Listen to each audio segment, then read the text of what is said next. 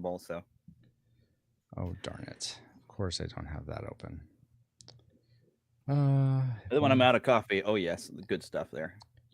Ew, 0 sugar. You'll learn to love it when you're diabetic. Yeah. Do you drink coffee at all, Paul? I feel like you don't. No. Yeah, I didn't think so. I'm a tea drinker. Yeah. I kind of needed it because I don't know. I woke up and my throat was just. I was probably snoring all night or something. Oh no. So I have the Rumble chat up, but I don't have the other chats up. So I'm getting those up right now because I totally forgot to launch my streamer bot here. You lack discipline. That's for sure. Okay, I'm gonna give this to you now. So you can watch. It's 7:01. I know. Well, by the way, isn't this late for Saturday morning? I thought you start streaming at like 3 a.m. or something.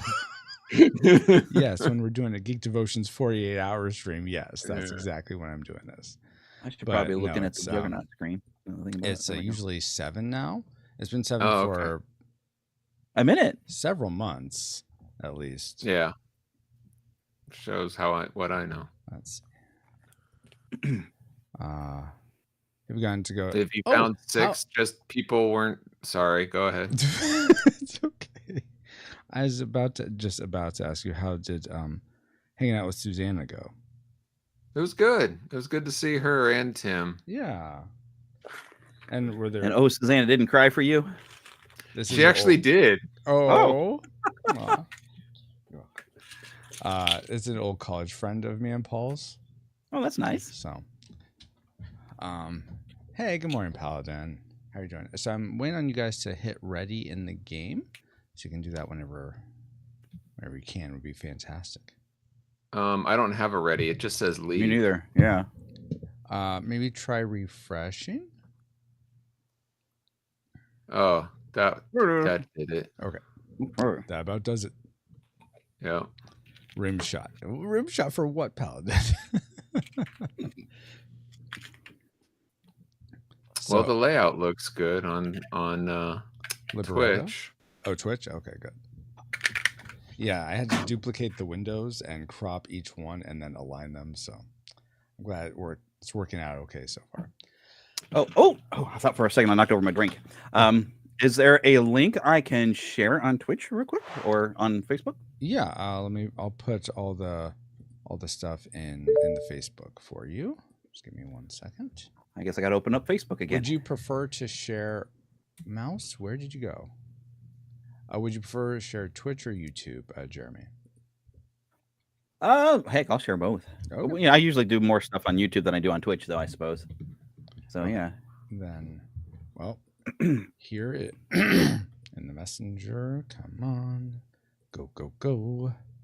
Here is the Twitch, and then YouTube is Live. So when did you start using Messenger over Discord? It's just because both of you are on Messenger more readily.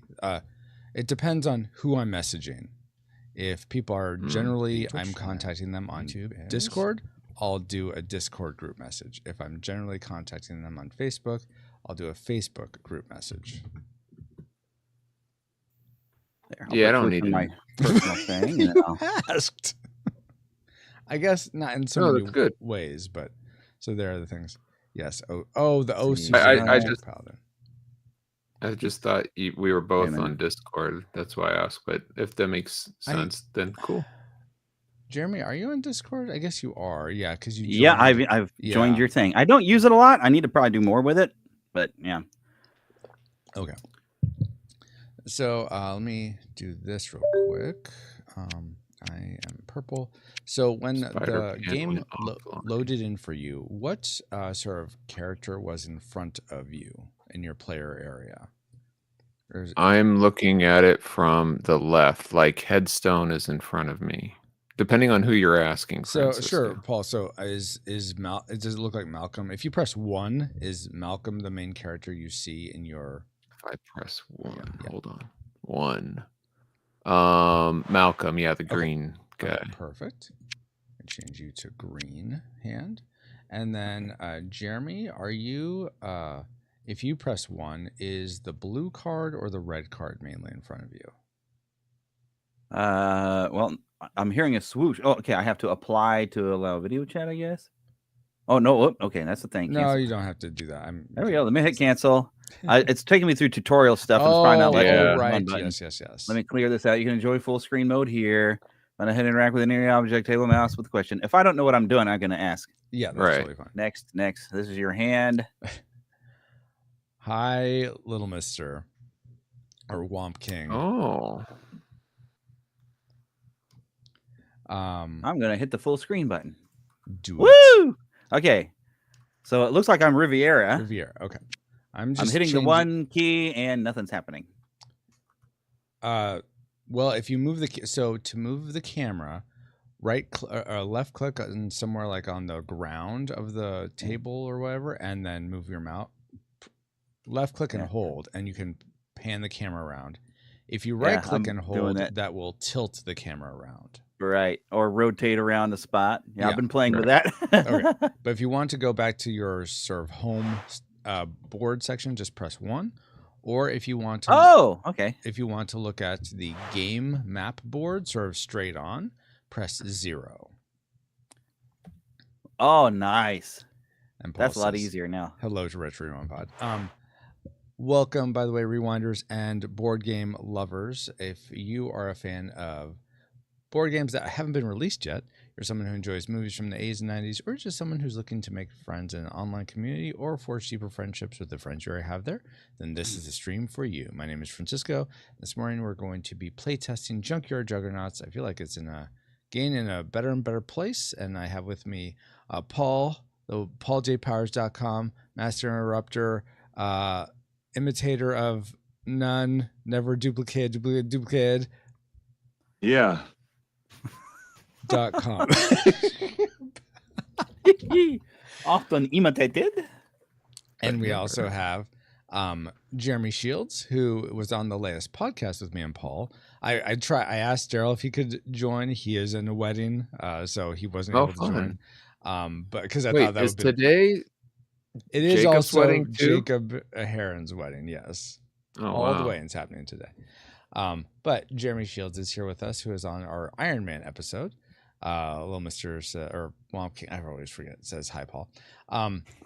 Is here to join us. Yeah. This is Paul's. This is like your third or fourth time playing. Is that Something like right? that.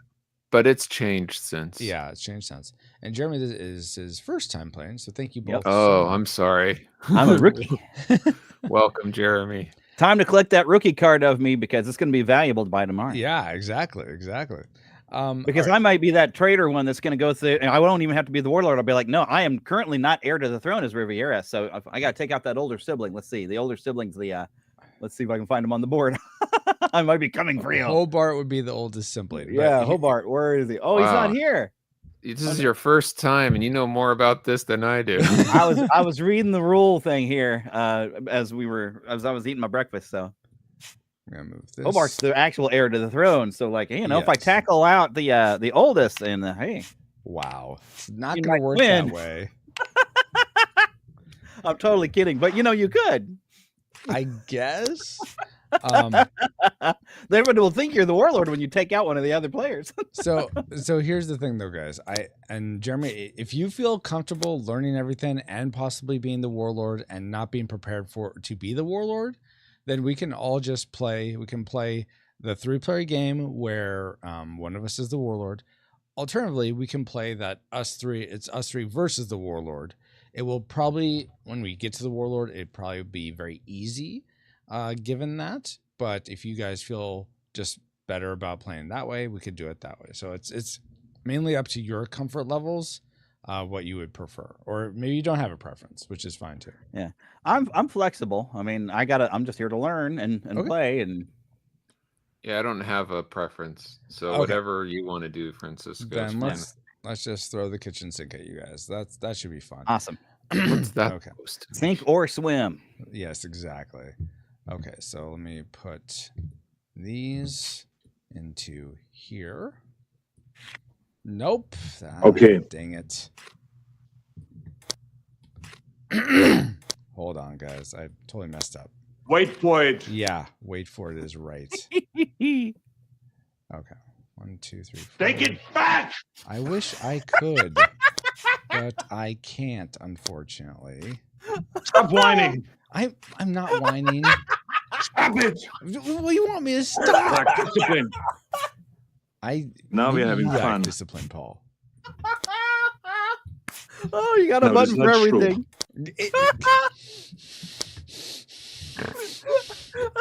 It could be true.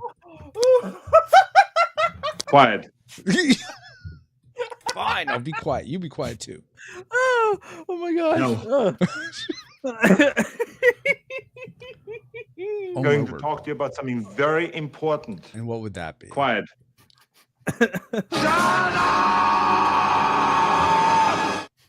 Who was your daddy and what does he do?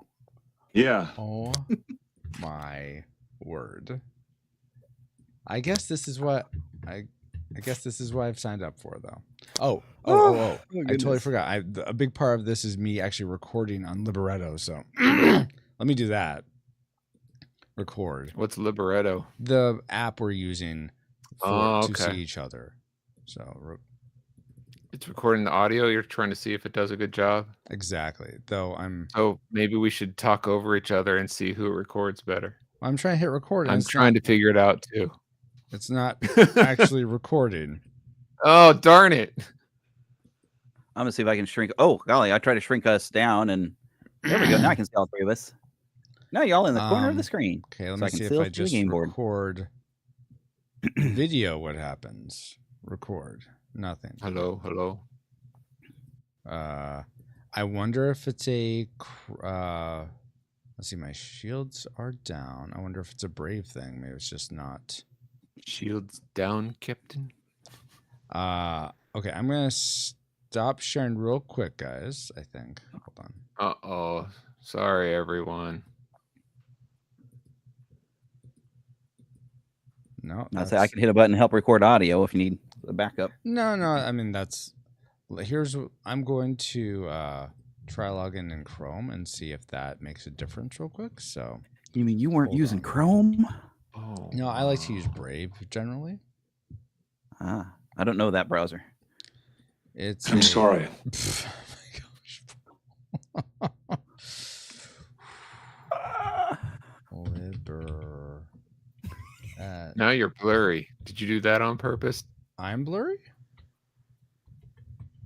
No. Now you're not I didn't as mean- much. Now you're Oh, you know what? What? Maybe it's my end. Because you turned pixelated. But on the stream, you weren't. So maybe it was on my end. It's weird, maybe. but only you were. That is a little odd. Yeah. Okay, let me come Yeah. this way again. Thank you for your patience, guys. You think I'd be prepared, but no. But I'm glad So it's everyone on on- podcast when we're trying to figure this out. But you are streaming. Yes, but I mean, I feel like the podcast is more important in terms of like. Wow. this Did type you of hear stuff- that, people, listeners, watchers? You're not as important. You'd be affirmed by that, Paul, given that you're more integral in the podcast. I'm on both right now. So All right, fair. Very, very fair. I'm Detective John Kimball. Oh my word. Okay, allow, sure. I'm having to set up a whole new recording thing, so give me a moment. And for those of you watching this stream, Yeah. Reminds me, a YouTube channel I watch, PlayStation Access. That's they're basically like an official PlayStation thing, PlayStation UK, and they've done a stream for months now where they have one of their guys who's never played the original Final Fantasy VII, and he spends a lot of time in the menus, and so they've been making jokes that, yeah, what a quality stream. We're looking at menus, so yeah, it's been fun. Wow. All yeah. right. Speaking of quality streams, Jeremy and I are not there. Are you still putting it together? No, I well, still see me. that's interesting. Can you guys refresh because I see you both.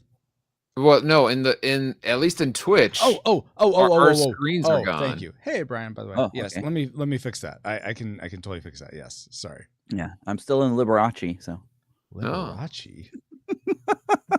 How's the candelabra? it's covered in action figures, I guess. Nice. I've been trying to find a good angle for my camera to where it's like my window is kind of making this horrible glare over here. But if I go over here, you see the blank part of my wall where I've reserved some space for some new Ninja Turtle figures. There They're you supposed go. to have 40th anniversary figures coming up pretty soon, and I must have them.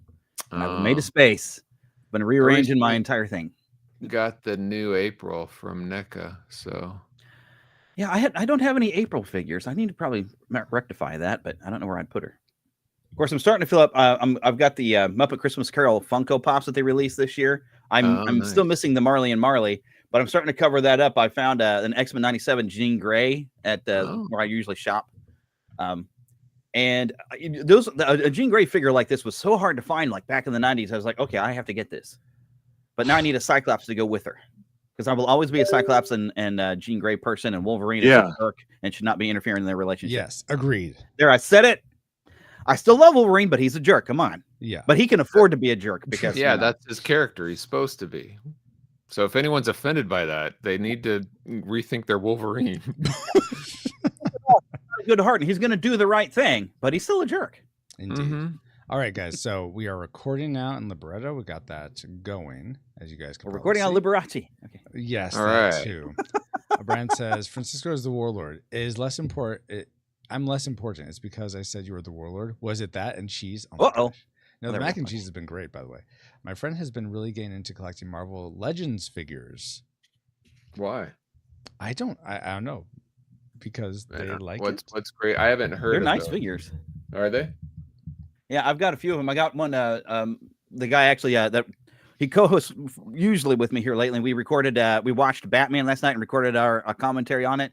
He actually got me a Stan Lee Legends figure, which I have up there. Wow. And I've got a kind of a classic style Cyclops with a Marvel girl up there, kind of hugging on each other up on a shelf. And even these X-Men 97 figures have kind of got some of the same articulation as the Legends figures. So they're really nice articulation. They're good and posable. Cool. So yeah, I've been liking those. I think even the Marvel Legends is what it's kind of hard to see behind me, but they made some. I guess it'd be like a 4-inch figure where they were kind of like the classic line of toys, but they're under the Marvel Legends line. There's a lot of variety in them, so there's some really cool stuff if you really want to get diving into it. But it can become expensive with some of the nicer figures. So I imagine. Oh yeah. Okay. My favorite is my Spider-Man is Amazing Friends set that was a Marvel Legends kit where it came with Firestar, X-Men, and a Spider-Man, the all animated style, and even a Mist Line figure. Oh, it's fantastic. All right. I think I'm ready. So I'm going to go ahead and start the opener and all that. Welcome to Galmany. In this land lies magic, mechs, and mystery. You are heirs to the throne. Oh, I thought you said mechs like Mexicans. Sorry, go ahead. Each possessing a connection to one of the 4 elemental magics.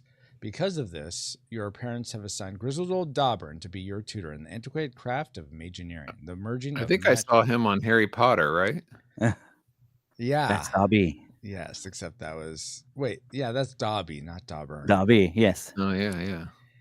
Antiquated that is until today, when the warlord attacked. Last night, your parents vanished without a trace, and today reports arrived from Galmany's cities that warlord had attacked and overthrown the cities with massive machines.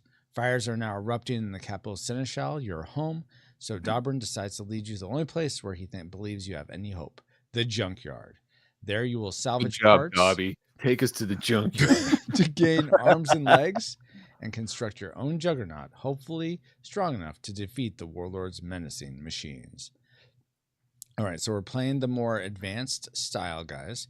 So some of the teal rules will be in effect, but I'll let you know when what things. Wow, to pay attention I'm glad to we're playing advanced for beginners here. Well, I mean, some of them just have to be in effect because the non-advanced is for 1 to 3 players when the warlord is game controlled. But since we're gonna play one of us being the warlord, then advanced rules are in play. Okay. Yeah, they don't all have to be. You can sort of mix and match the ones you want to do. Maybe don't call it advanced. Maybe call I don't know, because that sounds like I'm open to that. Yeah, we need to expanded workshop rules? that name. Maybe expanded. No, something like with something to do so that links that, okay, when the warlord is in play versus everybody versus the warlord, it sounds like there's 2 different styles of games, and those rules are based on those styles, right? Mostly, yes. Oh, great. Now we have the aliens attacking us. Yeah, I'm kind of curious. Like Dobbin, is he some of that factor into the game at this point? Yeah, he's mainly he's gonna just be for around? flavor right now. I do intend to make a Dauburn character. He might even have a standee, but he's not going to do anything. It's just going to be for looks, I guess. Okay, I thought he'd be like a great, like a DM style character or something. You know? Yeah, I mean, he's like, kind of the one that's sharing the rules with you. But yeah, Brian says advanced is the way to play. It's more enjoyable. Beginner versus standard. Oh, that could be. Yeah, I kind of like that. There you go. But anyway, newbie versus. In this version, 2 of us are going to be Mageneers, and 1 of us is going to end up being the Warlord's acolyte. We don't know that now. You will draw the Warlord's card, and that's what's going to determine whether or not you're the Warlord acolyte. If you draw the Warlord card, you are not the Warlord. You're the Warlord's acolyte. Is that what I'm play as hearing? both? You're playing as both, but don't reveal that to anyone. Don't share. Hey guys, I got this card. What does this mean? I'm the Warlord. What's this thing? It looks like a bunch of like metal stuff. That's the layer, but yes.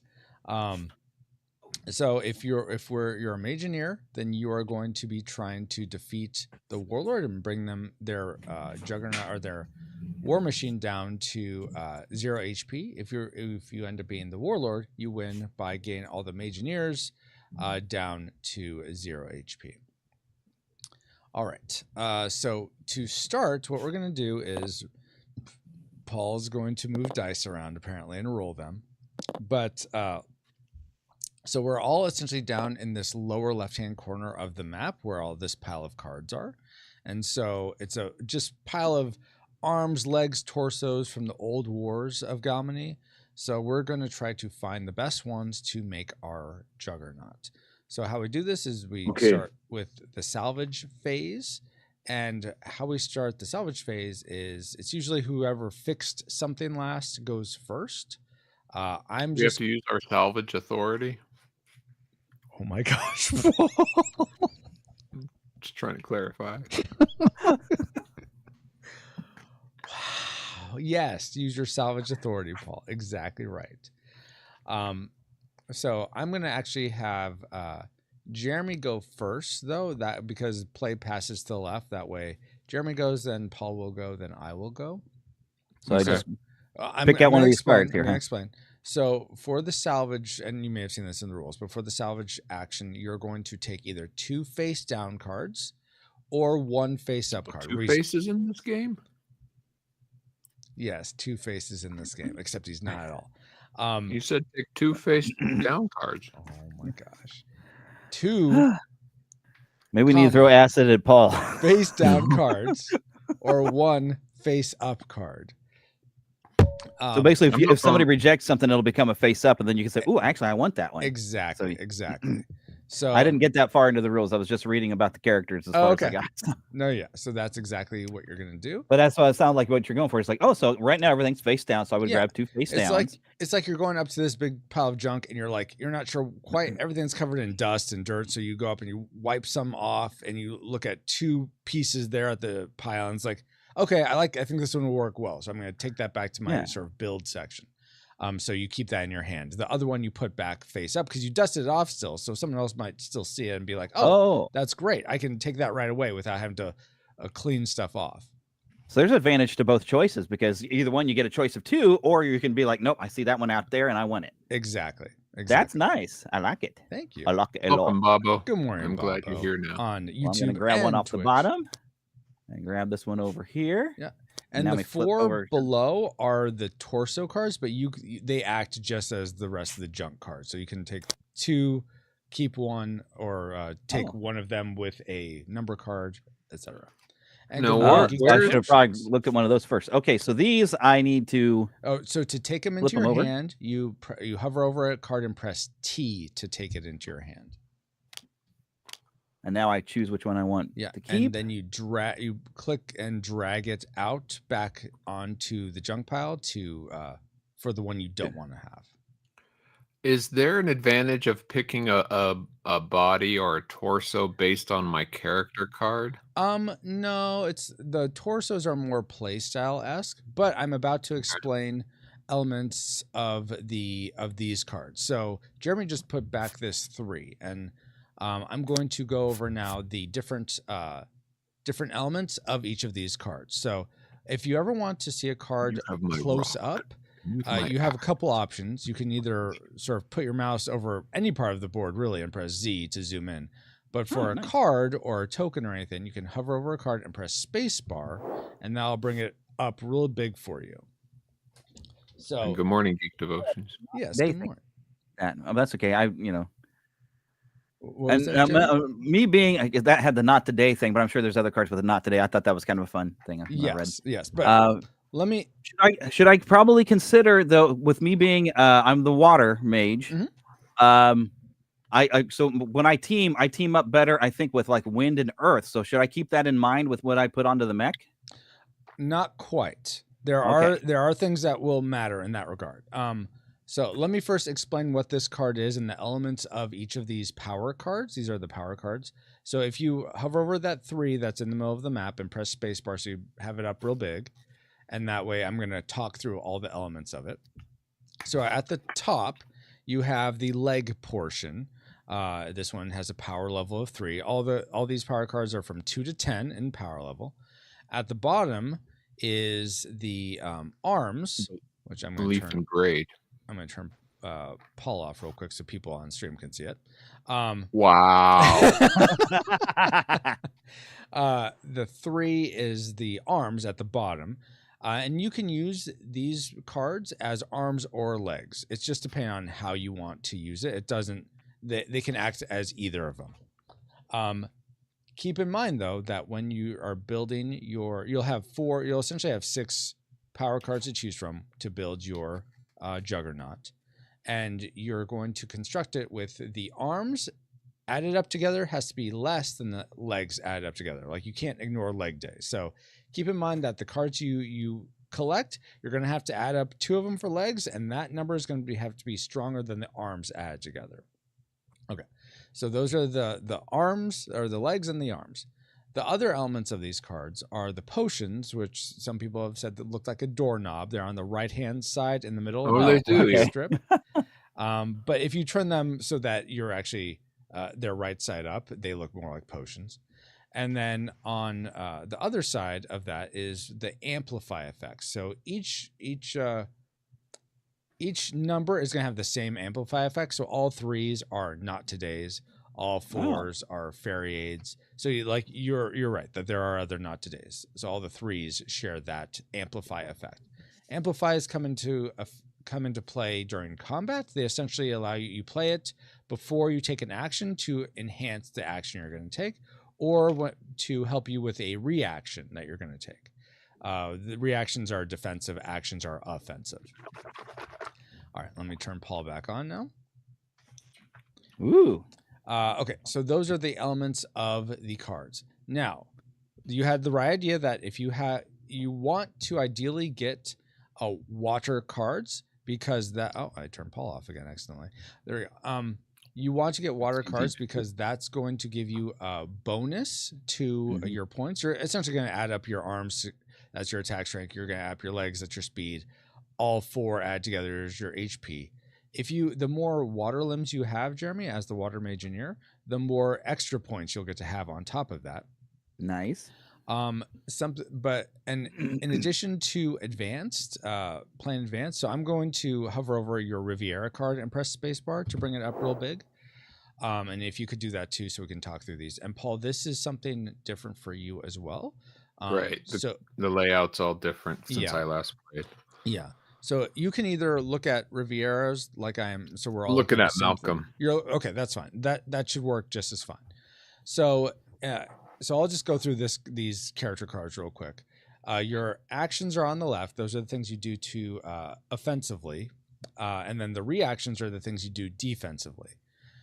You'll see at the very bottom of those 2 sections, there's a little lock with 2 extra abilities. You unlock those abilities by building your Juggernaut in a certain way. So Jeremy, for Riviera, let's say you wanted to unlock Sea's Bounty. That means in your build of your Juggernaut, you would have to have a water limb, a water arm, a wind arm, and a earth leg. So you'd have to have those 3, and then the other leg you have could be anything you want. If you want to unlock Hair of the Sea Dog, alternatively, you would have to have 2 water legs, 1 fire arm, and then the other arm could be whatever you want. So if you want to unlock those things, you have to build your Juggernaut in a certain way. So keep that in mind also when you're trying to take cards, if you want to worry about it. Some people just don't even worry about those extra things, and that's fine. Can you go over my locked? So I just realized how you find that as that's the thing right up above it where it's showing that arms is water, and then you've got a wind symbol and then the earth symbols. And they're also tied to the colors. I mean, blue is water, wind is purple, fire is red, and green is earth. Yes, Paul, I can go over yours. Like what in terms of what they do or how you unlock them. How you unlock them? Okay, so you have it up real big, right? Right. Okay, so for Sanguine Sprout, you need to have 1 earth arm, 1 water arm, and 1 earth leg. And then the other leg is anything. So it's almost like a little bracket, like those 3 filter down into Sanguine Sprout. Then Poison Thorn, you need a fire arm, a earth leg, and a water leg to get to that. And you can I've designed it in a way that you can never access both in your build. Right. You're gonna have to go to 1. Lame. Geek Devotions, curious, how did you survive camp? How did that go? Tell us a bit about that. Okay, guys, so that explains power levels, some of how you unlock things, what to keep in mind as we're going to approach building. There's some other facets that I'm not going to go into this second, but let's continue on. So, Paul, you can... I have a quick question I just thought of. So, okay, so I've got a card in my hand. Now, let's say next time I go to the junkyard, I go with another 2. Could I still decide, oh, I like these better, and toss away what I've had in my hand right now? No, because that's... it has to be able to 2. Because thematically, you're then dragging pieces back and forward, and you're never gonna drag a piece up back to the junkyard. You're always gonna just, like, you're at the junkyard, the junk pile, you're cleaning pieces off, sort of taking debris off. Okay, I like this one, I'm taking it back. You're never then dragging pieces back to the junk pile from your build area. So no. Once I put it in my hand, I'm definitely using it. Yeah, exactly. Exactly. I'm glad I picked well then. Okay. I got a pretty good card here. I'm pretty happy. Oh, nice. So Paul, you took 2. So yeah, you put 1 back, Paul. Okay. And ooh, look at your water card. Now it is my turn. And because I'm the last to go, I get to go twice. I get to take 2 salvage actions. Then Paul's going to take 1. It's going to go back to Paul. Then back to you. I always take 1. Yeah, you guys always going to take 2 1. turns. And then Jeremy, you're going to go twice, and it's just going to go back and forth till we're eventually going to have 7 cards in hand when we're all said and done. All right. So I'll take this one. A unique way to do things. Dang it. I mean, I guess I'll do that. Ooh. Do this. Oh, come on. Fine. All right. Now it's back to Paul. Hold on. I'm looking at your water 6, water 7. Hold up. So if I choose a face up card, I don't choose another one face down and choose between those 2. Is that correct? Correct. You just pick 1 face up card, and that's your salvage action. And then it would go to Jeremy. All right. Okay.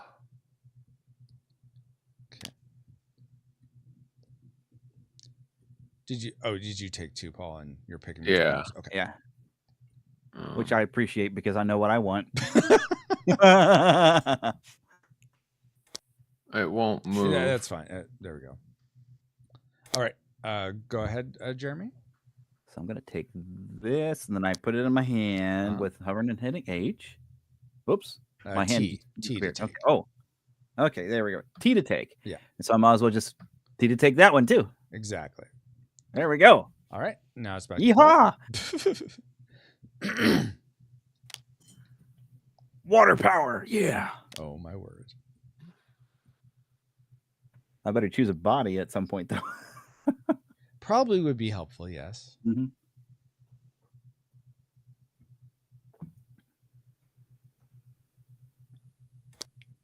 don't know why it keeps putting my cards there. Yeah, I'm not sure either. But no, I mean, it's fine. Also, all the Yeah. Why What can't are we all get these some low good cards ones? doing in here? Right? That means the Because I've got the high cards. and then I'll go again. Come on, wind. Give me some good wind. Oh, Be careful what you fish for. There you go. my gosh. Okay, Paul, your turn. I was about to say, I haven't mentioned I am the pan, so I never grow up. So give me a chance for a fart joke. I'm going for it. Oh my word. All right, your turn, man. Okay. As it would, yeah, Paul just went, so that is me then. Yes. Yes. Okay, let me set a couple of these over here. You can just hit Random. T from the main area. You don't have to move them over to yours, but you can. Okay, well, if I hit T, it puts it directly into my hand, though, doesn't it? Yeah, but those are the two you're taking. So, But I can only pick one of them after I flip them and know what they are, right? Right. Because I grab two bodies, so I need to look to see what they are. Yeah, see but which one I want. you look at them secretly. So you put them in Right. your hands, and then you look at them, Oh!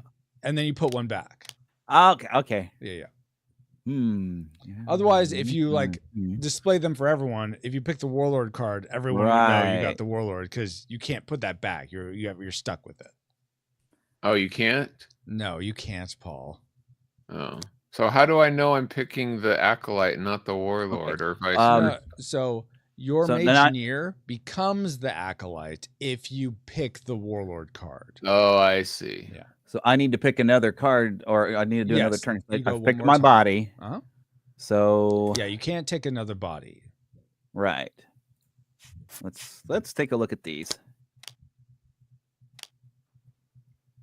Let's see. Oh, let me have another look at my card because that might be a useful thing. Oh, you know what? But I don't have. Okay. Therefore, I will do that. All right. Paul, your turn. What did he just put down? The 5 Earth. Yeah. Yeah. Oh, Look at well, all these yeah. Earths. Wind, water. Oh my gosh. Really? This is the only fires on the board are a 4 and a 2. What's wrong with you people? Well, you don't need Taking all- fire. I mean, I guess you do if you're trying to I get want a +3. poison thorn. Yeah. That's a +3 hit points, right? Uh, If I have one fire, if I have a firearm and a green leg, I have 3 extra hit points. Am I reading my card right? I don't think so. Let's see. If you have a fire, A firearm and a green leg, it says I have 3 extra hit points. I'm trying to see where you're looking to see that. Okay, below the 8 or 16-bit character. Oh, that's okay. I'm sorry. That I was gonna bring that up when we start building.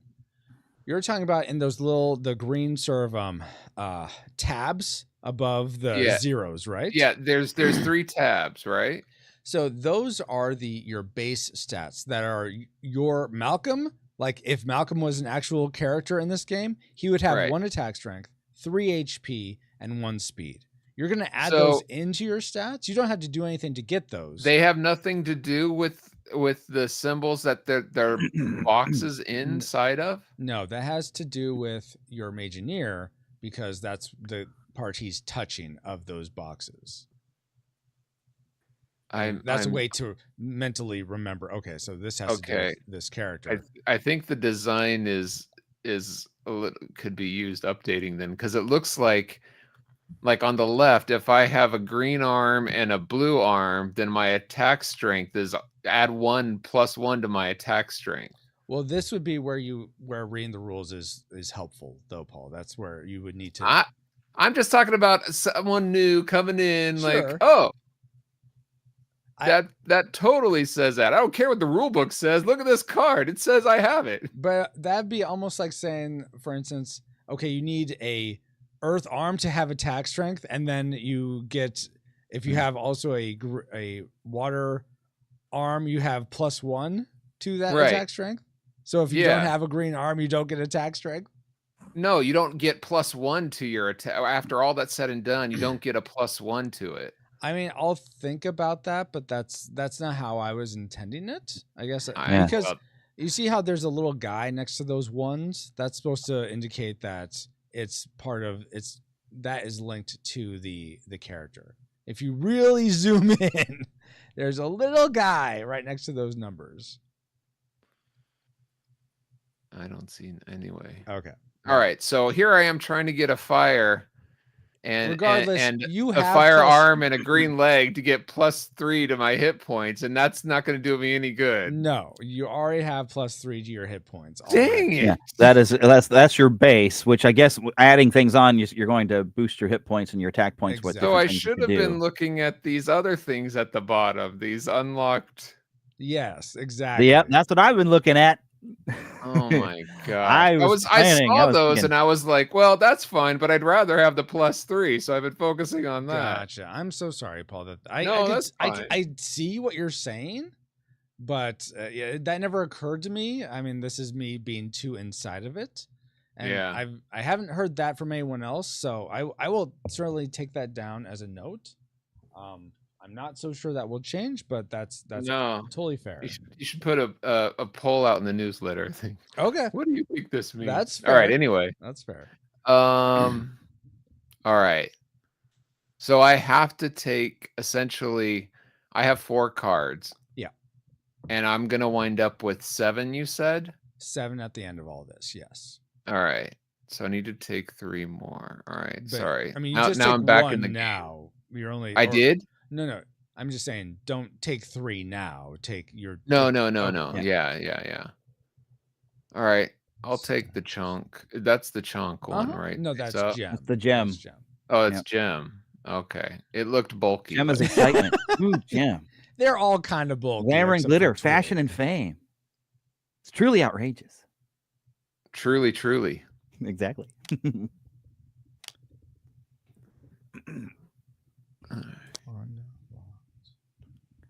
All right, Francis. Oh, sorry. Whenever you're ready. Yeah, no, that's fine.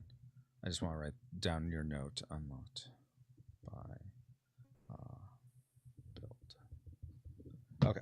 Yeah, because maybe if you just take the plus signs off it probably would help with maybe. Yeah. Well, I think it's the design. It looks like there's the white box that surrounds like attack strength +1 on the left. Mhm. That's like the box header. And the white box, and then that contains the green arm and the blue arm. You know what I'm saying? Design wise, it looks like. And I think what is like you'd mark, if you were to mark down, okay, this is what my arm and legs have gotten me, and you'd write that number down in there, and then you're adding your base to that number. But the reason those orbs are there is because the attack strength is derived from your arms, and the reason that the ones for speed are there is because that's derived from the legs. I see what you're saying, Paul, and I could see why it would be confusing. I will try to think of a better way to I think I could find a better way to indicate that you're not unlocking that. I think the whole lock iconography is an indication that that's not present up above, so you're not unlocking anything with that. But I'll see what I can do to maybe make that more clear.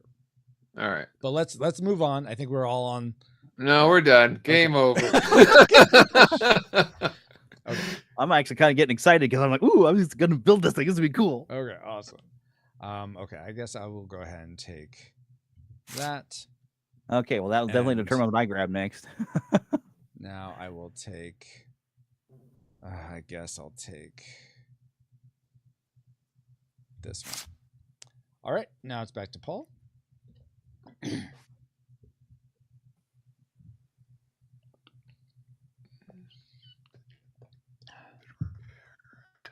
Sorry, I'm reading these cards and what they do. Oh, so if you bring up the rules on page, let's see, it's page 4. You can just read them without having to tilt your head. All of them are right there. That's helpful. Page 4, chunk, gem. No. That's not. I'm sorry. Page No, it's technically page 5. It's labeled there we go. Page 4. I'm sorry. Yeah. Yeah. And my PDF reader, it says 4, but Yeah. the page itself says 3. Yeah. So I see. Yeah. There we go. Ooh. Okay. Yeah. So and each number coincides with a different ability. Yes. So. Oh, this is very helpful. Thank you. Very cool. Very cool. All right. I'm still deciding what to that's pick. That's Sorry. totally fine. And keep in mind that the swords mean you can only use that amplify when you're using an action. Attacking. And Right. shield is you can use it when it's a reaction. There aren't any of them that's a shield only. They're either going to be just a sword or a sword and a shield. Okay. Oh, shoot. I minimized everything. Hold on. Where'd you guys go? You went offline. It's not popping up when I hover over it. Come on. Come on. Do the thing. And the other thing. All right. Alt tab. There we go. There. Yeah, exactly. All right. So, oh, it kicked me out. All right. Now I'm back in. Yeah, I see you back in.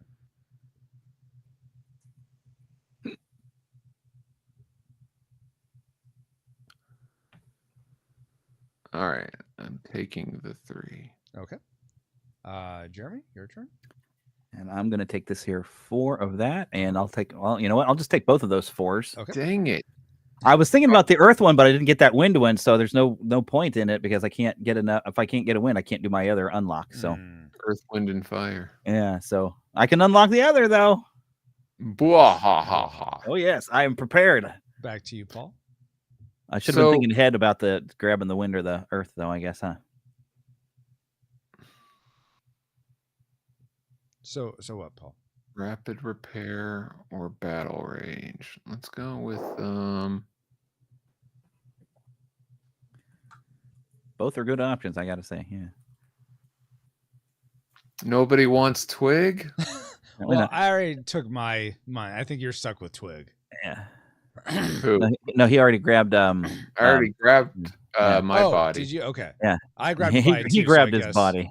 Oh. He's hugging himself. Oh wait, Jeremy, did you grab a body already? Yeah. Okay. So there's only 3 of us, so there's gonna be an extra body because there's nobody playing. Hey, I want to use that to throw at people. He wants to throw his body at people. Look at that. So did you take your last card then, Paul, already? I have 1, 2, 3, 4, 5, 6. Yeah, I have 7. Okay. All right. So we all have 7 cards now. Now we've all salvaged what we can. Now we're going to move on to the build phase of the game. In the build phase, essentially you put down your torso card first in the area on your playmat where it says torso or Juggernaut torso. It should snap into place. And then you're going to put the cards you're going to use for your arms they will snap if you get them just right, but if you're having issues, let me know. And the legs have to be more powerful than the arms. Exactly. The legs add together have to be at least 1 higher than the arms add together. Not equal to. They can't be equal. No. Okay. And do you get last time I played, you got like a +1 or something if they were like the arms were the same or the legs were the same? Yeah. I don't see that on the card. That's still in play. So if you build with pairs, like if Jeremy he took those 2 4s. So if he has both those 4s for his arms, he'll get a +2 bonus that he can add to his speed or strength, and that can change throughout the game which one he applies it to. But yeah, for every pair you have, you can get a plus, and if you happen to get all the same color, you get +6 to one of them. So 2 of the same number is actually a good thing then. 2 of the same number or 2 of the same color. Okay. Either of those count as a pair. Because I was thinking, well, if I diversify on my numbers, I have more powers. As well. No, I have my powers. thinking. My plan is. So I'm kind of thinking like, well, how do I want to diversify? Diversify. Oh my word. Let's see here. So I'm gonna put. I want that. I need. Oh, I can't get that. I guess I'm gonna hope to get that later. Yeah, I guess that's what I'll do.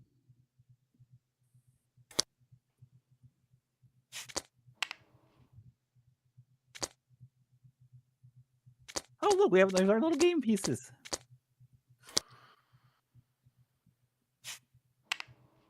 They look completely different from this angle, but yeah, okay. Mm-hmm. I thought we were the little squares, but I guess We are that too. okay. Some of us are more square than others. but yeah. Indeed. Oh, you're right next to me? Oh, stop looking at my board. No, I'm gonna look at it. Bwahaha. No, that's because you're the warden. Okay, so the covers are kind of just to help you be able to look at what you're actually using. Yeah, exactly. So these black covers, or what? Put them here. Yeah, exactly. So They're you can see just that we only see the yeah, arm and they're or to the sell leg. the illusion that you only have 2 arms Oh! and 2 legs, as opposed It's just to for aesthetics. yeah, it's just for aesthetics. Yeah. Yeah, now that I look at it, that looks cool. Yeah. All right. And since I have the rule book, I can still read what my power thing is. So Yeah. Well, so you don't. of course, I can move it away and like, what was my power? Once you've used those for limbs, you don't get to use them for powers anymore. You're still using only the cards in hand now will be amplify powers. Oh, so the thing in the middle is for what's in my hand. Yes, Well, darn. exactly. All right. So now that you have, I should have thought this completely differently. Oh, okay. You know what? You're not the first person to have thought that. Oh, if I put this in my Juggernaut, I get that power as well as, or I get that amplify as well as the power. But that's not quite how it's played. That's why these sleeves block that. I see. But now that you've built your Juggernaut, now you add up your arms to get your attack strength, add up your legs to get your speed, and add up all 4 to get your HP. And you can, on these zeros on your Mageneer card, you can either scroll wheel them up or down to increase them, or if you hover over them and press spacebar. I'm about to change my mind a little bit because now that I understand that's fine. That's something, fine. I'm gonna. This isn't like chess. You Yeah. took your hand off. You can't redo it. Exactly.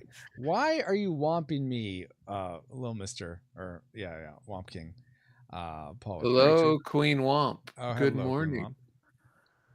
Okay, now you're talking about scrolling something. Is that with this card? No, so there's these 0 tiles on your Riviera card. Oh, okay. Yeah, I So- can't see when I look at the Riviera. When I look at the card, but I have to. Yeah. Don't when you space bar press the card 'cause they space bar to disappear. Look at it. Right. Those numbers aren't If you there. spacebar the unfortunately. numbers, that'll bring up a display to increment in 1s, 10s, and 100s. Okay. So my attack is my arm strength, which is a 7 and a 6. Yeah, which is plus the 2. So yeah, exactly. Plus, for you, it's also +2. so a total of 15 then. Yes. If I've done this right. Okay. Mhm. Oh, and as I take damage, I can knock it off of there. I guess. It will knock off Or- of HP, or if you knock lose off limbs, HP. Yeah. it'll knock If I it lose a off. limb, Mhm. then an eyeball, a limb, Oh my word. ladder Did I- control. Did I do this right, Francisco? Let me look, Paul. Let's see. See, HPs is 8 plus 6 is 14, then plus 1 should be 15. Yep, that looks right. Speed is 15 plus 1 is 16. Yep. And then let's see, that's 14 plus 15 is 29 plus 3 is 32, I think. So why is it +3? Because that's just each character has their own The base hit stats. points underneath the guy, it says +3. Yeah, so you get to add 3 more points into your HP.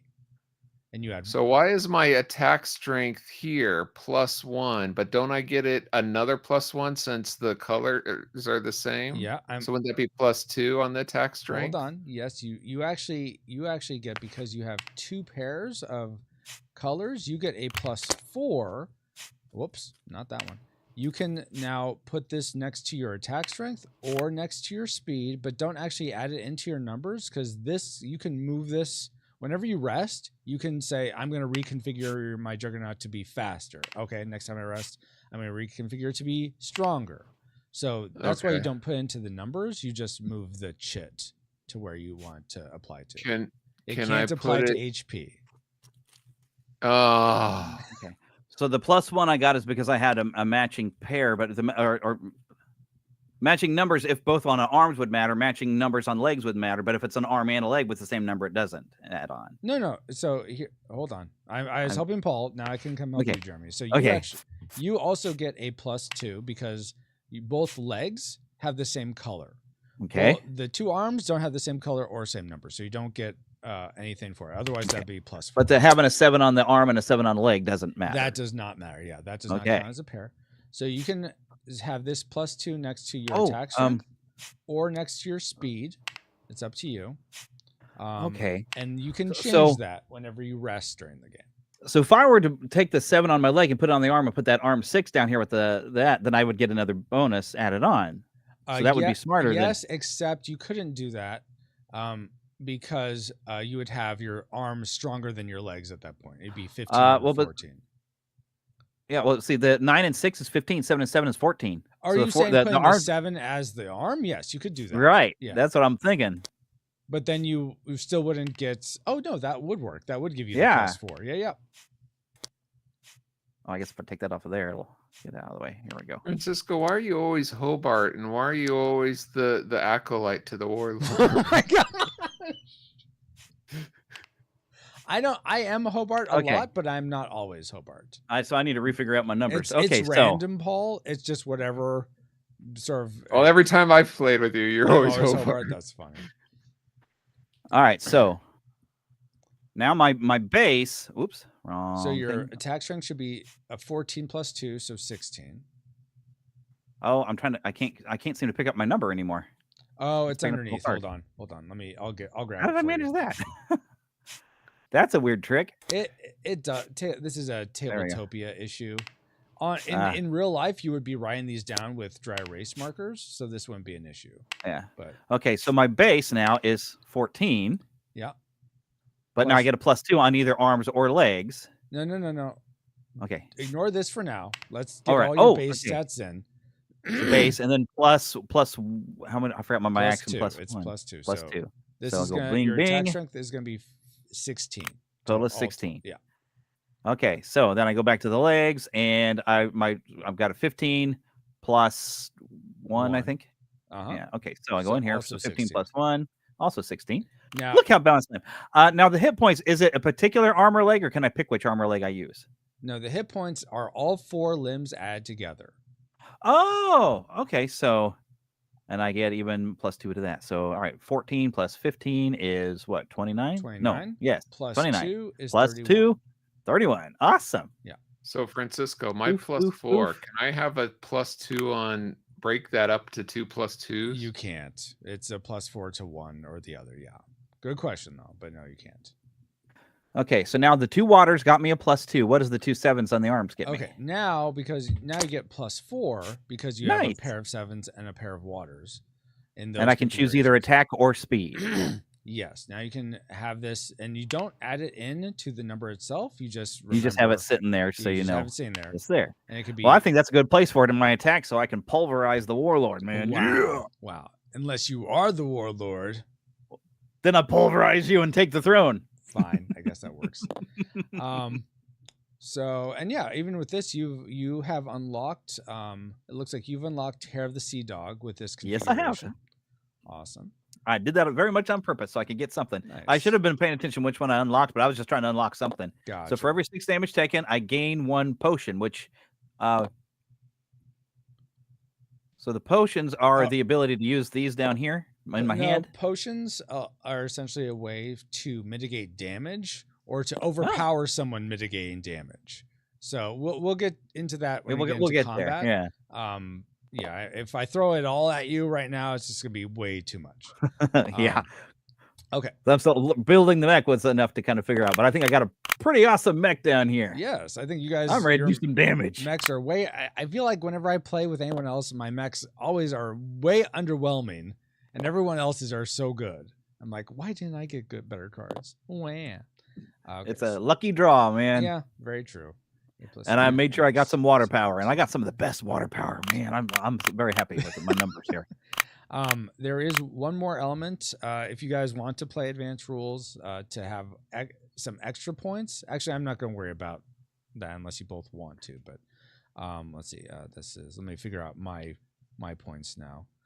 6 plus 8 Is there a button that I can come and look and watch you put your stuff together so it's more educational? You Or can not just with the button? move the camera over to Yeah. look at my area. Yep. Let's see. And you're the gem over here. No, yeah, I'm Gem, exactly.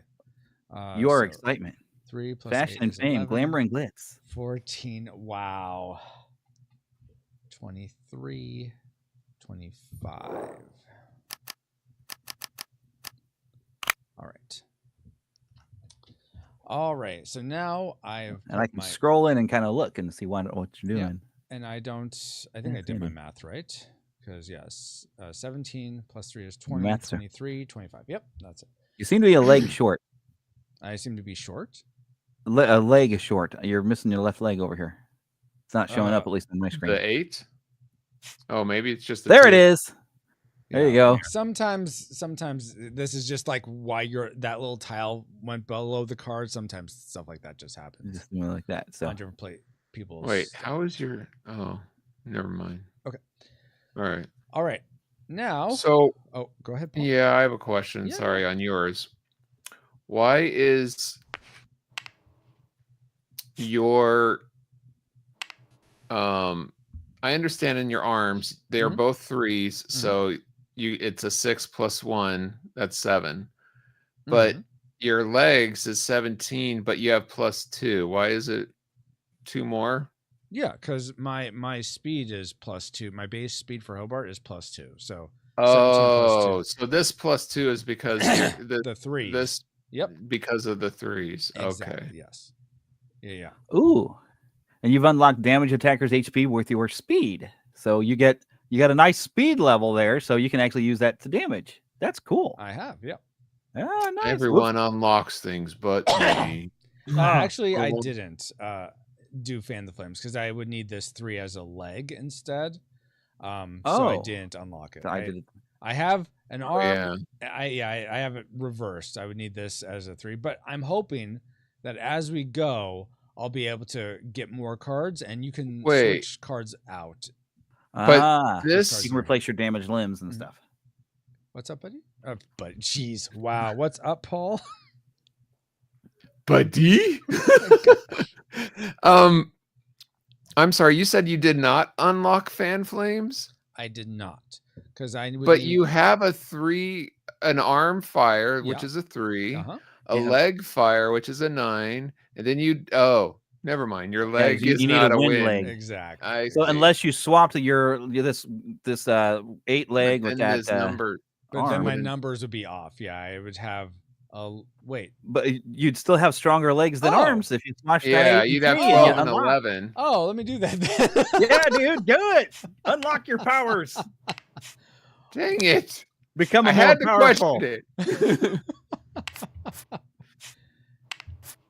Thank you guys. Appreciate that. Yeah, because that's why I thought you had it, because I was seeing the colors. I was like, dude, Austin, that's a cool power. Yeah.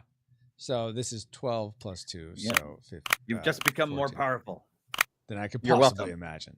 Exactly. Hopefully you're not the warlord. So wait, it's still possible for me to unlock in the future if I get cards. Oh, yes, because you may lose limbs in battle. That doesn't seem to happen too often, but that can happen. You can also sacrifice limbs at Elderkin Arc to gain boons, so you may lose a limb that way. And then when you defeat cities, or if you go to a brigand camp and gamble, sometimes if you roll a 3, that will allow you to draw a card. If you go and attack Swift, which we're going to get to here in a second, the boon for killing the Junkum there is you get to draw an extra card. There's quests where you can draw an extra card. So there's other ways to get more cards and switch out. Speaking of quests, below on my character card, below my hit points, it's a little black and white notification. What is that about? Like on mine? Yeah. Okay. Yeah. So the if you guys if you press 0 and look at the map, in the dead center is the capital Seneschal. There's 4 closed gates on Seneschal right now. Oh, I'm getting a little ahead of myself, but when we're moving through the map, you can't move through closed gates, and you can't move through the little junk golem guys that are on the cities. They sort of stop your movement. every time you fight 'em? you free a city, aka you defeat a junk golem, or every time you complete a quest heroically, you a gate will come off Seneschal. Once all the gates are off, you can go there and get your Seneschal blessing, and you can do that as many times as you want. But you have to at Seneschal you can do either a long rest, a short rest, or a trade, a power trade.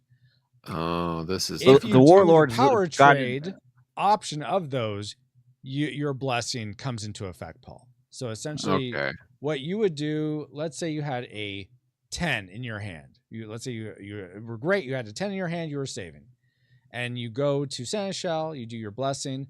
Essentially, what you do is you pay the 10. It goes into the junk pile. You get 10 x. Then you add 10 to your attack strength. Add 10 to your HP. And the blessing is the rest of us that are your allies get plus 10 to our HP. Oh, there goes all my bottles. But okay. Or that, yes. You'd also lose your bottles. So as far as stories, since the warlord, I guess, is the one who's locked down Seneschal because he's now running the place. He's taken over everything and he's set fire to the place. He set fire to the place, but now he's in hiding because he's tempted one of us. Now he's trying to make sure we destroy all the other errors so that he can install the Acolyte as the puppet governor and he can rule from the shadows. It's much like Seneschal is on lockdown because he's attacking and they're trying to keep him out. Yes, exactly. The marshal has locked down Seneschal because he doesn't know who to trust. Exactly. The king and queen are vanished. He doesn't know what's going on. There's fires everywhere. So it's like, yeah, no one comes in or out. We have to sort of prove our allegiance. So if we're not the warlord, why would we attack Seneschal? No, we just went back in. You just want back in, but he doesn't know. The marshal doesn't know who to trust. Because one of us is the acolyte, so he doesn't know which one of us. But we can prove our value by taking out these golems. I want to call them exactly. golems, the junk golems. We take those out. Quest. So then he was like, "Oh, you took out a golem. I'll remove a gate then." Exactly. Yeah. Maybe I trust you more. I trust you more. Yeah. Yeah. Exactly. Yeah. You smashed all 4 gates. I trust you now. Oh, we don't smash the gates. We smash the golems. Exactly. They're the warlord's little things that are keeping us out of certain areas too. Yes.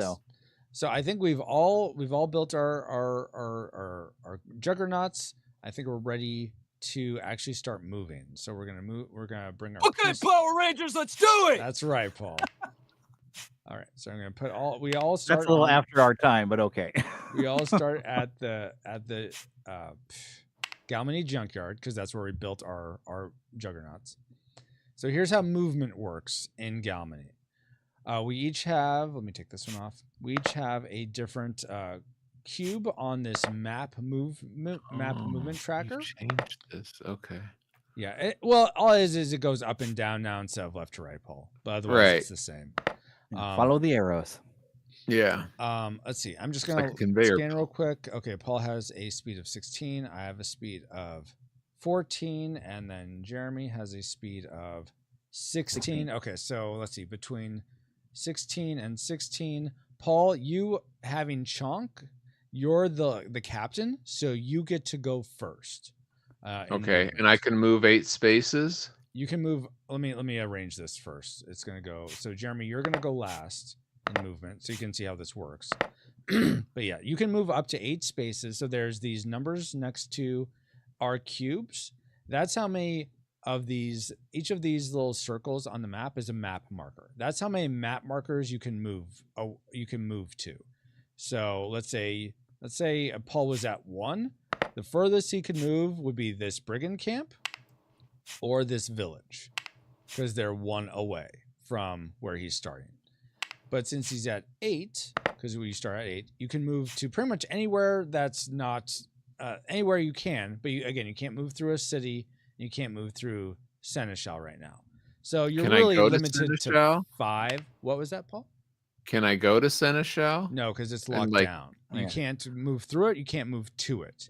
You can move to the junk golems, but then you will start combat that way.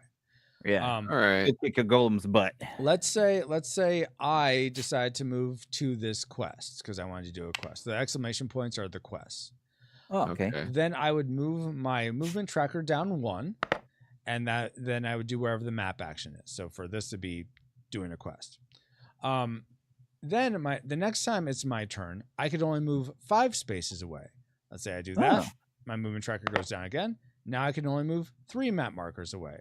Then 2, then 1, then 1. When you get down to the bottom, you can still always move at least 1 away. How do you get back up to 8? You get back to up to 8 or higher. You can move your movement track up by resting either at a village. You can do just a rest, or at a free city, you can rest and recharge, which moves you back up 3. So village, you'll move back up 1. A city, you'll move back up 3. So, and a city is behind these junk golems? Yeah, so you have to free the city first before you can rest there. And then it's something like Fixer's Ferry. That's a village, I guess. Then No, the villages are these little hovels, right where your okay. handle is. If you're not sure and you lose something... 5 hit points if you travel this way. Yikes! Yes, that through the lava sands. road. Okay. So I thought that was an S. There, if you like... want to know what all the things are, again, these in your rules, starting on page. Okay, I may not be sure quite what page it is, but it's in phase 3 movement. It will go over all the areas. It'll tell you what they are, what the icons look like also. What's that demonic owl? That's a place to go for a quest. So on all the quest cards, if you have to travel to complete the quest, it'll have the symbol of where you need to go, and that will match a map marker on the map. Okay. Try to scroll down here. So, Paul, you get to go first. Where would you like to go? If you want to just go guns blazing, we have to find the warlord to beat the game. The warlord's lair, we have to find the warlord's lair underneath one of the cities. It's hidden underneath one of the 4 cities. So we have to start attacking the cities. But you won't be able to search the cities until corruption has started, until at least 3 corruption is on the board. Good morning, Dale. What? So I can't just attack Taylor Swift? You can attack Taylor Swift, but you won't be able to search the city yet. Oh. And at least we'd be free to move through it. Are these skulls at the bottom? Yes. Corruption will start spreading whenever any of us is if all 3 of us have gone and one of us ends on an 8, like let's say we rest and recharge and we end on an 8, then that means like we've slept for the night, and that allows corruption to spread around any city that's still enslaved or has the gate down, or there's some other places corruption can spread. But so the corruption of the warlord is spreading all the time. When we take a break, it's still going, that kind of thing. Yes, exactly. But if we're below the 8, then that's like the day's still going and we're still doing stuff. So that doesn't allow corruption to spread yet. That makes sense. But right now, the reason you don't search the city, well, there's 2 reasons. From the meta way is because I played a game once where everyone essentially got 1 turn because they found the warlord right away, and that was the end of the game. So that's not much fun if you only get 1 turn to do something and then game's over. Yeah. So I instituted that there at least has to be the number of corruption on the board equal to the number of players before you can start searching the city. Thematically, it's like, well, our parents disappeared. We know these machines are at the cities, but we don't necessarily know that what's causing that. We don't know what we should be investigating. They're good machines. But as corruption starts spreading, we're like, okay, we're gonna have to look more into why corruption is spreading around the cities. Maybe the warlord's there, so let's start investigating these cities. That's thematically why. That makes sense.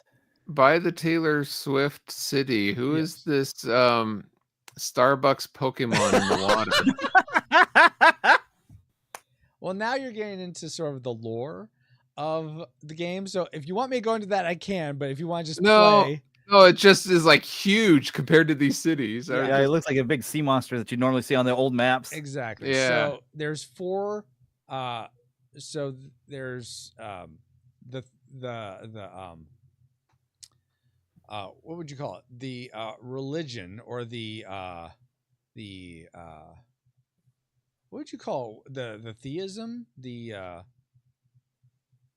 Gods of the land. The gods of the land. Yeah. Beliefs. Okay. Yeah. So there's a core creator god. Let me just read it from the manual because that'll give it a lot more sense, at least for me.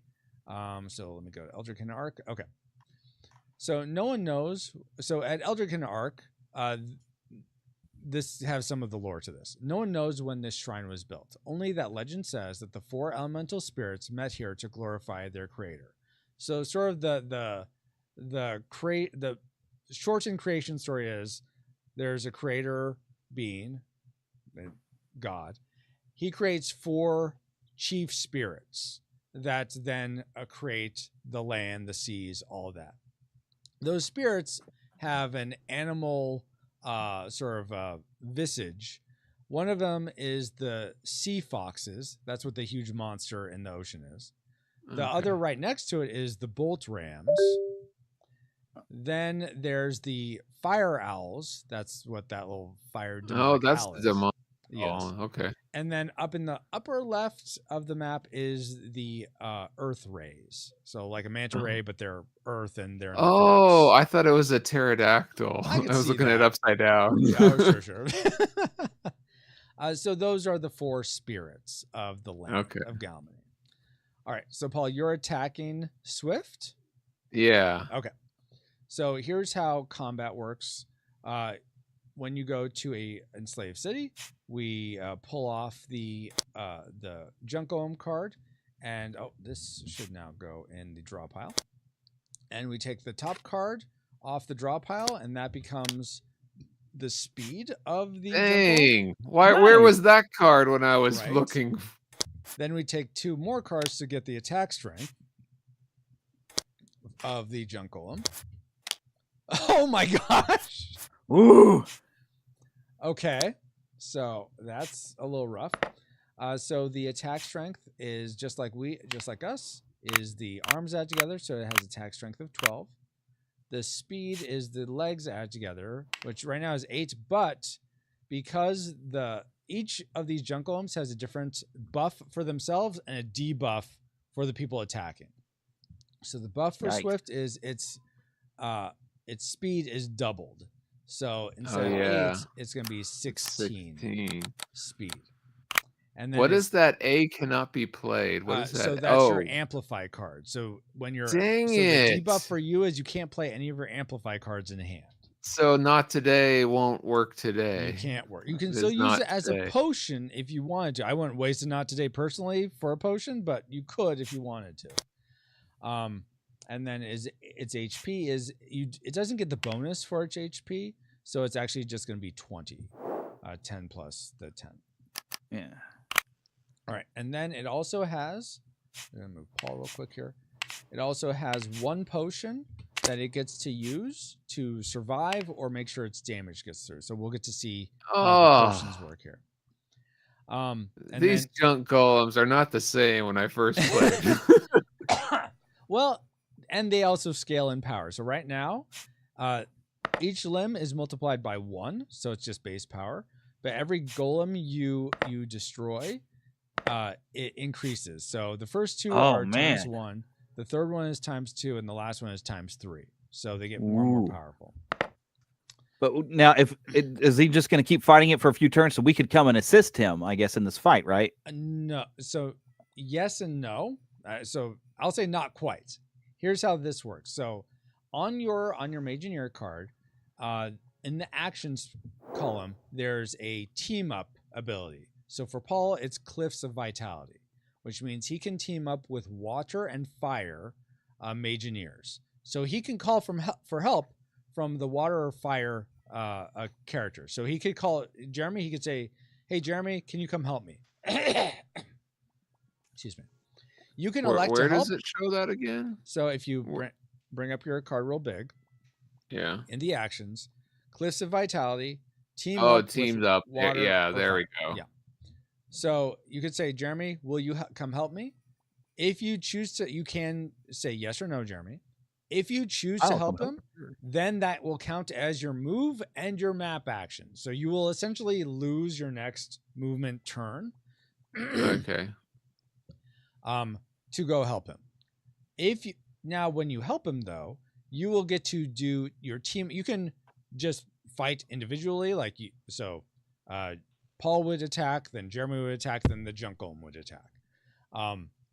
Or you could do a team up where you combine your two team ups together and attack that way. Your That's two team what ups. Riptide would be. What was that? So that's what my Riptide ability would be. If we were teamed up, we could do that action, or we could just attack. Yes, exactly. Oh, if defender's number of potions is less than the number of team members, they give 5 HP to each member. Ooh, or else give a potion to each member. That's nice. Yeah. So essentially, if you were to team up together, let's say you both went and you both teamed up and you did your team up special together. That would count as one action. So whoever initiated it would be on the hook for playing potions if the junk golem was going to use its potion. But I don't think that would happen given what you guys have right now. But let's say you teamed up together. Paul's ability is Cliffs of Vitality. It would enable any disabled limbs. There aren't any disabled limbs, so that part wouldn't really matter. And any damage Paul takes would be reduced to 1. So you'd only take 1 damage at a time. Jeremy's would be... Hold on, let me clear my throat.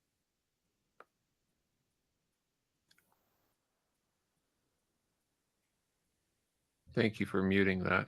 Of course. Jeremy's would be that, like he said, if the number of potions the defender has, so the junk golem would be the defender, is less than the number of team members, which it would be because there's 2 of you versus it's 1 potion, you would both sort of take a tide of water would suck away 5 damage. I've taken 5 damage of your life away. 5 damage to each of you. Hey, good morning, Siv. Lame. No, that would give you each 5 life and drain it of 5 life. Or it drain it of 10 life, actually. If it happened to have 2 potions and there's 2 of you attacking, you would essentially sweep the potions away. So you'd both get the potions instead of the 5 life. So that's what would happen. But then that would count as 1 action for the both of you. Then the junk golem would get to attack. So that was sort of like a forecast of what would happen if you asked for help, Paul, if Jeremy accepted your help, and if you both teamed up during your action. Right. Do I do that after I attack, or that's instead of my move, right? That's after you can ask for help after you see what you're facing. So you see you're coming over the hill, you look down and you see this swift junk golem looks I'm hefty. seeing I'm seeing something that I didn't expect. So I'm going to ask Jeremy for help. Okay. I will come and help you. All right. So go ahead and move your little standee over to Paul. Jeremy? Let's go, team. So does he lose 1? And that costs me a thing, I guess, then. So moves you down 1. Exactly. Let's rock this jump! I look forward to when we cover 3 Ninjas on Retro Rewind, Paul. No, we already covered it. Not on our podcast. No, but we should cover like one of the sequels. Ninjas? We should cover Surf. No. Ninjas. Oh. I don't think I bothered watching the sequels to that movie. Oh my. That was such a Ninja Turtle wannabe movie, I swear. Let's see. Siv says, wait, isn't this the game you made art for? This is actually the game I've made the art. I've designed it. This is the game I've been working on. Siv, I've done pretty much everything for this game. So he's the game master. I'm the game master, exactly. As opposed to the page master, which is Macaulay Culkin. Anyway, thank you, Siv. All right, so you both are together. You're attacking. You both have the same speed. So Paul, you elect who goes first. You can just choose to go first and say, "Hey, I want to team up," or not if you just want to attack individually. I'll let the new guy go first. Okay. Jeremy. So Jeremy? Or Spider-Pan, sorry. What was your well, I go by both. Let's see. All damage you take is reduced by 1. Now, do you think it's better if we take our damage reduction so we're not going to get hit as bad because we have that ability to use our team powers because he's only got 1 potion? Yeah. And we get a 5+ from me, and then you give us let's see, we reduce damage to 1 just for Paul. It's not for everyone. But if you were disabled, like let's say you had a bunch of disables on your limbs, those would come off from you.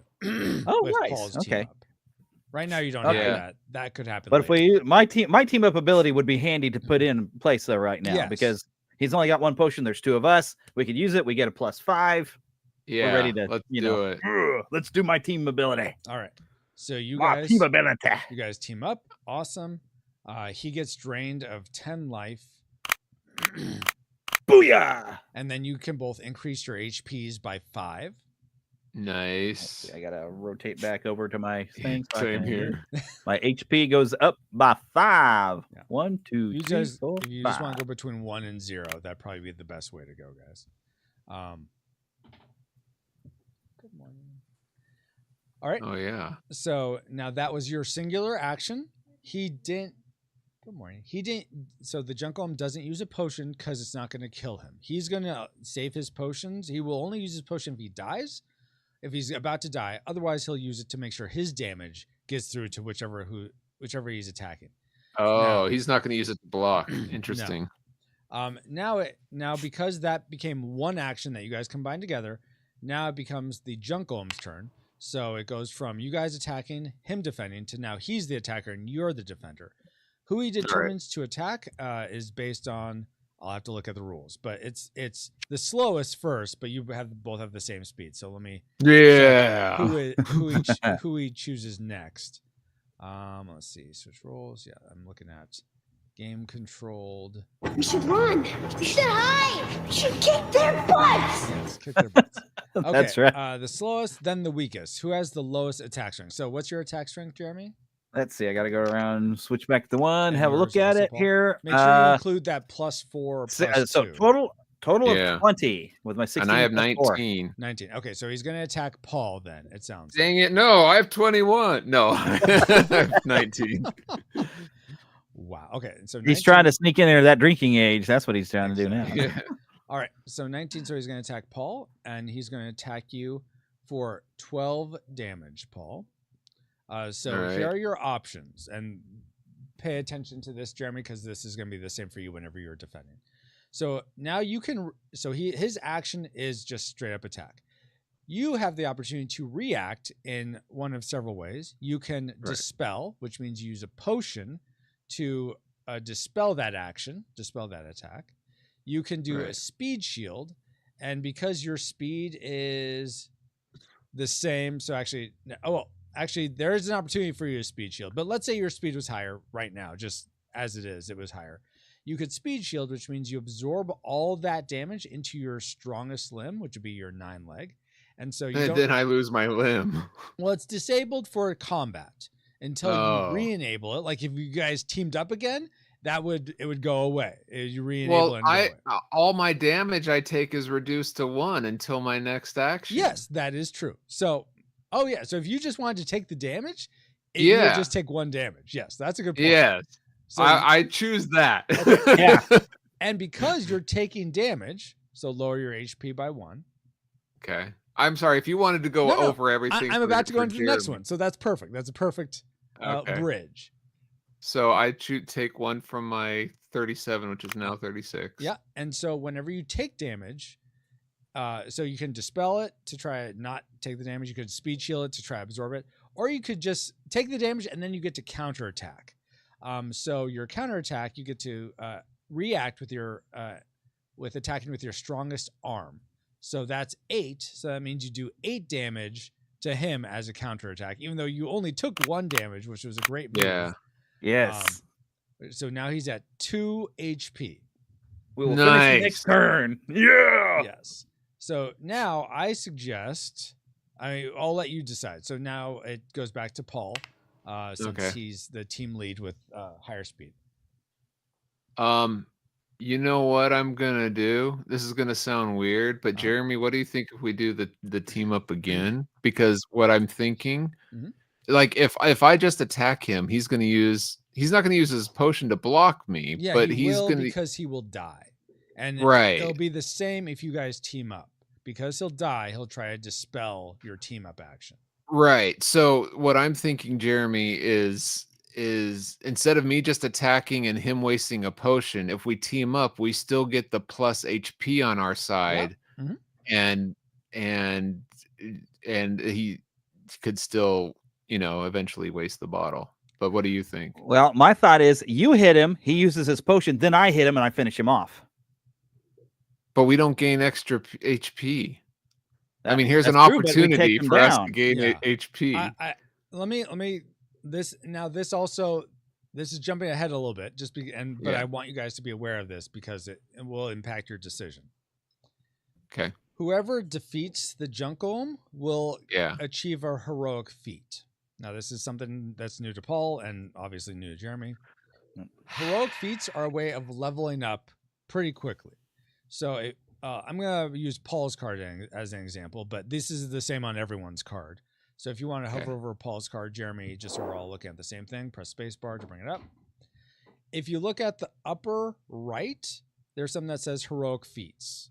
First, +5, second, +10, third, +25, fourth, +1 shield or +1 sword. Are you see where I'm?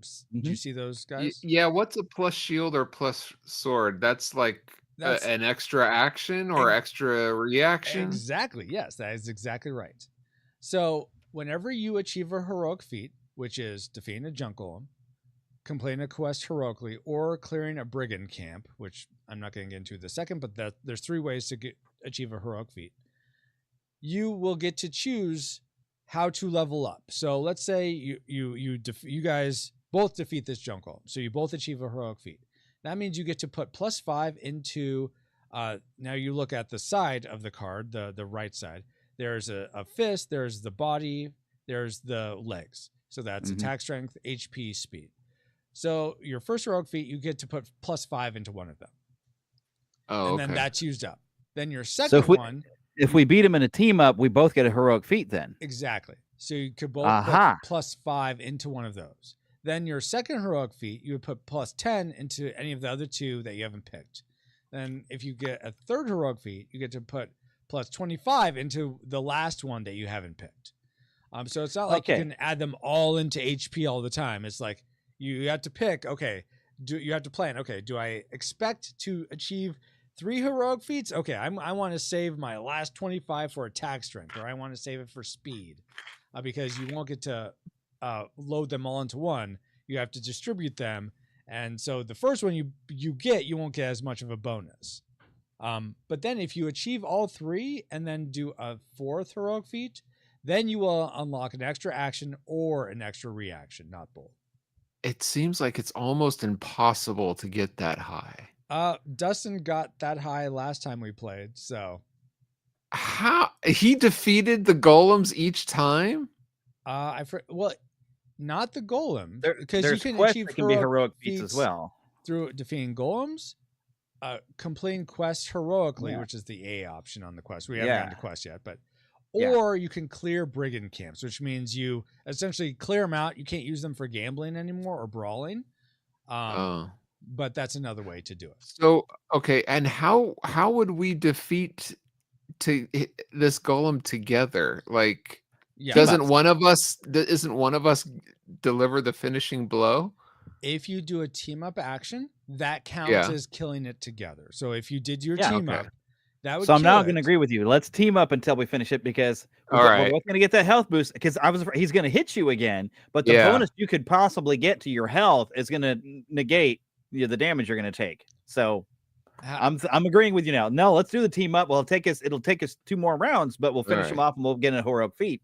It won't take you 2 more rounds. I see what you're saying. He's going to potion and save himself at least one. Yeah, we'll have to hit him one more time. This is so much better than what I was thinking. Yes, you guys are on top of it. Yes. Yeah. So we'll do the that's team what up I 2 was more thinking. times. Yes. And all right, let's do that. Yeah, team up again. Team up. And for you folks I hope you're paying attention at home. This means Francisco's the warlord. Well, he hasn't drawn that card yet, so he doesn't know. Okay, so I go to my hit points again. At this point, one of us will have drawn the warlord. Oh. Yes, because it's in that junk pile that we are all drawing from. Yeah. Oh. So either Jeremy is really good at playing things close to the chest, or it's me or Paul. So keep that in mind. Anyway, so it's Francisco. So what do we're teaming up together. Yep. Yes. So that means what now? Okay, so that means you team So up. your damage is going to be reduced to 1 again. Yeah. Yeah. You gain 5 of your HP. No, you don't Wait. gain 5 HP. And actually, I don't. Oh, we don't get it a second time. Here, so okay, I thought your guys' plan was great, but now I realize. So here's the thing: he's going to try, because this team up will kill him. He will use his potion to try to dispel it. If he dispels it, you don't get the +5s or anything. Oh, okay. So Now- let me take the +5 already added and take it back away. Yeah. Just in case. However, Oh. if Paul, so this now, okay, do you guys see the whole where the movement track is and all that, where your 3 movement cubes are? Zoom in over here. Yeah. There's something called this cost dispel or overpower. So every time a potion is used, this increases for that battle. It creates a dispel overpower contest. So the Junkolum used a potion, so it goes up 1. Now, if Paul wants to use a card in his hand as a potion, then it would go up again. He only has to use 1 because he would use that potion to overpower the Junkolum's dispel. Then your guys' team up would go through. I see. But you would have to use a card in hand that has a potion on it to do. I'm gonna save my card for the battle with the warlord, whoever he may be. And that's fine. Okay, so he's used that potion. Now something I neglected before because I totally forgot. He does get to. Oh no, he uses potion. Never mind. So this gets. I was. So he negated our team up, but he's not because he uses the potion. He should have counterattacked before. I'm not going to worry about going back and trying to redo that. But, okay. But doesn't that potion thing go up to 1? Yeah, that's why I moved it to there. You had it on 2, and I'm just making. But that was. But since no one he doesn't have any more. It gets reset. Yeah, it goes back. So it gets reset every time around. Okay. Every but round, at least he doesn't have a potion anymore. Exactly. Right. Okay, so we don't get the benefits of the team up at all because he's negated that. Now so he's still alive, but at least we can kill him next I should have just attacked. So now he is. But I'd like to. If we get the heroic team up thing, we both get a bonus. True. So let's that's keep that. True. That's so true. now he's going to attack again. He's going to attack Paul plus, because his attack strength is lower. And that's only a 1 because I used the team up. No, he negated our team up. Yeah. What? We didn't get that bonus. This is actually great because this allows me to explain something else. So yeah. Okay. Let's go back. You can. This is what happened when Paul died. Okay, here we go. This is what not to do. Okay, so Paul, you can choose to dispel. Probably don't want to do that because you want to save your cards. Totally understandable. There are ways to get other potions, and you'll see here a loot from this guy will be potions. So you don't always have to count on your cards for potions. Second is speed shield. That's to absorb all the damage. Oh no, your speed is the same as the Junkolum's. Here's what you can do though. There's something called combat exertion. And here's what that looks like. During an action or during a reaction, you can do this whenever you want, as many times as you want. In a action or reaction, you can exert yourself by spending the amount of your base HP, and you add it for that action or reaction, not for the rest of the game, but for that action or reaction into either your speed if you're adding for a reaction. Oh, it's a one-time move. It's a one-time thing. So you would essentially, for you, Paul, to make the math easy, you would deduct 3 from your HP because that's your base HP is 3. Deduct it from your HP, and then you add it in for this one turn into your speed. So you'd have a speed of 19. So you could speed shield and absorb the damage into your 9 limb, your highest power limb, which is your 9. Right. I'm not going to do that. Disable because, it. So. Right. But not only that, but isn't if he attacks with a 10, wouldn't that it would take out my leg and then something? No, if you're speed shielding, all that damage just gets absorbed into your leg. You're like moving it fast enough into position to shield you perfectly from all the damage. Even if he attacks with a 200 attack, I have if he attacks with a 200 attack, yes. I'm like my 6 leg could take it. Poosh, you lose the use of that limb, but at least you saved your body. It's not destroyed. It doesn't take away from your HP. Yeah, I'm going to save my exertion for a time when I need it. Yeah. Okay. So I'll because they're going to get more powerful after this. So. We're just going to take the 12 damage. 12. Yeah. Yeah, that's right. Okay. So usually you would still counterattack, but are you just electing not to counterattack? Well, I don't want to burn a doorknob, and I don't want to Yeah. damage. If And I if he waits, we counterattack, can team up and finish it off, and we both get the bonus. yeah, I So- want to do that. Okay. But but this is a reaction. Wait, damage attacker's HP with power of your strongest arm. So if I counterattack, You would kill him and you would get the heroic feats, but Jeremy would not. Yeah. okay. I'll wait. I'll take it, and we'll both take the. Yeah. Okay. Because we'll both get some bonuses. It'll be great. All right. Yeah. That's fine. All right. So now it's back to Paul. Are you going to team up again? Yeah, but hold on. Do I need to take 12 off or what? Yeah. Off my HP or Yes, 10? You do need to do that. Yes. How much do I take 12. off? 12. Because his 12. attack Okay, strength so is that's 12. down to 24. Yeah. Okay. But you're All about right. to get some back, so Yeah. you're gonna be. Yeah. You'll be Team fine. up You'll be again. fine. You're going We'll to, team up again. Team even up. though he only has 2 damage, you still both get the 5. Yeah. Yeah. So- And then he takes a 10 when and we then team up. he So dies. All right. So Kaboom! my HP goes up 5. Correct. Whoops! or I think I no? just clicked Yes, the wrong it goes thing. up 5. Or did All I? right. Hang on. Did I click the wrong thing? I always click the wrong thing. So- I accidentally boosted something to 36. What did I just click that boosted something to 36? Maybe hit a +10. So No, because it doesn't match see mine. I just 46 accidentally hit somebody's number and boosted the wrong number. Well, let me look at mine. Because I pulled up a screen and I boosted it by 5. Then I realized, wait a minute, Oh, it's I not didn't your boost screen? mine. I don't see Well, let me look anyone's mine. stuff at 36. I don't know what I just did. So But I accidentally. I Oh, clicked maybe something and it's one of popped up these wrong. on the side. That isn't I you. looked- No, I might have those are all accidentally clicked the 0. wrong thing. Never no, mind. I mean, Well, I'm we'll not saying figure it that out. If Yeah, should you? but I've fixed it. Okay. All right. My numbers are accurate now. Okay. Because none of mine were sitting at 36, but I was like, I clicked the space bar on something and I boosted it by 5 and something went to 36. But then I noticed, wait a minute, 36 doesn't match anything I have. What did I just boost? Yeah. All right. That's weird. I don't know, but I don't know anyways, what I So do clicked, but I do I- clicked something wrong. Do I collect Taylor Swift or what happens So now? here's how the loot works. It's whoever destroys the junk golem gets to distribute the loot. Because you destroy them together, it goes to whoever's the has seniority. Chonk has seniority, then Gem, then after that it's sort of like a coin toss. But since Chonk is part of this team, he has seniority here. So Paul, you get to distribute the loot. The loot is comprised of a potion, this guy, one of these limbs, and then the junk golem body, which you can later convert into a golem guard. Huh. Oh, nice. So like a little pet that can defend you essentially.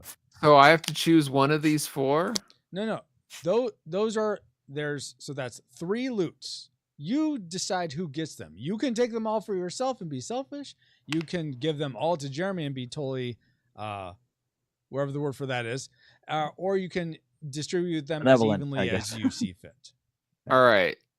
But So whichever is the highest card that you don't pick will go to the Yeah. warlord, and then the last card of the power cards will go to the junk pile. hold on. Okay. All right. So to enable my superpower, I need a water. So I want the water. Okay, yeah, I you would got 8 take water So- then. yeah, Yeah. yeah. If I take the water, Uh-huh. does Jeremy then pick? I'll let him pick whatever he wants. Almost. He then would not get the 10 goes to the warlord. The Ah. 2 goes to the junk pile, and then Jeremy can he could take the potion and the body, or I mean, if you want to just let him have the whatever's left, that's fine too. I am rather curious what this guardian golem would be. So All right. I'll take the potion and you take the guardian. Okay. Does So I that put work that in my okay? hand? Yeah, that's perfect. That you guys. No, I was asking Jeremy. Oh, Are you oh. okay with that? Yeah. Do you mind me taking the potion? That's fine. Okay. We are All we are a team. We are a All right. team. One thing, and the potions usually go in this potion section right down here, Paul. And then I take the 8. Yeah, into your hand, exactly. Oh wait. Now that it's like somebody else's turn, can I like switch body parts or if I wanted to? No, and Alex, you will be able to, but not yet. All right. First, one more thing I neglected is whenever you defeat a junk golem, each of them gives you a boon. And so the boon for Swift is you each get to draw an amplify card. So and then we also get a +5 to something, that's right? on other ones, not for Swift. No, we got a heroic feat. Oh yeah, though. yeah. Heroic feat. Okay, let's go. Yeah. One at a time. So first take your cards. Paul, take this one. Oh, wait, hold on. Jeremy, Press take 0. one. Wait, which one? This one? No. Over here. Oh, neat. Oh. All right. Take it. Yeah, just take it. It's taken. Okay. Awesome. So those are just extra cards you have now, guys. And yes, now you get to put a +5 into something. It can be attack strength, HP, or speed. So just scroll wheel it up 5, whichever one you choose. And then to remember which one you've chosen, there's these tiny black cubes underneath your player card. Put that on the right side over whichever one you've chose. So Paul, it looks like you're choosing. I want to put it on my speed. Your speed? Okay. Here, I'll get it. It's best to do it from the side to get it there, but you got it. Yeah. There you go. I'm a little faster. Yeah. I already have a pretty good attack and pretty good hit points, so I figured a little speed. But the bigger boost for more heroic actions seem to be more something I'd want to have the attack and the health for. Okay. So you put so on now seems that wise to put it in movement. Yeah. I rescued Taylor Swift from the mean golem. Do I get to rest her with her there? That's going to be in your next turn. Yeah. Okay. So that was your map action is freeing a city if it's enslaved or resting and recharging if it's free. It's free now, but you have to take another map action, which you can stay there and long rest or rest and recharge next turn, but that's going to be your next turn. So first, got it. Now that you've all done that, now I get to go. Yeah. Sorry for outing you. What do you mean? And while you're going, I'm going to take a quick restroom break. Okay. That's fine. I've been drinking a lot of coffee and stuff. So I am going to go to I'm going to go to a quest up here. And I think I want to wait so Jeremy can experience what a quest looks like, since that's a new thing. Yeah. Or am I strong enough to take on Headstone? Where's Headstone? The fire one up here. So I was looking for in the rule book for the icons for like the fire owls, and I couldn't. You said, it's on a page that you couldn't find it. I couldn't find it either. They're on the quests, the quest cards themselves. Oh, on the cards. And that's how you know where to go for the quest. Yeah. Because since they aren't places you go to take a map action, they're not in the rule book listed under places to go. Okay. And what's the name of this font? The Junkyard Juggernauts font. It's I always want to call it Avril Lavigne, but that's not it. It's like your Salvo Authority. Hold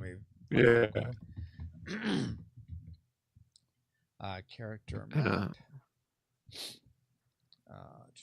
It is Avaria Libre. Boy, that is close to Avril Lavigne.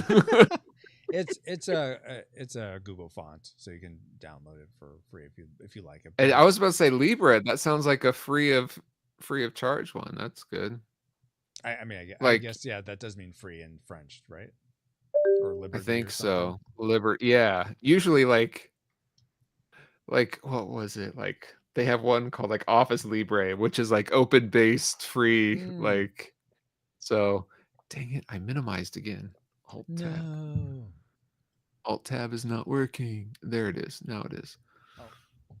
Would you go make sure that they're not using No, and make sure you charge it.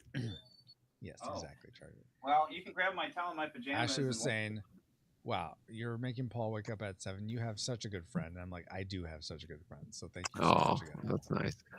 Not like these other friends that helped you play test and get you this far. You've been part waking of up. Well, not as much as some of these other people. I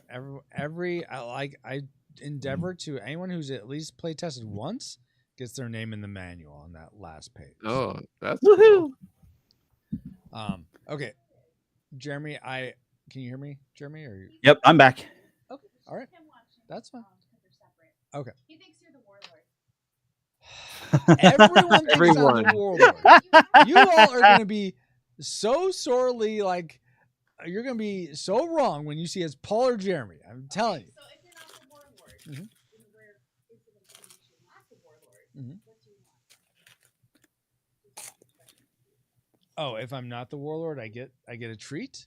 I'll take a blondie. Oh, And if you are the warlord, I'll take a blondie. Okay, so I moved up here to a quest, Jeremy, and so I waited to do it because I wanted you to see what a quest sort of looks like. I was thinking of moving there myself. So I take a quest card, and this He's one gonna is, steal your quest. This one is called Zach's Zeal.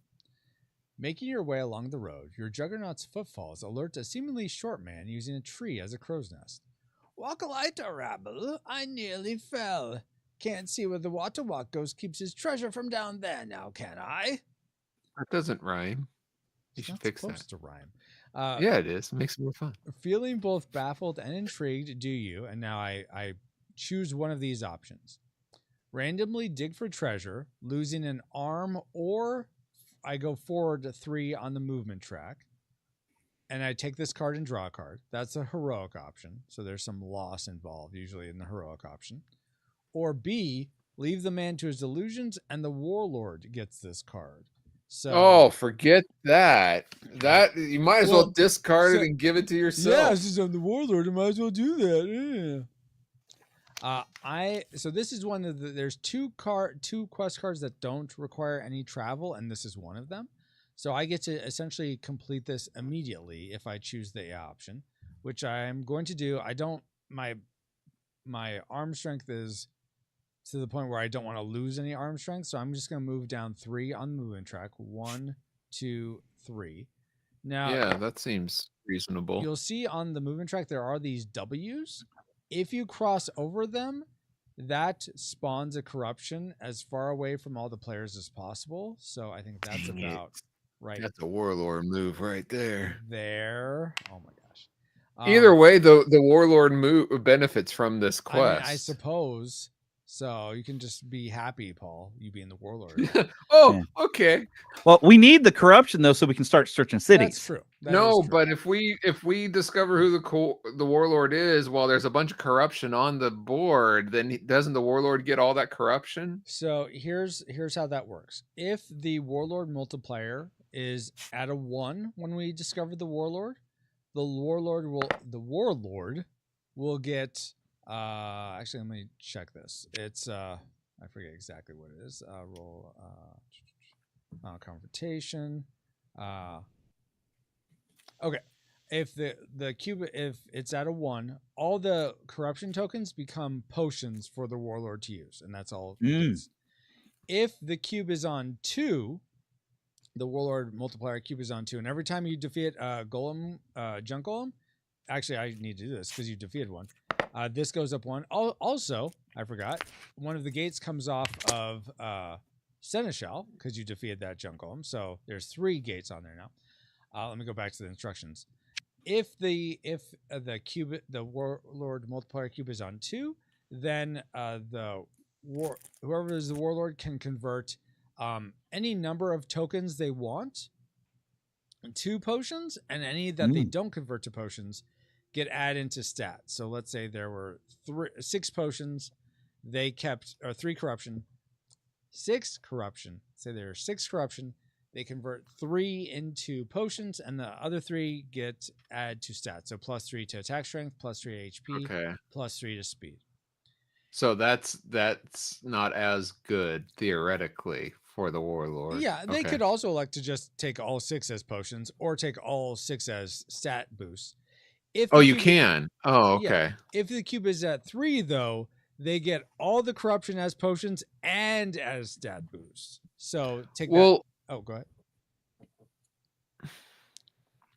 I was thinking, why it seems like it's not beneficial then to destroy any of the golems, because the more golems you destroy, the more powerful the warlord becomes. Yes, that's true. But we have to be able to search the But cities. you have to destroy them to search the cities. So Yeah. you Oh, can't finish the game if you don't do how that. does he weaken? Yeah, can you clear the corruption? You try to find him as quickly as possible, but if you find him too quickly, you may be so weak that you're not going to be able to fight against him very well. Well, I'm not strong either way. He'll just get stronger. Okay, Paul. All We right. get more powerful as we go All along, right. though. 'Cause, I mean, we just gained some stuff declare from that golem. The warlord is Colonel Mustard in the kitchen with the revolver.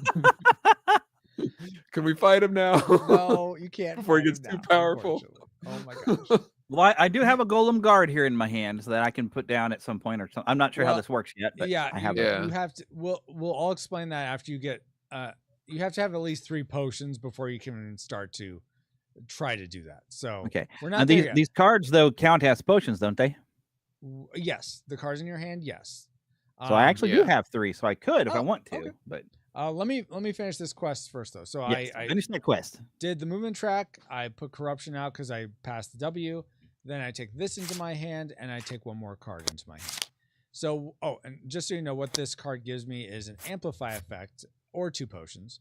And it's, if I use this as potions though, I discard this card. But if I'm using it as amplify, I add the combined power of all water in play. So let's see, right now, perusing around, that looks like it's just Jeremy's water. So 7, 6, 13, plus 9, 22. So I would add 22 to my speed for this turn I'm playing the amplify card on. And then I return this to my hand. So I get to continually use it. Nice. If I'm using nice. it as an amplify. So that's what I You get become very for fast. that. All right. And so because I completed it heroically, I also get a heroic feat. I take that off. And I am going to add 5 into my HP. So that removed a gate? Doing a quest? If you finish a quest heroically, it does remove a gate. Yes. Nice. Oh, I didn't know that. I'm increasing, not decreasing by 5 into my HP. Okay. No. Decrease is good.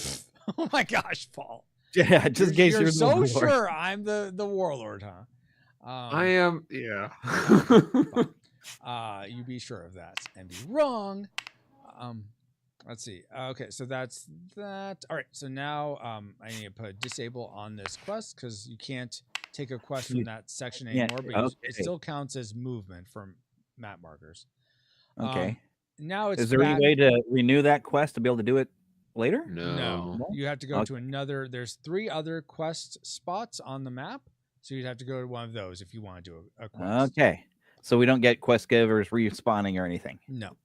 No, nothing new on the community boards. No, because there's only one of those quest cards per, right? There's 8 quest cards in the game, but only 4 come out each game. Okay. Each game session. And you never know which one it's going to be. Exactly. You'll never know which 4 it's going to be. All right. So now because Jeremy used his movement and move action to help Paul, it goes back to Paul. So Paul, what would you like to do now? You can, it sounded like you want to rest and recharge, which will give you the optional ability to switch out a card in your Juggernaut with one in your hand. And then the one in your Juggernaut goes back to your hand. When I rest and recharge, that moves my movement up 1, or does it move all the way up to if I was at a 1? If you're at a 1, let's say, you were at a 1, it moves you back up 3. So 1, 2, 3. So it moves you to a 3. Okay. But since you're at 5, it would move you to 8. Okay. And then does my HP grow as I rest? When you rest and recharge, the resting is you get your base HP back, so 3. And the recharge is 10. So you get a total. You, Paul, playing Malcolm, would get 13 extra HP by resting and recharging. That sounds good. Now, what is my other option? Is it to search the city? So you can't search the city right now because, first off, there isn't enough corruption on the board to allow you to search the city. You don't know. We need a corruption level of at least 3. Yeah, we need at least 3 corruption on the board for you to start searching cities. Well, there's 1. And even if there was 3 on the board, you couldn't search this city because there's 3 other cities that are enslaved. That's like essentially word would get out to those people that you cared more about staying in this one city than helping them. So That's right. I want to make sure. I want to make sure the warlord's not there. Mechanically, you can't search a city until all the So- cities are free, unless you search it right after you defeat the golem. So let's say when you were defeating Swift, there were three corruption on the board. You could have searched right then. Okay. Well, then I am not going to move. I'm going to rest. Okay, rest and recharge. So yeah, That increase moves your me up to 13. HP by 13. And then your movement track goes up to the 8. Yeah. And now, is there? I think you got a wire limb you wanted to trade out. Because now, in the Yeah, city, but then that gives more power to the warlord because it's a water. So I'm rethinking that strategy because your how does recent it give power quest, to the warlord though? because of your recent quest card. It's a water Oh. limb. I may not be the warlord, Paul. Yeah, I'm willing to bet my superpower you are. But that's me. Right now, I will not exchange limbs. Or Everyone anything. in chat, what do you think? Am I the warlord, or do you I think wish I could Paul see the is chat actually right the now. It'd be warlord and fun. he's just doing this elaborate ruse? That's what I think. Perhaps when I teamed with him, I was decepted. 1 for FXR equals the warlord. Wow, thanks a lot, Paul and Ashley. Oh, my word.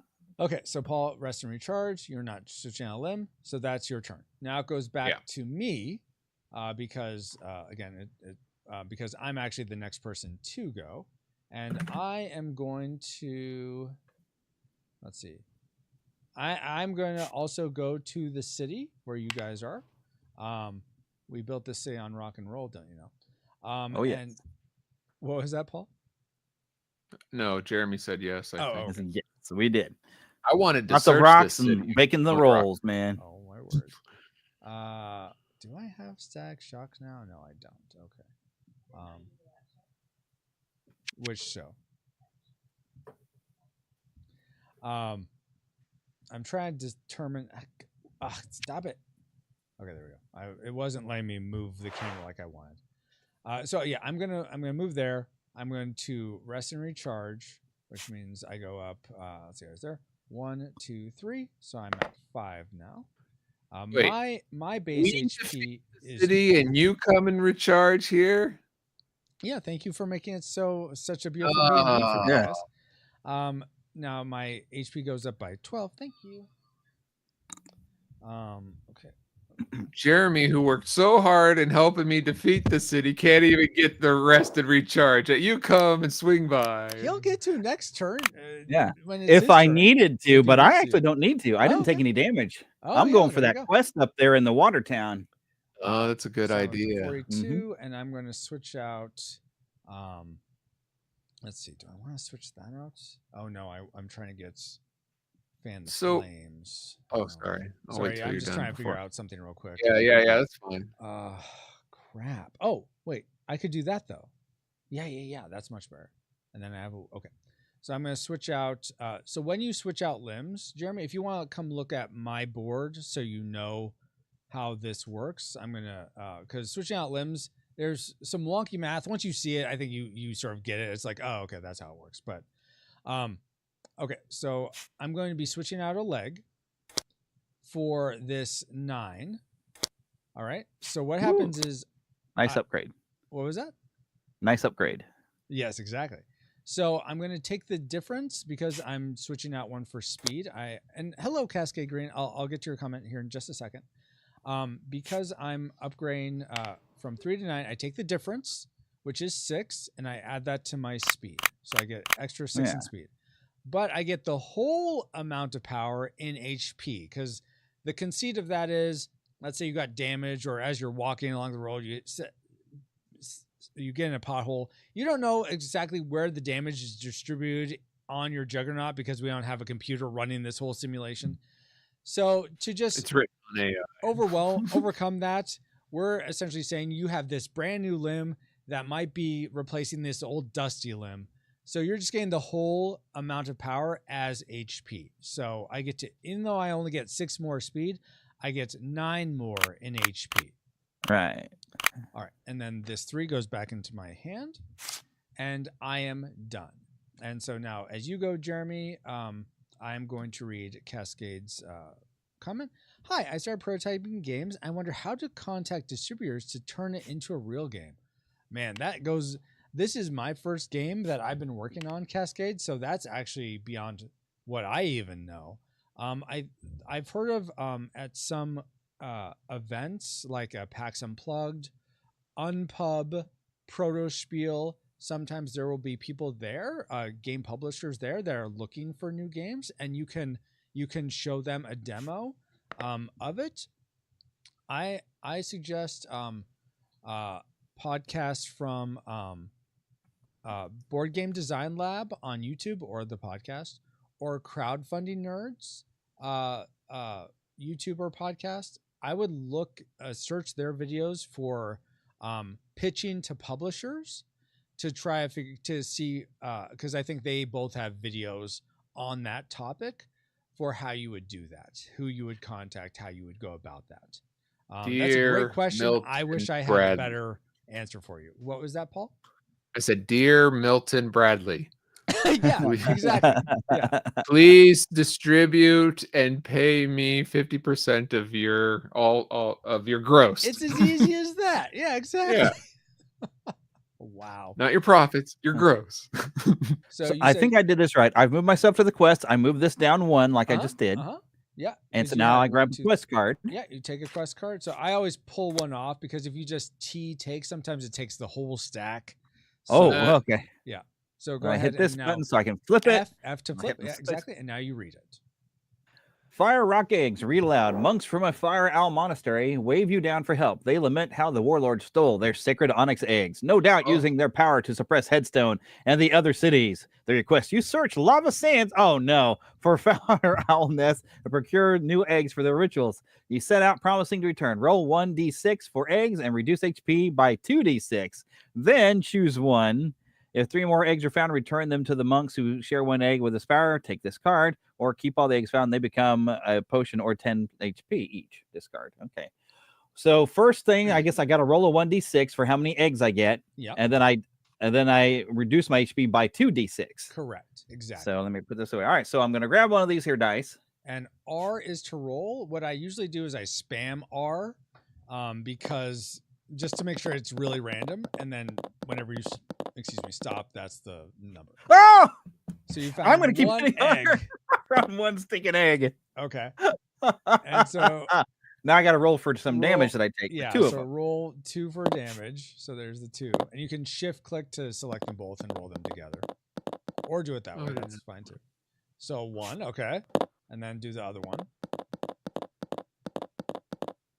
So he can't choose You option can't A. choose option A. So you're going to take 6 damage, but you found 1 egg. So I would convert that into either 10 HP and then take a 4 HP net, or you could just take the 6 HP reduction and get a potion. So which would you prefer? Let's see.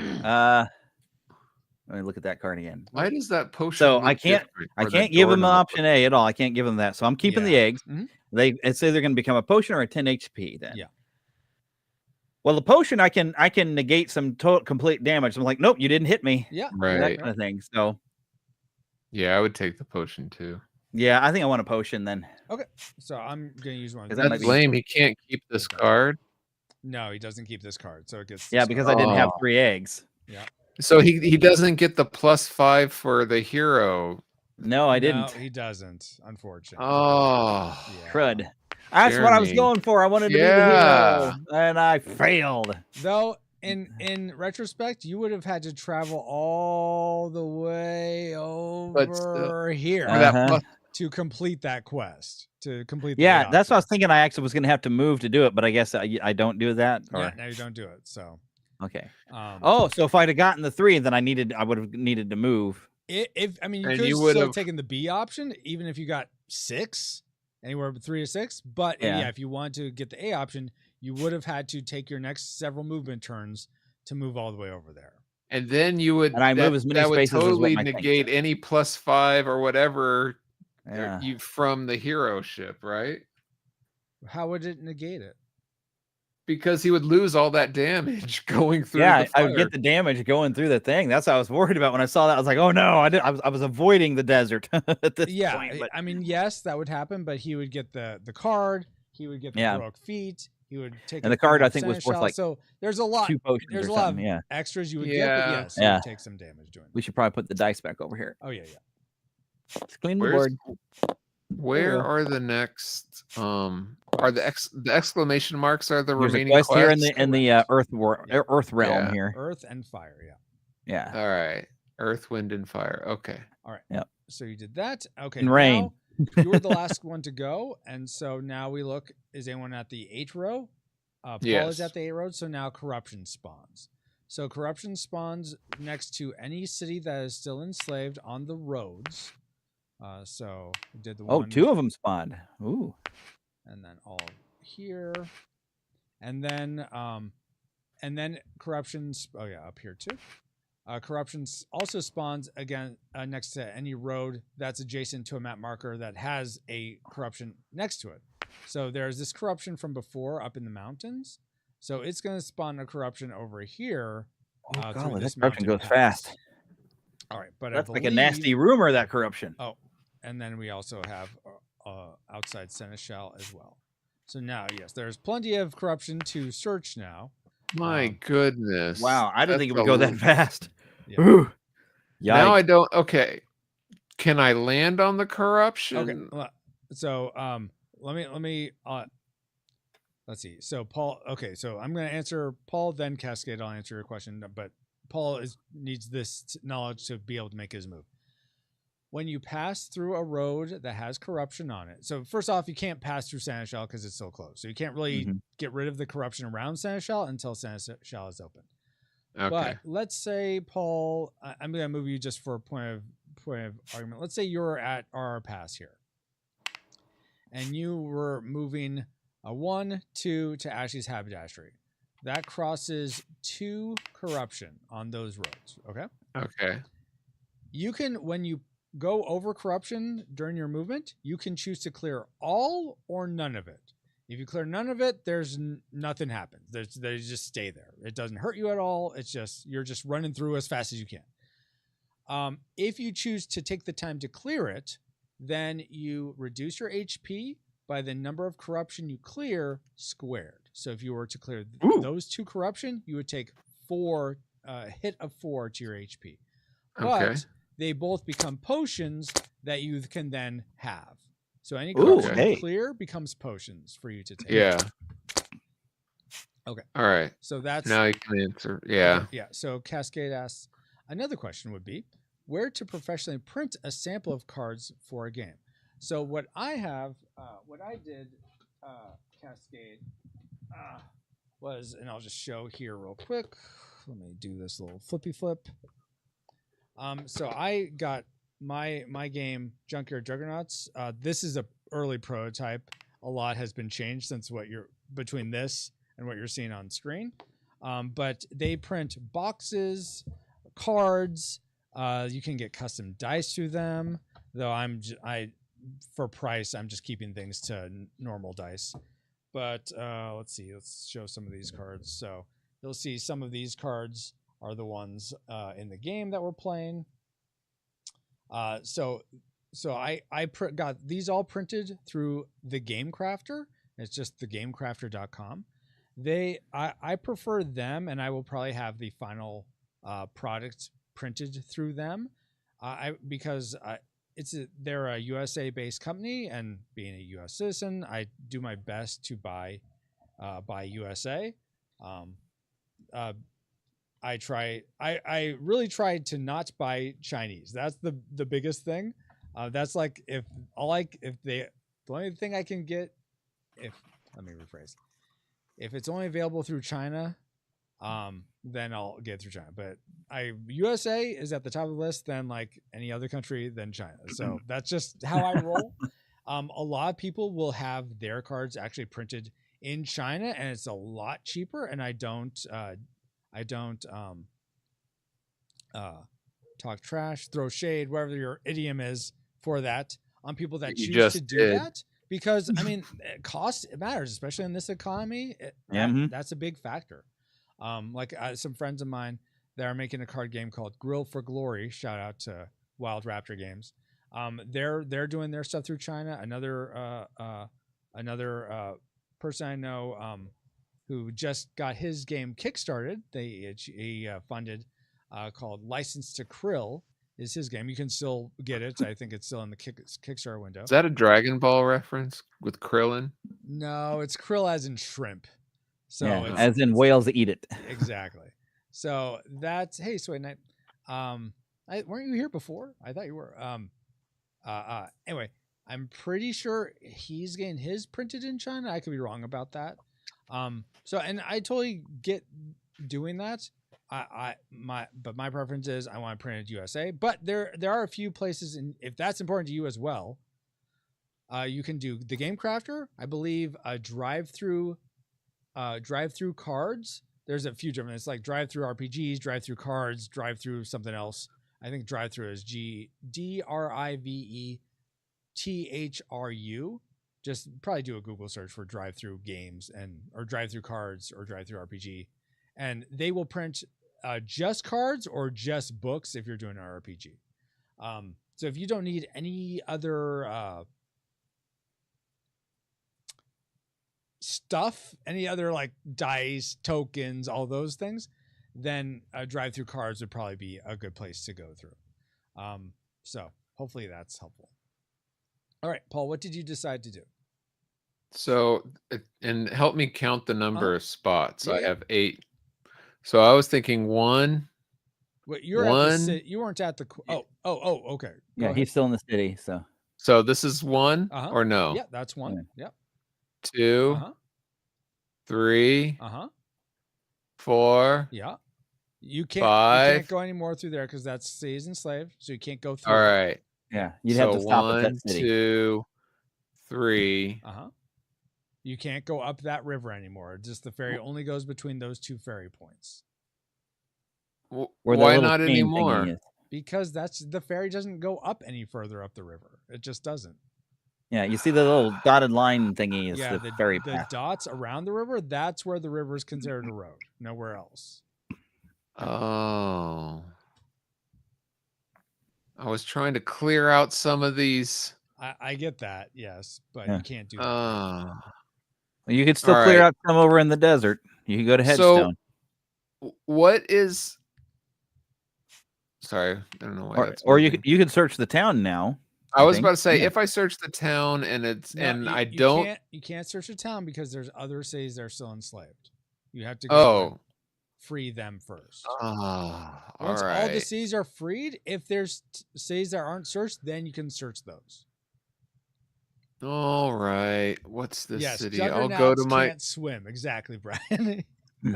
I'll go. Can I go this route and clear one of these and fight that junk golem? I think. Yeah. So.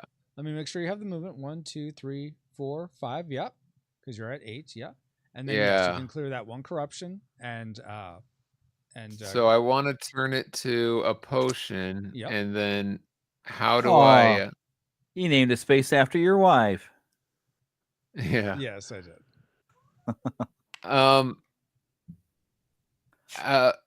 And what? How much do I take 2 off my what? It's the number of corruption squared, which is 1. So so it's 1. Yep. 1 off what? HP. My hit point. Yeah, your hit. My hit point. All right. Yeah, 1 squared is 1, so no problem. Yeah. All right. And then me and the golem here are just gonna chill. Okay, except not. All right. So you're going to attack Port. Well, Powers. It's my golem, Port Powers. I mean, come on. Not how that works. PalsyPowers.com. Oh. All right. So let's see what the speed of this guy is. 10. What the? Oh no! Okay, another 2 Oh, yes! arm. That's good. That's definitely good. And then Oh, no! Who gave all these golems the high power card? A warlord. Oh, it's yeah. random, guys. Uh-huh. Well, but in Says the story, it's the warlord who's built these things. Oh, that's so a Yeah. good point. Yes. warlord. Good so. point. Yes. Well Indeedy. put. So that's 22. Okay. I was headed that direction anyway because I'm still healthy and strong, and I had enough health. I think I had enough movement. I can move 3 squares. Yep. I could get up there to you Yep, and you help. could. So Yeah, you would only be Alright. able to help if you had the movement to do it. Exactly. So yeah, and I have alright. just enough. So Paul, you're looking at a 12 attack strength, 10 speed, 22 hit points. The buff for the poor powers is this junk golem attacks first, as Ooh. opposed to most other times the Mageneers are attacking. And then the debuff for you is you will disable 1 leg to start. Oh no! Wait. That's 2 debuffs against me.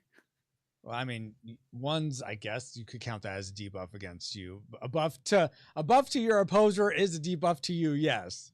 Yes. So 2 buffs for him, 2 debuffs for you. However you want to look at it. Oh my god. Does he get any potions? Who designed Or I this mean, game? does the golem get some potions? Yes, because he gets 1 potion. okay, And this I was is- kind How of do I take- wondering. Just one of these disable things instead of the whole all 6. Yes. Oh, there you go. I don't know why I was There, getting all thank 6. you. Yeah. So I'll disable my excuse me. 6. Oh, I lost it. Here, hold on. I know it's funky that way. There you go. There Knock we the go. monkey. Well, it disappeared.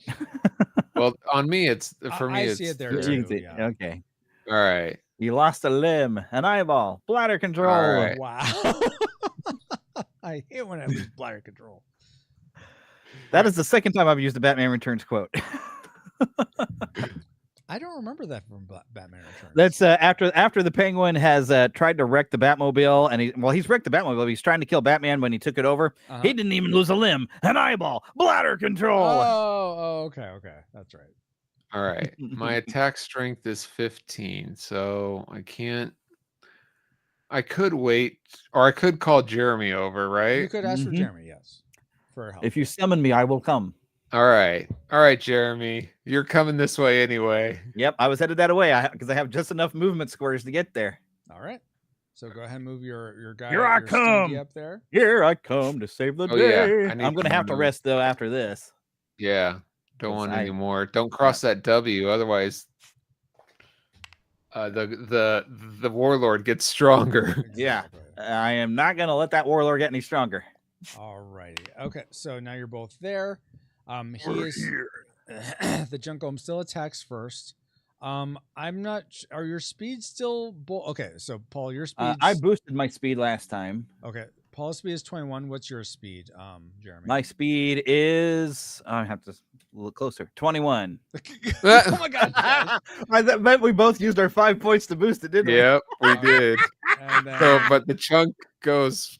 hold on. No. It's whoever has the lower attack strength now. 19. You're both at the same attack strength with your 19. That's right. Oh wait.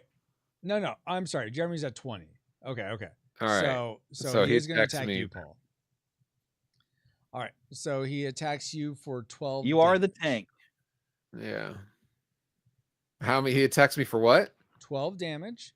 His speed is 10, and with your disabled limb, your speed is at 21 minus 6, 15. So your options are dispel with your potion. You can speed shield because your speed is higher. You can also take the damage and counter attack. Or I could. Is it too? I can't do the Cliffs of Vitality and only take 1, right? No, because that's 'Cause I already an called action, him and over. you don't get the first action. Yeah. Against core powers, Oh. they get the first action. So you could do that when it's your guys' Yeah. turn to take an action. We'll do that Yeah. next.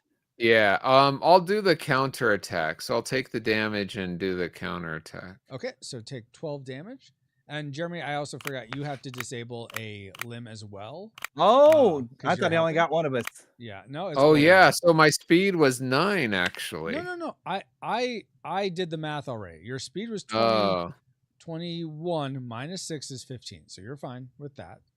Does it matter which one I have disabled?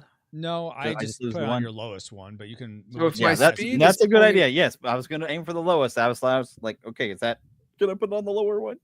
What's the Okay. question, Paul? If my speed is 21, what's the point of disabling one of my legs? Because it's 21, but it's effectively 15 right now. So when you're comparing for speed shield or critical hits, your speed is counted for right now as 15. Okay. 21 minus 6. Minus 6. Yeah. Okay. All right. So I did the I lowered my hit points. Okay, Does very he? Yeah. Now you're Yeah. going to counterattack for 8, so that'll lower Yeah. his because you're. Whoa. Oh. Counterattack by my lowest arm? No, your Is strongest, that what? which is 8. Oh, sorry. I thought it was a 9. There's the line. Yeah. Okay. Go, all right. All right, 8. And now it is your guys' turn. So I'll put it to Paul. Okay. Now, if we do the team up, we can remove some disabled limb problems, can't Yep, we? that will with his Yeah. power. that will remove your guys' disabled limbs. Absolutely. Yeah, Indeed- let's indeed do you do. that. Let's Yep. team up. Team up Wonder Twin time! powers activate. Exactly. Form of a water mech. Oh my word! Form of You're an a earthquake. crawling bug. And you both get plus 5 to your Right. HP, and he goes down by 10. All right. Did you already plus my 5? for I me? didn't, Okay. I heard clicking, so I was like, No, that was- was me doing mine. and I was Okay. doing the. Good. 1, Gold. 2, 3, 4, 5 onto my health. There we go. Awesome. Okay. All right. So now it's to Poor Power, Poor Power's Jungle. He's going to And- attack Paul.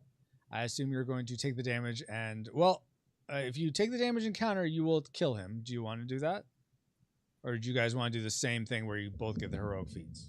We get a great he's- heroic feat next time. You know what? I'm gonna no. I'm gonna take the damage and counter, and he's gonna use his potion. Oh, That's he true. will. You're right. Yeah. Oh, you're Yeah. right, Paul. Yes. Okay. So Well, okay. on my turn, I can still declare us a team up then, and we still get it then, right? I mean, it'll go Paul because he's the captain, so it'll always go to him first. But if he decides to Oh. wait and then you, Oh, can so ask if he for a team up, chooses that's to, fine too. Counter and take it out. Well, no, because he's countering on the bad guy's turn. So Yeah. then when it becomes his turn, we can still do the team up Yes. to finish him off after the potion's spent. So Yes, yeah, exactly. that's a good strategy. Let's do it. Okay. All right. So I just regular attack. No. Hold on. You're- He's you're- attacking you, Paul. Right. Oh, he's attacking you. Then Yeah. then he So you attacks want to at counter 12. attack. Yes, but you Yeah, only take and I- one because of your team ups, Cliffs of Vitality, Oh, that's right. Thank you. Yep. 1. and then you counter attack for Yeah. whatever it is, 20 8. or 15, 19. He does use the potion to Yeah. survive, and I assume you're not going to try to overpower with a potion of your own. Correct. Now it goes to you. We'll do the and- team up, If we do the team up again. All right, and we get +5. plus 5 to each of you. Yep. yes. And he is toast. Alrighty, and so because Paul is the team leader, you get same as before: 1 potion loot, the body as loot, and then 1 of the limbs as loot. So Paul, you determine how it's distributed. Hold on, I'm looking at these cards. Okay. Destroy any limb. Owner gets 5 potions. Yes. That's pretty good. Do I want fire or water? Owner Hold of on. the destroyed limb gets 5 potions. So if you do that to like Oh, an opposing player, they'll get 5 potions. If you do it to yourself, you'll get 5 potions. I see. I'm thinking of taking the water. What do you think, Jeremy? So yeah, because I guess if you take a limb, I don't get a limb. Correct. So Oh, would you like a limb this Yeah. time? And I'll take the. Does this have anything on the back? Yeah. yeah, that's where you get a golem guard, which we Okay. don't know how to use yet. But Yeah, I I'll get the golem guard. Okay. Okay. Were you taking the potion too, Paul? Yeah. Okay. I want the potion. All right. And then Jeremy, you're going to take the water limb or the fire limb? Or which limb are you taking? See, I could see the benefits of having an earth limb because I could start to unlock the other one, but I need a wind limb as well, and that's a really weak one. So I want at least one fire limb on hand. That's to, I mean, there are 10s on the board. Plus the what do you call the A thing? Let's see. I'm looking at my fire limb is only a 7. Yeah, they're both 7. So it'd be a good swap out because I'm going to rest in this city. So this actually is a good idea. Except you couldn't swap it out with the 7 because then you'd be top heavy. I would. 15. Oh wow. Oh, as if. Can I only swap one limb at a time? Yes. Oh. Well, if I stay in this city for a couple of turns, I could swap one limb for a lower one that I have down here, and then I could put the more powerful thing up there. I'm gonna make you boys strong. As long as you're not at the 8, you can stay in the same map location. So where you're at now, Jeremy, I think you could stay there 2 turns. Yes. Yeah. So I could. So I could stay 2 turns. So I could swap out a leg for something lower. Let's see. Let me look in my hand. I do have. Yeah, I have some pretty good options to lower my leg. Well, I'd have to raise my legs if you want that 10. Yeah. The 10. So I might be better off taking the 10 and putting this 10 on my legs. I still want 2 water legs in order to keep using my, have my, which I haven't used yet. Yeah. So I'm probably better off if I take the water limb. I think so. And then I can just do one swap and then just move on from there. Yeah. So I can make my legs more powerful, and then maybe later I can get a good limb to replace an arm. So that seems like a good plan. Okay. I can change that 6 out for a 10 here, and I will move even faster. Brian or Cran says, "Am I the only one that sees that the Tim Burton Batman logo and can only see an oval mouth with really you are not the only one set of teeth? I've never seen that, but I could see how you could see that." Yeah. Well, I was actually just because I had to do some research. For those of you who are not familiar with the Fandom Nexus, the next episode I release will be a kind of a commentary. Me and my friend watched the original Batman because we're at the 35th anniversary officially on Sunday of the 1999 Batman. So I was doing research and I did watch some documentary stuff. And there actually was news stories when they first put out the poster. They didn't label it with anything. They just put the poster and people were confused. They didn't know what it was. They thought it was a mouth. Oh, really? Until they started seeing that first teaser that came out. They're like, oh, there's a Batman. That's a Batman symbol. Oh, wow. Okay. Yeah, people were actually confused. Why are there billboards with this giant mouth on it? Exactly. So, yes, that did actually happen. People thought it looked like a weird mouth with really screwed up teeth. Interesting. Okay. Well, because when you look at the original poster, the entire symbol was cut off on the sides. Yeah. So it didn't completely look like the bat symbol. It looked like this weird thing. But when you pull back and you see the entire logo, you're like, oh, it's a bat symbol. Yeah. That's so. Yeah, I thought it was really fun. But yes, that'll be released hopefully by Wednesday. If y'all are Bat fans, you might enjoy hearing us talk over it and then watch along with us. I do give you a cue of when to start your copy of the movie, and you can watch along and we talk through the whole movie and we just have fun. So thank you, Paul. Yes, I can see how that looks like wonky teeth. Yeah, yeah. All right, so you guys, and now you know. And knowing's half the battle. Oh goodness, are you all right? Yeah, Woo. I'm fine. Just dry throat. So because you both defeated the Jungle, the boon for this is you both get +5 to your speed. That's the powers boon. Okay, so and that would be. Am I looking at the right thing? It's on the speed one, so it's over here. I add 5. 1, 2, 3, 4, 5. And then you also get heroic feat for defeating it together. Of a 10 that I can add. So yeah, you choose +10 now to either attacks. I think you both did speed before, so either attack strength or HP.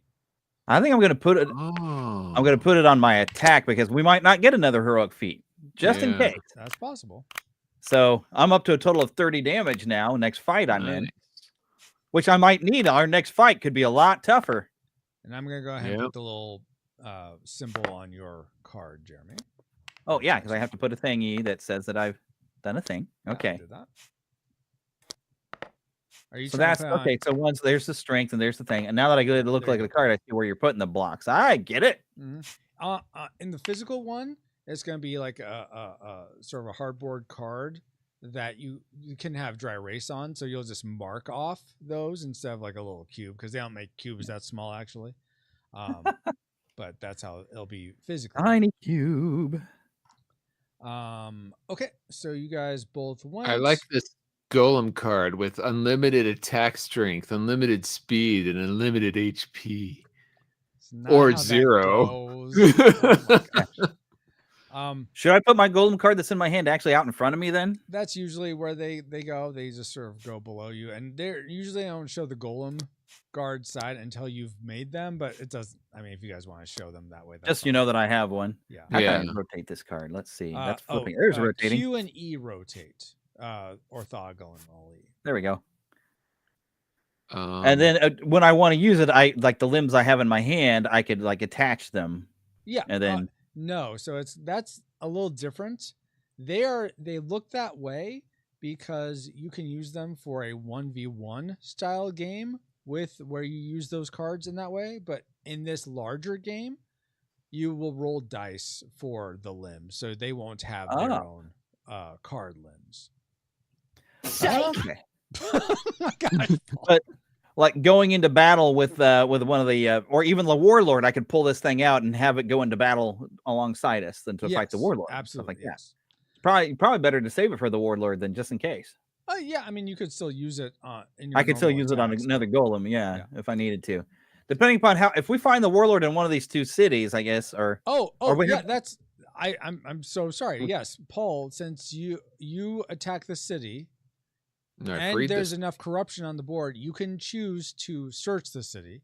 So before you do anything, let me read this because this is important to make sure we get right, especially if Paul is the warlord. Psych. Oh my gosh. Why can't I make this smaller? Jeez, this is so big.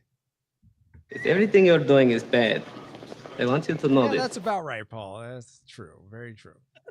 Okay. I want. Where's that part about? Okay. So, Paul, you're going to that card that was on the Port Power spot that's face down. Go ahead and press T to take it into your hand.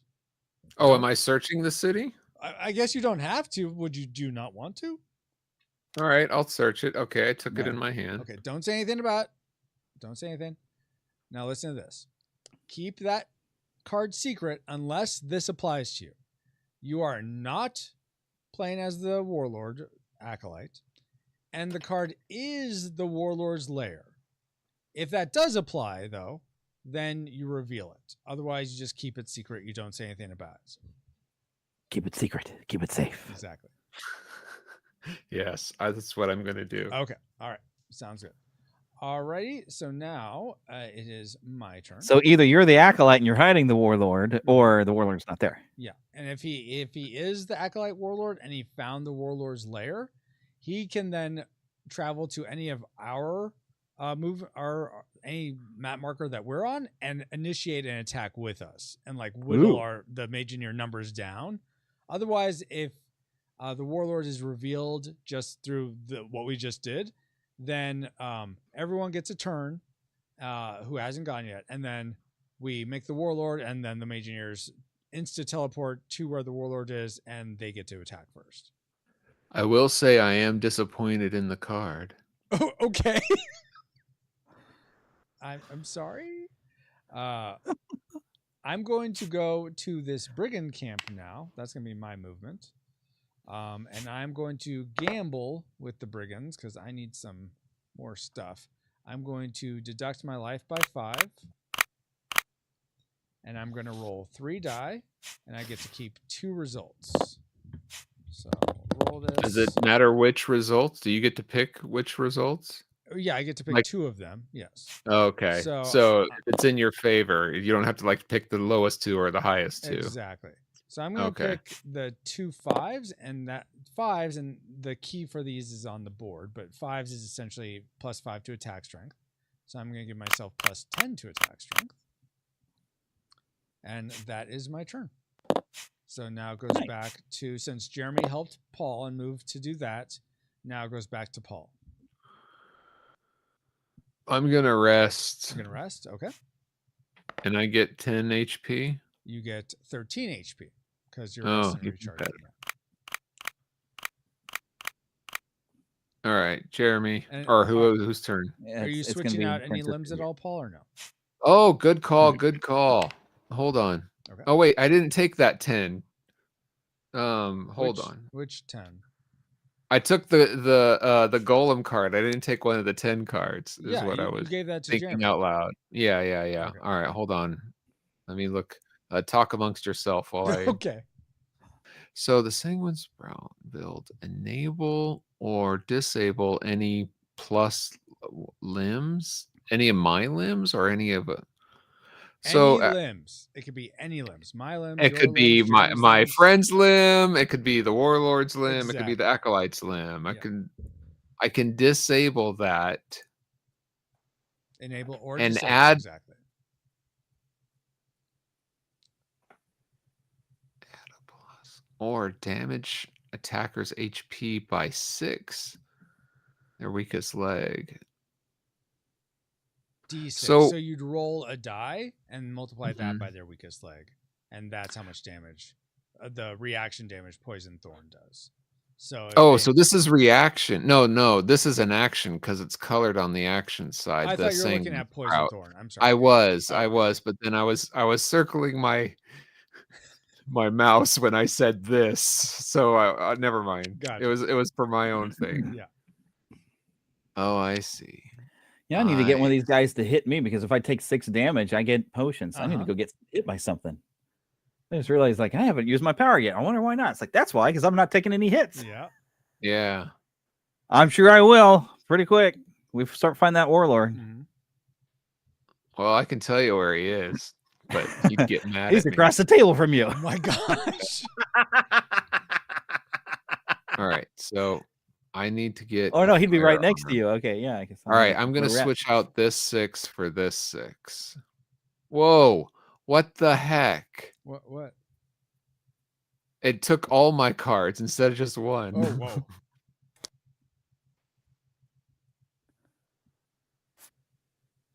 There you go. Okay. Nice. You have fire. So your attack strength doesn't change, but you get +6 in HP for that switch out. Because you're essentially giving yourself a brand new limb that has a full amount of hasn't taken any bullet hits, hasn't taken any fire damage. Oh man, I wish I had done this last time then. I could take it. All right, cool. Okay. So did you unlock Poison Thorn then? No, not yet. okay. I haven't locked on anything. Oh, okay. No, both need a water, and I'm not ready to give somebody water capabilities yet. Okay. Let's see. So now it is my turn, and I am going to. Oh gosh, not really good options right now. Why don't you come fight me? I mean, why don't you come? So you can't move down and search that city down there or up here yet because we can't start doing full searches. I can rest in them, but I can't search them. Right. Well, once we clear those other 2 cities, we can search anything. Yeah. Otherwise, the searches have to be done right after we take out a golem. Here's what I'm going to do. I'm going to do 1, 2, 3, because that's all I can do. I'm going to rest. So my movement would go down 1, but then it goes back up 1 at a village, which I'm at. And then I get my base HP to add to my HP, so I get 2 HP. Now, another thing at the village, those are where you go to create a golem guard. So if you want to create a golem guard, you need at least 3 potions to do it. But if you'd like to do that, you can do that in your next turn. I am done now. So now it is Jeremy's turn. Can you build your golem in a city, or does it have to be a village? It has to be a village or seneschal. What's the shell? The capital. The capital. Oh, seneschal. Okay. The capital city. Okay. Well, I'm going to rest while I'm preparing this here city. Okay. Rest and recharge. So that's rest and recharge. Okay. 12 HP to you. Let's see here. So 10 and 1, 2. Right. And my movement gets adjusted by what? Like 2? It goes up 3. So I'll Goes let, up I'll let 3. you do that. So 1, 2, 3. I'm back up to 8 then. Yep. And Nifty. then and That means did corruption's going to happen too. Did you want to switch a limb? Yeah, the 6 is going to become a 10. Oh, nice. Wow. Okay. So you get that difference in speed. Sorry, I'm You know, just making And the it difference look would be right. 4. So I add 4. Add 4 to your speed. 1, Exactly. 2, 3, 4. I'm And impressed. then my hit points are going to go up by 10 then. Correct. Exactly. I'm impressed clicked how it and doesn't have- quickly I you gotta do it. grasp There we go. all Okay. these things. Bloof. Well, There we go. I Okay. wonder. Part of me wonders if it's because Jeremy was trying to play D&D for a time, and I don't think that's something you ever got into, Paul. Right? No. Oh, gracious. All of my cards just hopped up. There we go. Let's put those back. I hit the T button and it jumped into my hand. Oh, my hit points. There we go. Okay, so I think I've got everything done. Okay. Awesome. I'm more powerful than you can possibly imagine. Oh my word. I am faster. I am stronger. Oh my gosh. I'm glad you're getting into Or this, Jeremy. this This is bodily- cool. I like yeah, this. it is. I'm Because you having get to lots of fun think a little with bit about what you're doing and strategize. And we've Yeah. smashed 2 golems so far. Exactly. All right. So now is back to so now we have to spread corruption. Yep. Because I so rested. We got corruption here on Lava Road. You have it here. And let's see. Here on Bitter Run. The reason why you're adding all this corruption is this because the warlord kept losing? No, no, it's because we are ending at the 8, so it's like you guys are sleeping, and so it's allowing corruption to spread. No, 'cause we're I not- mean the game mechanics of adding all this corruption. Yeah. Oh, it was a balancing thing, yes, because when you have one person against 3, it's very easy for them to just lose. I mean, like, Yeah. I can't fight against you. There had to be you something to can. balance it to allow the warlord to be to make it an interesting fight. So it's not just like, Yeah. oh, well, you found me. I guess I'm done now. That was not Okay. fun. This corruption that's popped up now near our free city, though, should that have been a little closer up to Shell or though? I just had that thought because, like, you had this corruption right here, and it's like, well, that's close to we freed that city, but I guess that pops up because up here is still corrupt. Exactly, and because So this should it have maybe road- popped up closer, or no? It goes up in the road in between, and we already have one there. I see. Yes, exactly. So corruption goes in between the roads. And, Right. and Aha. if this map marker, any road that has a corruption on it that's near this map marker also gets a corruption. So it spreads Ooh. from enslaved Spread. cities or essentially other corruption. So it's like a nasty rumor. It has to have a road for people to travel on to send that nasty rumor. They're talking Yeah. bad about us and the royal family, and Yes. the warlord is so great. Don't listen about this slave thing. He's not the one enslaving people. I see it gaslighting more as people. like swamp and death and decay and mold on these roads, but yes, I like that too.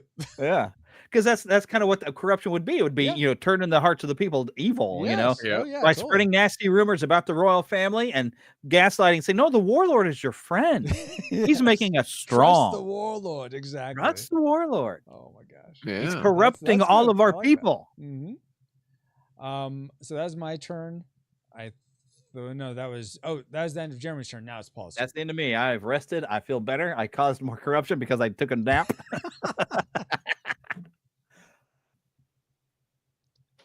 It's my turn? Yes. Sorry. No, that's fine. Did And I'm at the 8, so I have to move, you correct? have to move, exactly. All right. And this spot up here, Raybite break, is that a quest? Yes, the map icon is a quest. So Okay, we yeah, may not there's have a gotten quest it, here but too, I guess. But that what is a place to go for a quest. So So it's not a trigger for a quest like an Oops. exclamation point. trying to but move it around is on a the board. and place you actually would grab the go. thing. That's not one of the quests will take you to. Oh, so Okay, what is yeah, it but, then? there is a quest right here, though. Yeah. So it's for the quest, the cartographer. It's essentially a place you have to go to complete the quest. And what is this? Ashley's Sorry. haberdashery. Yeah. That is a place where that's you trade in a power quest. cards for HP and attack strength. So if let's say you had a 5 in your hand, you'd pay that to Ashley's. It either goes to the junk pile or the warlord, depending on whether or not Ray's Hutch is enslaved. And then you would get 5 you get +5 to attack strength, +5 to HP. So I have 8 spaces. Can I go? Wait, where was I? Up here? You're at Poor Powers. 1, 2, 3, 4, 5. Can I go 5 here? Clear these 3, and then go back 6, 7, 8, and land down here? No, you can't do that. But you can travel just to RR Pass and clear those 3. Or you could go all the way down to Headstone and clear 4 and attack Headstone. Tempting. I'm going to clear these 3. Okay. And I'll take 9 damage. Is that right? Yep. I'll get those potions for you. You had asked about the different colors on the potions before, I think, Paul. Were you going to ask that? Yeah. So that's mainly for the physical copies because, whoops, I didn't mean to stack a bunch, but essentially it indicates what's on the other side of the potion. Yeah, if it was a golem or Exactly, yes. No, one of these cards, I think it was the 10. I think the Here, I can show this 10 if that helps. No, it wasn't the 10. It was I think it was the sorry. I think it was words, Paul. It was one of the icons of a potion on the quest cards that I think was colored incorrectly. Oh, really? Okay. I mean, here is my quest. No, it was 1. It was with 1 potion. I thought it was a quest card. Maybe it wasn't. That's why I was like, maybe it was a 10. Yeah, there's a goblet. Oh, there it is. There it is. Yeah. On that one. Yeah, that one. That's not a potion on. That's an artifact. It's an artifact. I guess. Yeah. No. Placed by Imagineer to grant an action, sacred combustion, or up to 3 of fire limbs. Oh, or underneath fire limb. Oh, that isn't a potion underneath. Yeah. That's what I meant by the. See how it's different colored? Yeah. I was like, because it's not meant to be a potion. It's meant to be an artifact. Yeah, it's an artifact. But I failed to achieve it, so I didn't get to use it. No, but that's what I was wondering, why it was a different color. Like, okay.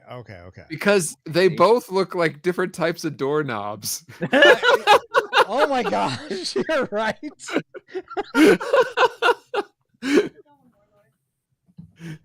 How dare you? How dare you? Okay, so that's supposed to look like that. Okay. Yes, it is supposed to look like that. Oh my word. So you cleared that corruption, Paul. You took the life. There's nothing else to do at RR Pass. Okay, so now it's my turn. Yep. I am going to go. Let's see, how many movement do I have? Oh, I should have just attacked. Oh well. 1, 2, 3. Okay, I'm gonna go 1, 2, 3 to raise Hutch. And hopefully survive this. Okay, so well, you get the. I get the what? You get the corruption though. Oh, yeah. You know what? I should take the corruption. That's a good point. Yes, I will take that corruption because I need it, and then take 1 hit to my HP. And this potion should be down 1, right? It should be. Thank you. I just forgot to move it. Yes, that should be. Yeah, that's fine. Why? I'm sorry. You've explained this, and I totally forget. On the very right, the warlord power is up at a 2 now because of why? So the mechanically, it's just because every time you be a junk golem, it goes up by 1. Oh, so okay. that it can power scale the junk golems with us. Yeah. Thematically, it's because the warlord uses blood and shadow magic, and the less he has to control across the land, the more concentrated his power becomes. So each individual one becomes more powerful. Interesting. How long did it take you to come up with that one? Anyway. No, time. It makes sense. It's just I honestly don't know. Some of those sort of ideas come just while I'm taking a shower, and so Sure. maybe Sure. a couple showers. I don't know. All right. So this 30 years. 30 years exactly. All right. So the attack strength of this guy is each of these are now double. So we have 10 plus 8, so 18 attack strength. And speed of 14. And then HP is essentially those two added together. So 32. He's becoming However, the bonus or the buff for Raised Touch is his HP is doubled. So he's actually at 64. Ooh. And you have to disable one arm. I have to disable one arm. Yes, exactly. So I will disable my 3. No, on the right, it says all attacking Mageneers gets +5 to HP. Is that +5 at every turn? I'm so sorry. Where are you looking, Paul? On the bottom right-hand corner side, all of attacking Raised Hutch? That's when you free the city. That's the boon. Oh, okay. And okay. It's actually multiplied by the power multiplier. So whoever helps destroy Raised Touch's jungle will get +10 HP instead of just +5. Oh. Okay, so let's see. That might be a reason to help. This, I'm wondering, do I have the ability to, let's see. I have Static Shock, or no, I have Fan the Flames. And my speed is 20, my attack strength is stronger, so that's not that helpful.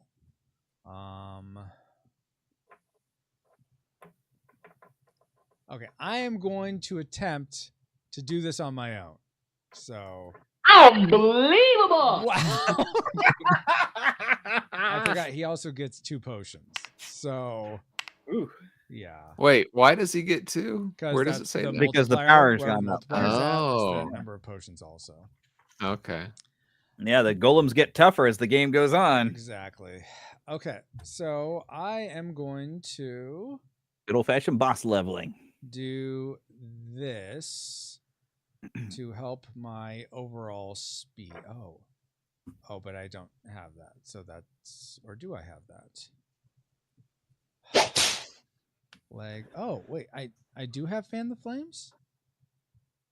Yeah, you said you did earlier. Yeah, no, I do have Fan the Flames. No. Yeah, you had it when we started. I believe we I coached do have it. you. Okay, perfect. Okay, this is great. Okay.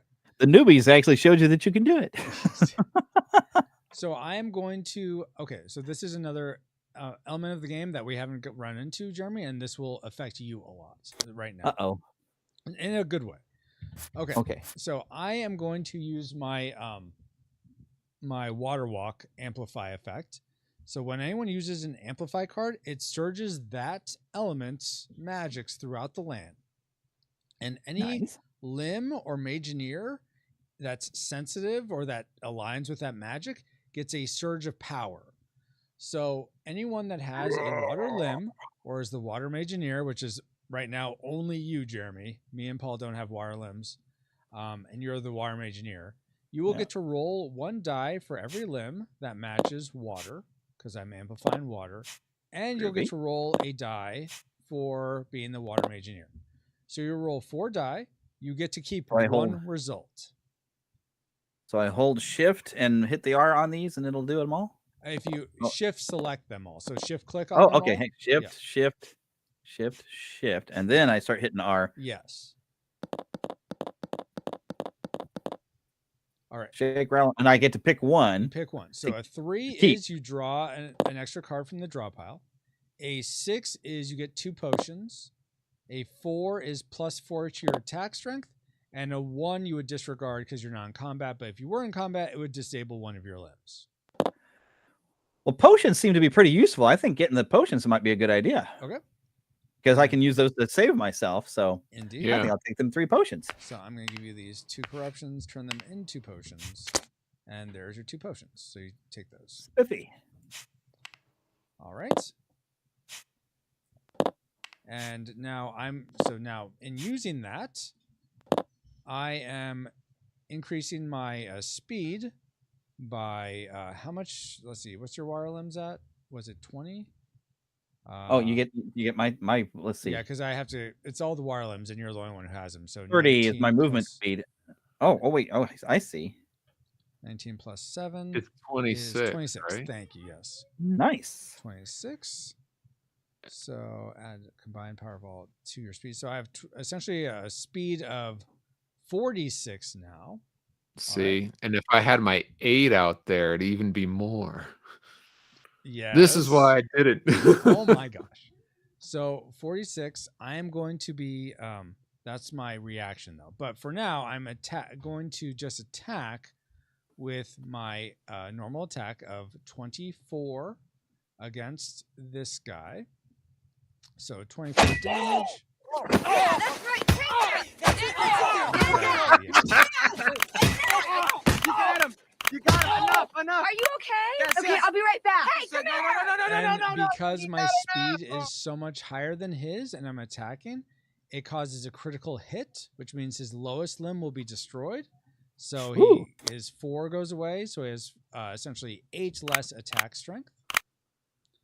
But he will counterattack for 10, because his 5 is now essentially effectively a 10, and that's his strongest arm. So I will take 10 counterattack damage. All right, so that was my turn. So now it's his turn. He is going to attack me again for... So why didn't he block your attack with a potion? Because he's not at critical? Because it won't kill him. Exactly. He would only use a potion for that if it's going to kill him. Okay. Otherwise, he'll use potions to get his damage through. So if I were to dispel, he would use a potion to overpower, etc. Oh, okay. Yeah, so if you were playing like a none of that, then you say, "Oh yeah, eat potion." Exactly. Okay. I missed this from before, but Kran said, "Oh, okay. Oh no, this is several things. Let's see." Kran said, "I can't fight against you." Warlord confirmed. Oh my gosh. Kran says, "Question: if the Warlord uses blood magic to power the Junkoloms, are the Junkoloms alive?" And then he says, "The Junkoloms are people. The Junkoloms are people." No, they're only alive in like Frankenstein is alive. In that it's not really monster. Yeah, monster. Yeah, because Frankenstein would be alive because he's a doctor. Yeah. Or a zombie. Maybe that's a better way. I'm afraid that you have gone and upset me. Oh my gosh, Red again. All right, so he's attacking me for 10 damage. I am going to take it. Oh, this goes. I'm going to leave this out for now because it lasts for this whole round. Oh wait, it goes back into my hand after I use it. Oh, this is interesting. Houston, we have a problem. Yeah, exactly. Well, here's the thing. I think I can just now. It goes back into my hand. I'm gonna have to add more to this because it's a little unclear. Because the way this is played, and I think this is fine. Now I can play this again, or it just lasts for the whole until my next action. I think that's the way I would play it. This still just lasts for my whole action. So the one amplify happens. I don't have to play again. I still have 46 speed. So I am going to take the damage of 10. And I'm going to react with my Fan the Flames, which allows me to damage attacker's HP with my speed, which is 46. Whoa. So that is going to kill him. So but he's going to block with a potion. Yeah, he's going to use a potion. So the potion tracker goes up 1. I'm going to use a potion to overpower it. My 1 potion. So the potion tracker goes up 1 again. So now he has to use 2 potions. He doesn't have 2 potions. He is dead. Kaboom! That is awesome, Paul. What was that? Are you dead yet, Warlord? That's F. Okay, I'm just gonna do this. So, so I get the 2 potions as loot. I get the body, and Wait. I'm going. Go ahead. What's Go ahead. the question, Paul? No. I'm caught up now. Okay, I get the 10 life for the boon for the raised touch. I'm going to give myself, let's see, I'm going to give myself plus 10 attack strength for my heroic feat. And I am going to take the 7 into my hand. Warlord gets the 5. Oh, how come you get the 7 and the raise hutch? It's because no one helped you? Exactly. Yeah, I get, he did it by all himself. the loot because no one helped me. Exactly. Yeah. Oh, that was His way loot and harsh. everything. Okay, and I am going to search the city. For the warlord's base. I have found Search the city. warlord's lair. So everyone else that hasn't gotten it gets to take a turn before we go. But I will say we are at just over 10 o'clock. So if either of you need to go, you gotta be done. We can just stop and not continue. I got time. I don't have to be anywhere until 4. Okay. How about you, Paul? I'm not staying till 4, but well, that'd only be 2 o'clock your time. I think we have about 20 or 30 minutes left of the game at this point. You think so? I think so. Well, I want to do that quest before I come fight the warlord because I might get a boost out of it, good luck with that. Anyway, I want to succeed at a quest. Okay, Power Rangers, let's do it. All right. So go ahead and go, Jeremy. So I'm moving to the quest space. Okay. Bloop.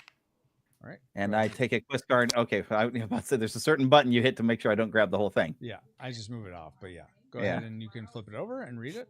With the F card or Yeah. F button. Why does it have a 2 over my thing? I have a 2 on my thingy. Oh, weird. There we go. Now let's read it. Okay, read aloud. Having seen you come down the road from her stoop, a girl laden with packages waves you down. Your Highness, I'm terribly behind on my order. Will you deliver these gooey butter cookies and gadgetry gear to Ashley's haberdashery? You can have these potions as payment. You take the packages and potions, but do you A, go to Ashley's making the delivery, take this card into your hand, or at no time deliver, eat the cookies and use the gear plus 20 HP? Ashley's is closed for the rest of the game. I think I'm gonna, let's see, what is this thing gonna do? Can I rotate while I'm looking at it? Let's see. Divine Delight may play immediately, discard after use. You and all allies get plus 10. Well, hey, I don't think you can because you can't make it to Ashley's before the war. You have to fight the warlord. So I think your only option is to do B. Yeah. I mean, then you would give up your plenty that you could, but then you would lose your B option and then lose your 20 plus HP. I think if I'm reading that correctly. So because you don't have any more turns to go, you can't make it to Ashley's haberdashery. Oh, for crying out loud. So eat the cookies and use the gear, and I guess that's all just getting 20 HP So for me. You get plus and I still don't get a heroic action. Dadgummit. No. It's not. Oh, well, 20 HP will be handy for the warlord, so. Yeah, that's true. That's useful. Why? She'll do you thank think you later. Look, I revealed the warlord's lair, which means I must not be the warlord, right?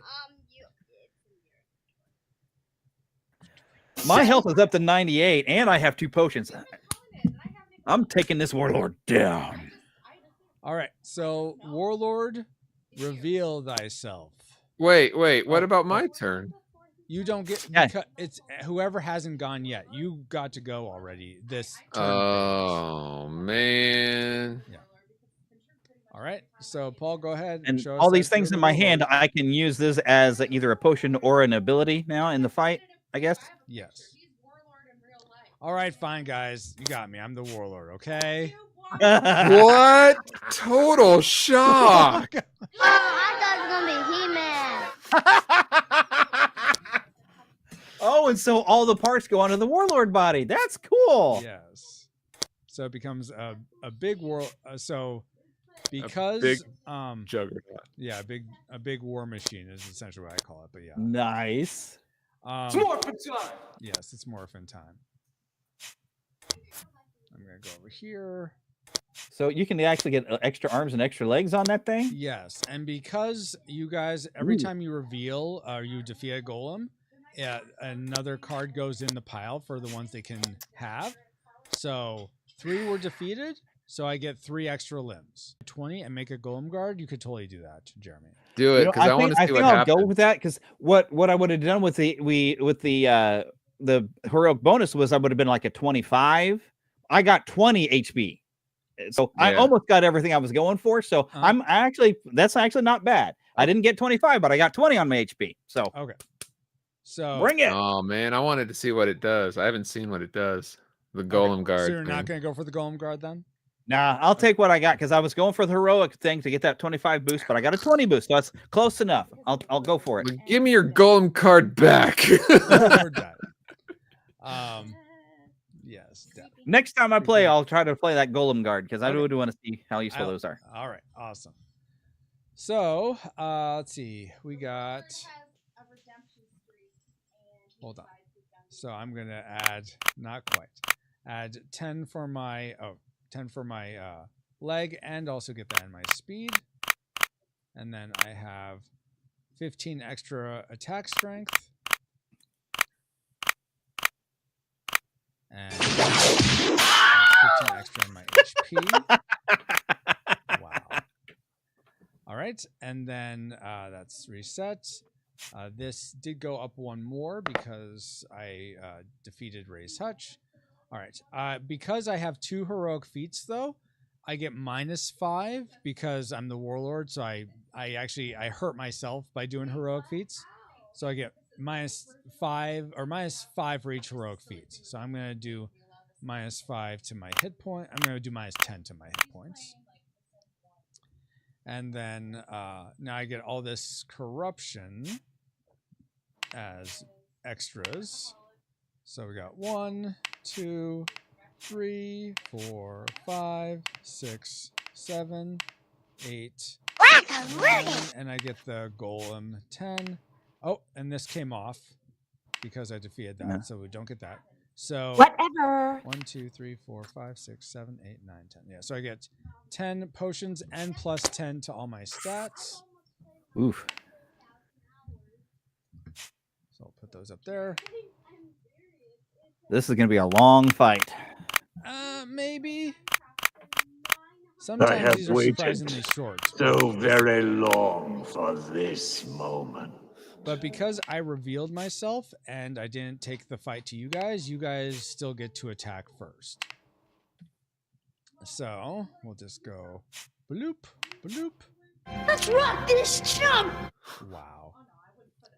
And I still get +2 for my 2 arms that are the same. We'll add that to my attack strength. All right. So, Paul, you get to go first because I think your speed, you guys' speed is still the same. Is that the case? Or is it different? I think I boosted. I'm up to 30 on my speed. Oh, really? Okay, then Jeremy, yeah, because I changed my limb. You get to go first, then, Jeremy. Okay, so now this is where I have the options on my actions where I'm going to attack. Because I guess we're automatically teamed up though, too, aren't we? You are automatically teamed up. Sometimes So I get +5. Sometimes you have 2 characters that can't do their team up together, and that's hard. But you guys can do your team up together. We can.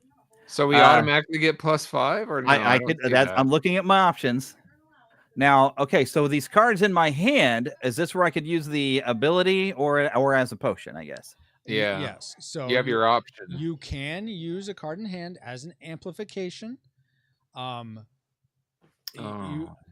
You still get to do your action. It's meant to amplify whatever action you're going to take. It doesn't necessarily have to, but you can still play it. Can I switch out my legs? No, it's too late for that. Paul, I'm sorry. I do have some pretty handy things that I could use with some actions, but for now, the only thing I need to do is do that team up. Okay. All right. Let's do that team up. So +5 to health. 1, 2, 3, 4, 5. And then if he takes a shot at Paul, then Paul's just going to play it. I didn't feel that. Wow. Well, 1. All damage I take is reduced to 1. Yeah. You'll just shrug that off. No biggie. We are prepared to take you down.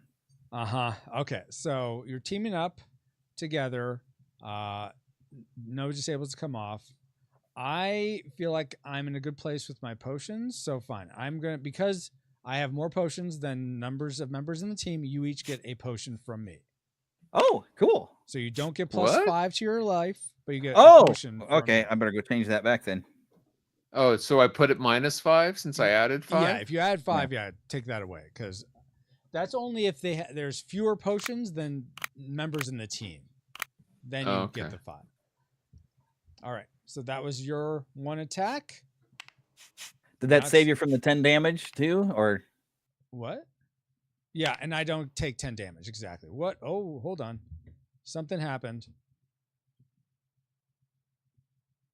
Go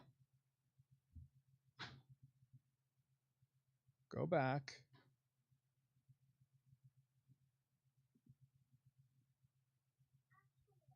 Why are you done? Okay. Hold on, guys. Apparently libretto was like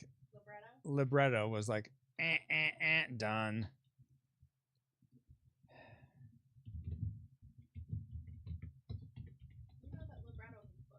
No, I didn't know that.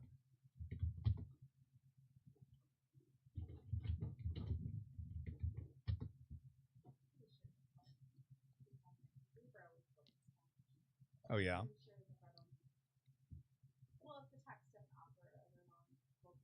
Oh.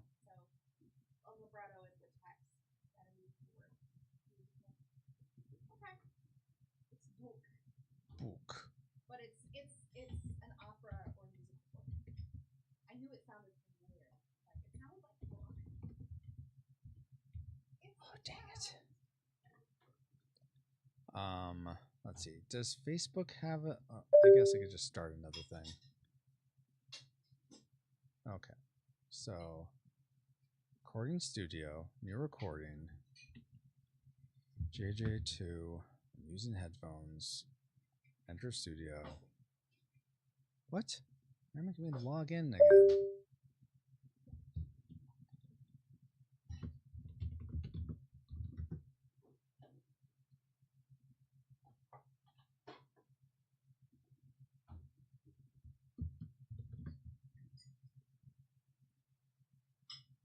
and I have an original Ram Man. Oh, and an original Psykill back there.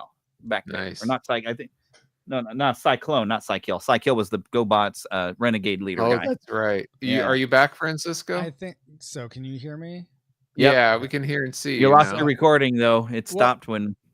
So it'll be interesting to see what happens with that, because it looked like it just decided to stop the recording and just like, okay, your was it on a done. timer? What was that? Yeah. Was it on a timer? I thought I had 5 hours, so we're not there. So I'm not sure what happened. I don't know. I'm glad this is a good stress test for it. So I saw a recording going, so I think it is going to take whatever we did record so far. Yeah, it is, because it said local recording is finished uploading, is being processed. Feel free to leave the studio. Oh, okay. It's got a thing on my screen here. Okay, so. cool. Okay, so let me. At least we by the way, keep playing, because I was like, oh, we're not going to get to finish the game. While you were doing that, we defeated the warlord and his acolyte. That's amazing. Good job, guys. Yeah. I'm impressed. Okay, you win. You probably need to refresh your screen, but because it probably looks the same to you. Oh my gosh. All right, I'm going to now attack you guys. I get 2 actions as the warlord, one for Hobart, one for the warlord. Oh, I did have the question right before you died or went out. Did you still take the 10 damage from the team up? I don't take the. I only take that damage if you suck life away. But you took my potions. I gave you both potions. So I have 2 fewer potions. You guys now have 1 extra potion. But then we got 2, but we got your 2 potions. So then we still would get our +5 then, no? No. So the way we didn't get the +5, we didn't take damage, but we did get some potions. Here's how Rip tied the team up for Jeremy reads. If the defender's number of potions is less than the number of team members, they give 5 HP to each member. Or else give a potion to each member. Okay. So while he's got so many potions, Riptide isn't going to work the same. Yeah, exactly. That's fine. That's fine. It's nice. Those potions are going to be useful, so that's still yeah, I was about to say, I'd rather take away his potions than take any damage from him right now. Yeah. Although you still get to only take 1 damage, though, you're still going to be fine. So right. I don't know about you, but I'm fine. Yeah, you're going to be fine. For how I've got high enough HP, I can take the hit. I think if he hits me. Okay. All right, I'm up at 98 right now. So my barrage attack, which is I get to attack both of you in any order. The first one I attack is my attack strength -5, and the second is my attack strength -10. So I'm going. I guess it doesn't matter for Paul. So Paul, I'm going to attack you second, but Jeremy, I'm attacking you for, let's see, 59 minus 5, 54 damage. Woo, he hits harder than I thought. Block it. Okay, so now I have the option to burn a potion to cancel your action or reaction. Or unless you have a card that blocks that. Yeah, my speed is significantly higher than yours, so you can't speed Really? shield. Oh, I don't think I have speed shield, do I? Yeah, everyone has the same Oh, I do. reactions. Yeah. Counter. I can, if I take it, I can counterattack damage attacker's HP with the strongest arm, which my strongest arm is either way it's 7. Yeah. So you can get counterattacked with a 7 if I take that 55. But because you have hunk, you're actually going to absorb. You're going to take 3 less damage, and if you counterattack, your counterattack gets 3 extra damage. Well, how about that? I haven't really considered the mech. I haven't got to use the abilities of that mech yet. This is the first time I've gotten hit. So but the I keep on calling ability, but it's these A's that's. These are for only when an amplify is mainly when I do have one reaction, the overdrive, which gives me 2 times my speed until my next action. Yeah, if you used overdrive, your speed would be higher than mine because I'm at 40. So then I could sacrifice a limb. Well, then you could use speed shield if you used overdrive because then your speed would be higher and you'd be able to absorb it. You'd have to disable your highest limb though, which is your 10 leg. Yeah, and that would I don't think I want to disable a limb. I think I can handle taking that hit. And then I just don't want to get hit again. And then you get a potion for each 6 damage. Yes, I do. Yeah. So that's actually a good I can use potions to keep saving my life if we get down to it. So, so I'm going to get the calculator real quick cuz I don't know what that conversion is. So 50, 54, you can it's like 55 minus 3. 9 potions. Woo! I was about to say you can run out of potions real quick though. So yeah, you can. Let's see. I'm trying. So that's 5, 6, 7, 8, 9. Okay. Jeez. All right. Here are all your potions, Jeremy. Okay. Hope you're happy. Yeah, I hope you're happy. Also, where's that 50? Did you minus your life? Okay, by so 54? now my 55 minus the 3 because hunk I can reduce the damage by 3 is actually 54. So 51 damage is how much you take. 51 damage. Okay, so 1, 2, 3, 4, 5. 1, 2, 3. Whoops. Hang on. All right, 1, 2, 3, because I hit the wrong button. Okay, so then now it was total 54 damage. So I've done 50. So 1, 2, 3, 4. There we go. And I get to now use a counterattack. No, you don't, because your reaction you're using is Hair of the Sea Dog. You get 1 reaction, and so that's the reaction but you still absorb that 3 damage. So you take 3 fewer damage. Oh, right. See, okay. Did you want to undo that and do the counterattack instead? Well, the counterattack wouldn't do a whole lot of damage. So getting all these potions actually was a good boost because that's going to keep me alive longer. Yeah. Do the 10 damage to me. That's don't much listen to the worse. It would only Warlord. been, yeah, it would have been totally 10, but comparing that to the 14 damage that I can do just by punching. So Cran says, "Hear me out." Plus, if I have more potions than you, you're going to take that damage now. He doesn't have Sea's Bounty though. He has Hair of the Sea Dog. But yes, yeah. Cran, I know you like Sea's Bounty. All right, but I didn't get any wind or earth, so. All right, then I attack Paul for 50, 1 damage. 49 damage, but it essentially becomes 1 damage. Yeah. Because you're way up on a cliff that I can my shots only like give you a splinter or something, or make you cough fiercely. Wow. Did you minus the 1, Paul? Already? Yeah, I did. Okay. All right, then it goes back. Oh, so that was my Warlord action. Now my Hobart. Now you have action, your Acolyte. Yeah. Oh, they're both gonna do stuff. Oh my. Yeah. Is gonna do geez, I can't. All I can do is attack again. So I'm going to attack Jeremy for 50. I guess it'd be 59 minus the 3, so 56 damage to you. Okay, so if I was to take that, I would die. So I'm going to use a potion. Okay. So does that just save me, or does that just That starts reverse this your trigger time? contest where I'm going to now play a potion. Do it. Deplete his potions. Yeah. Now you'd So have now to I play have to play 2. potions. Yep. So I hit shift, I grab 2, and I put 2 potions. Okay. So that means I have to pay 3 potions. Yeah, these potions do go fast. Wow. Yeah. All right, there's my 3. So now you'd have So to now I pay have to play 5 potions. Woo! All right. 1, 2, 3, 4, 5. Whoops, hang on. Oh, I was hitting control and not shift. No wonder. 1, 2, 3, 4, 5. And now. All right. So, dang it. Okay, I guess you could live for now. I guess. I guess. I totally paused. All right. So those are all used up. All right. So Yep. that is my turn. It is back to Jeremy. Okay, well, we didn't do near as much damage teaming up as I think I could do on my own, because I can do 14 damage. Granted, it does help save you, but I need to hit him and hit him hard. But I do have some restore HP to current maximum, which my current maximum, I guess, was only going to be 44. So I'm actually over that. No, wait, what is my current maximum? Your current maximum is just your limbs add together. The base Okay, limbs add together. and plus the 2, I guess. That's my base. So it'd be like 14, 24, like 33. So yeah. All right. So I'm already past that. So I don't want to use a fairy aid. Yeah.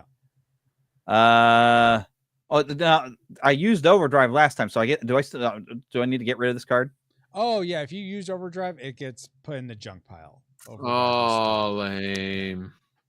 Oh yeah. But I do have rapid repair. Attach power card in hand to Juggernaut in place of missing limb, or enable all your limbs. Okay, so I don't really need to use that. No, not right now. No. So because I'm not disabled. So oh wait, hold on. Oh wait. Okay, yes. I'm trying to think if I critical hitted you because you took all that damage, but your speed. What did you used overdrive, so your speed was higher. So I couldn't have critical hitted you. So. That's good. I'm not sure why. Well, although I saved myself from the damage anyway. You did, yeah. So that I burned a lot of potions, but it was totally worth it. Because I'm still alive. He hit a lot harder than I expected him to hit. And twice over. It's like, how in the world are you supposed to beat the warlord? Okay, so it's probably better. Well, see, I can either do 14 damage, or if I do of course, you can still play a potion to try to negate our team ups, can't you? Yes. And we'd end up in a game of potions again. Yep. That's fine, but we could, between the 2 of us, we'll eventually drain his potions. Will you? Yeah, we would. But if I run out of potions, I'm going to die if he hits me like that again. Granted, I do have Unbelievable! I mean, I don't have any more reactions. Everything I have now is on an action. So I mean, I'm gonna get taken down. Maybe he doesn't know what he has to do. I feel like I need to hit him hard and fast. And I can either hit him for 14 or take the chance that he's going to stop us from teaming up again. But the thing is, keeping you alive, you might still beat him. Let me throw this at you as an extra You've thrown too much at us. I know. Well, if you want to have this option, there's something called sacrificial atonement that you could do, Jeremy. Here's what it looks like. You can attempt to free the acolyte from the warlord at a cost. So you would essentially take Hobart away from the warlord, so I would have 1 less action, but this is how you would do it. You sum the results of rolling a d6 for every limb in your Juggernaut and every point in your base health. So you have 2 points of base health, so it'd be for 6 d6 you would roll. The warlord does the same using their acolyte's base health, which is also 2, so I would roll 9 die because I have 7 limbs plus the 2, 9 die. Remove any one of your limbs, putting in the junk pile. So you're going to be sacrificing a limb to do this. Well, I do have a card for an action that allows me to replace a limb, so I can put a new limb on. Then you compare your d6 sum with the warlord's d6 sum. So the sum of your... And you have 9 die that you roll? Versus his 6 dice, right? Yeah. 4 wow. 6 dice.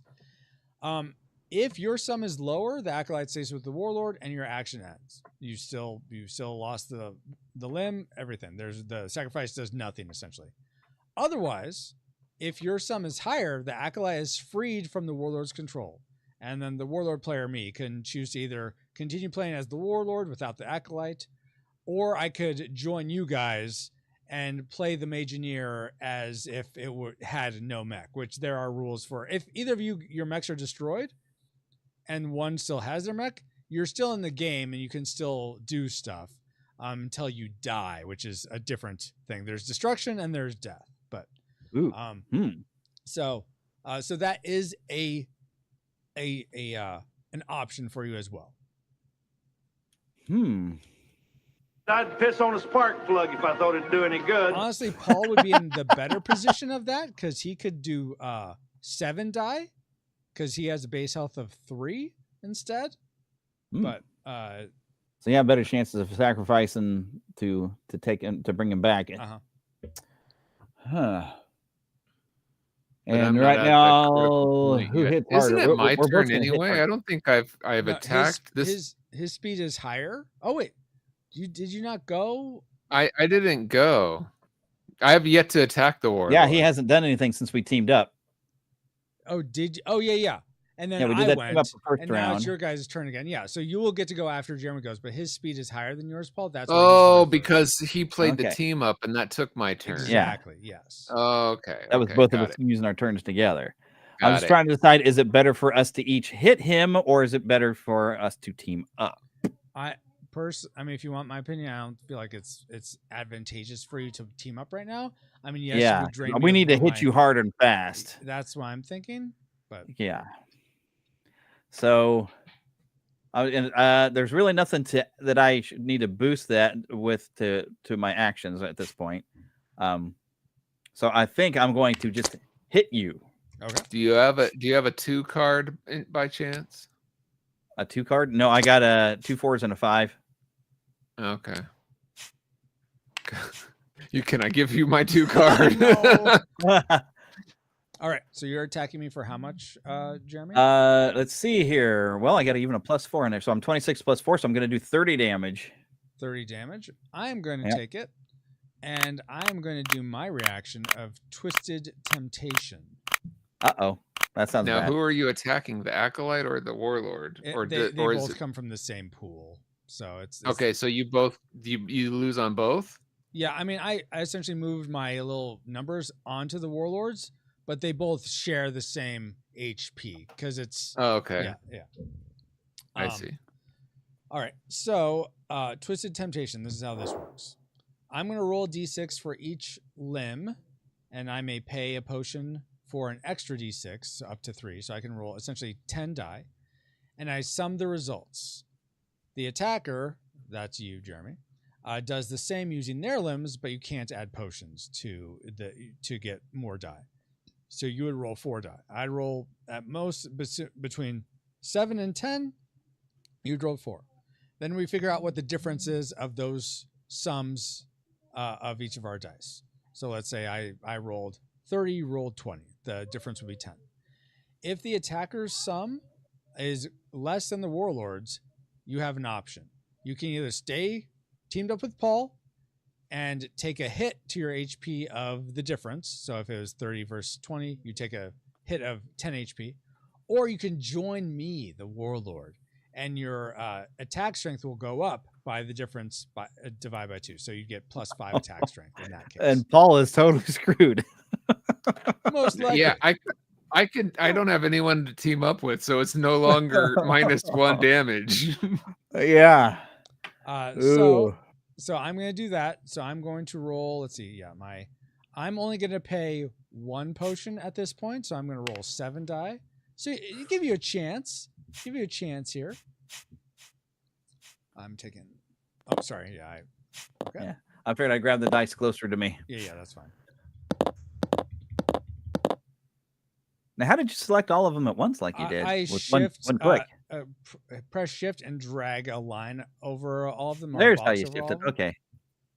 And now all I got to do is hit the. That's cheating.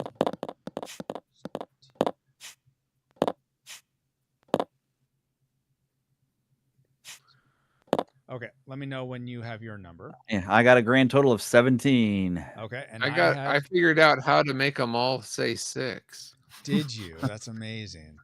And I had 28. So 28. Your sum was lower, but 28 minus 17 it gives you a difference of 11. 11.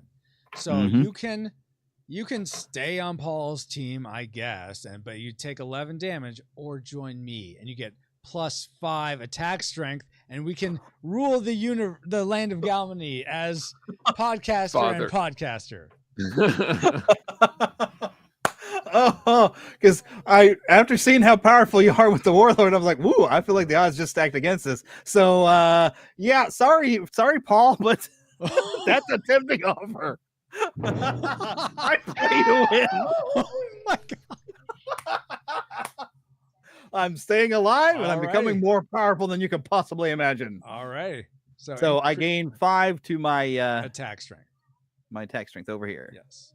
Whoops, I clicked. Well, I'm going to use my lifeline and phone a friend. And I'm going to call on the big deal himself, Dustin Warford. It'll be Warlord versus Warlord.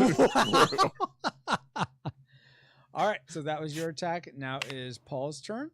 Paul, I mean, I could tempt you also. You could join me, and we can rule as the Warlords win. I mean, wouldn't you prefer a good game of chess?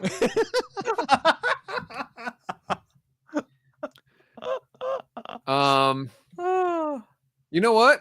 Yeah. What? Let's go out in a blaze of glory. All right. Go for it, Paul. Go for it. All right. I was gonna. I mean, strategically, I would give in, but you know what? Let's end this game right. That seemed very good strategic to just join. I'm like, you know what? Did you want to try that sacrificial limb, Paul? And because then you could, I don't know. In this position, you may not want to do that, but you could try. Yeah, not yet. Maybe next round. Okay. So is it my turn? It is your turn. Yes. It is all you.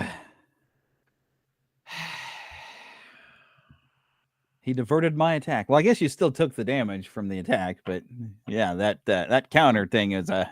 Can I team up with no one, huh? Yep, you're all alone now. If you had made the Golem Guard, you could team up with them and trigger your Cliffs of Vitality and just really stick it to us and make it super hard to kill you. Yeah. So now I've learned how beneficial those Golem Guards can be, I think. All right. So when I attack you, do I attack you separately? You choose to attack Jeremy or me. Who has the lowest HP? I have 32 HP. Jeremy has. Oh, you're not as strong as I thought you were. You just hit really hard. 4. Yeah. Yeah. I'm gonna attack the Warlord just straight up with my 29. 29. Yeah, he's got less potions. Do you have a 2 to increase it? I do. Okay. You may not want to use it now. That's fine. 29 damage. I'm going to take it. And I'm going to Twisted Temptation you, Paul. Okay. After I just said I refuse, or I have to roll first? You still have to roll to see how much damage you're going to All right. take. How much do I roll? You roll... how many? 4 plus your base health, so you roll 7. So I'm also going to roll 1, 2, 3, 4, 5, 6, 7. I'm going to roll 7 also. Yeah, better odds than I did. I'll just roll your 7 when you're done. Okay. Okay, so I got 23. Okay, you can go ahead and roll. All right, and how do I drag across? Shift and drag a box. Like Shift. Photoshop or something. Yeah. Oh wait, it's never mind. Yeah, we can't see it. It's down there. That's funny. Uh-oh. So that's 11, 18, 23, right? I got 23. Did you? Yeah. Yeah, I just rolled this 23. Let's see. Is that 20? You did. He rolled a 23. Oh my gosh. Okay, so we have to re-roll then. All right. All right. So you can go ahead and roll first this time. Okay. Shift. Part of me still rooting for Paul to come back from this. But... Yeah. Yeah. if he gets higher than me, then he did all that damage and essentially didn't pay the price, I just had to take it. 9, 11, 14, 20, 27. All right. Okay, come on. Come on, Warlord. Don't get snake eyes. That doesn't look good. I was going to say, that looks good. That looks good. 10, 13, 16, 21, 23. Dang it! All right, so you lose Bolt, Hobart? No. I just take the damage and don't... my temptation is completely unsuccessful against you. Oh, okay. Because I was trying to bring you over to my team, and you're like, yeah, no, I have utter purity. Uh-huh. I have so much, it doesn't even hurt me to tempt me. So that's how that works. Right. This is how I die slowly. All right. So you now, did some good damage, though. Yeah. I only have 3 left HP on the Warlord before I have to sacrifice my Acolyte. Okay, right. I was about to say, you're still in the game for a while. Yeah. So I'm going to attack you, Paul, for 59 damage. What the heck? Yeah, see, that's why I was tempted. I was like, he's doing a lot with of damage. My Vampiric Embrace. All right. I'm going to use a potion to block it. Okay. I'm going to use a potion also. So we're up to 2 potions now. All right. So here's 2 potions. Okay. How much life do you have? All right. 46. I'm going to use a not today on it. Okay. Uh-oh. So I'm going to use a not today on it. Oh, that's not today. Good. Oh, sorry. It looked the same color. Oh. Yeah. Sorry. I was thinking this was about to get interesting. Oh, you do have today. a not today. Okay. So first, since we're amplifying not today's, first we do wind. So I have 1, 2, 3, and then 4 because of gem. So I'm going to roll 4 die. Jeremy rolls nothing. Paul, you'll roll 1 die for your amplifying of wind. Okay. Amplified wind.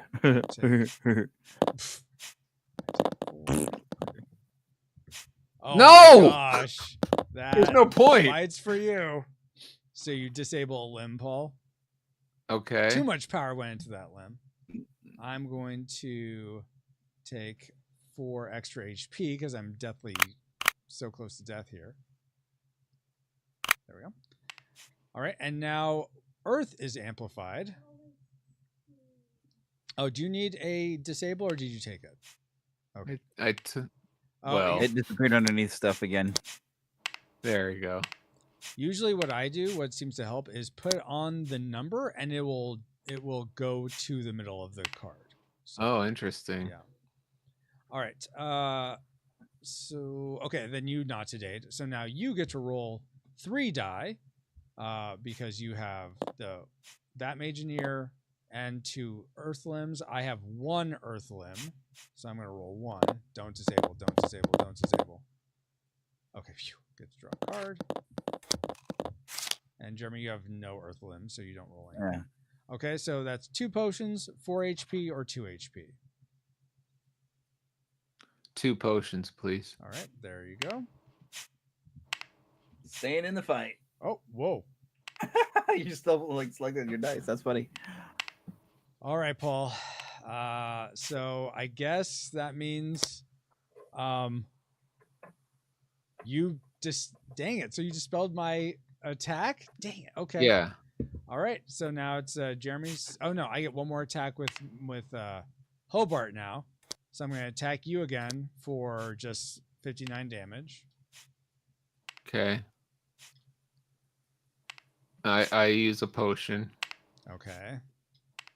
Oh, the potion level was up at 2 earlier. Is that still in effect, No, or it did goes we need back to reset down. it? Okay. So, Oh, good call. So now he's used Back to 1. 2 again, Paul. Yeah.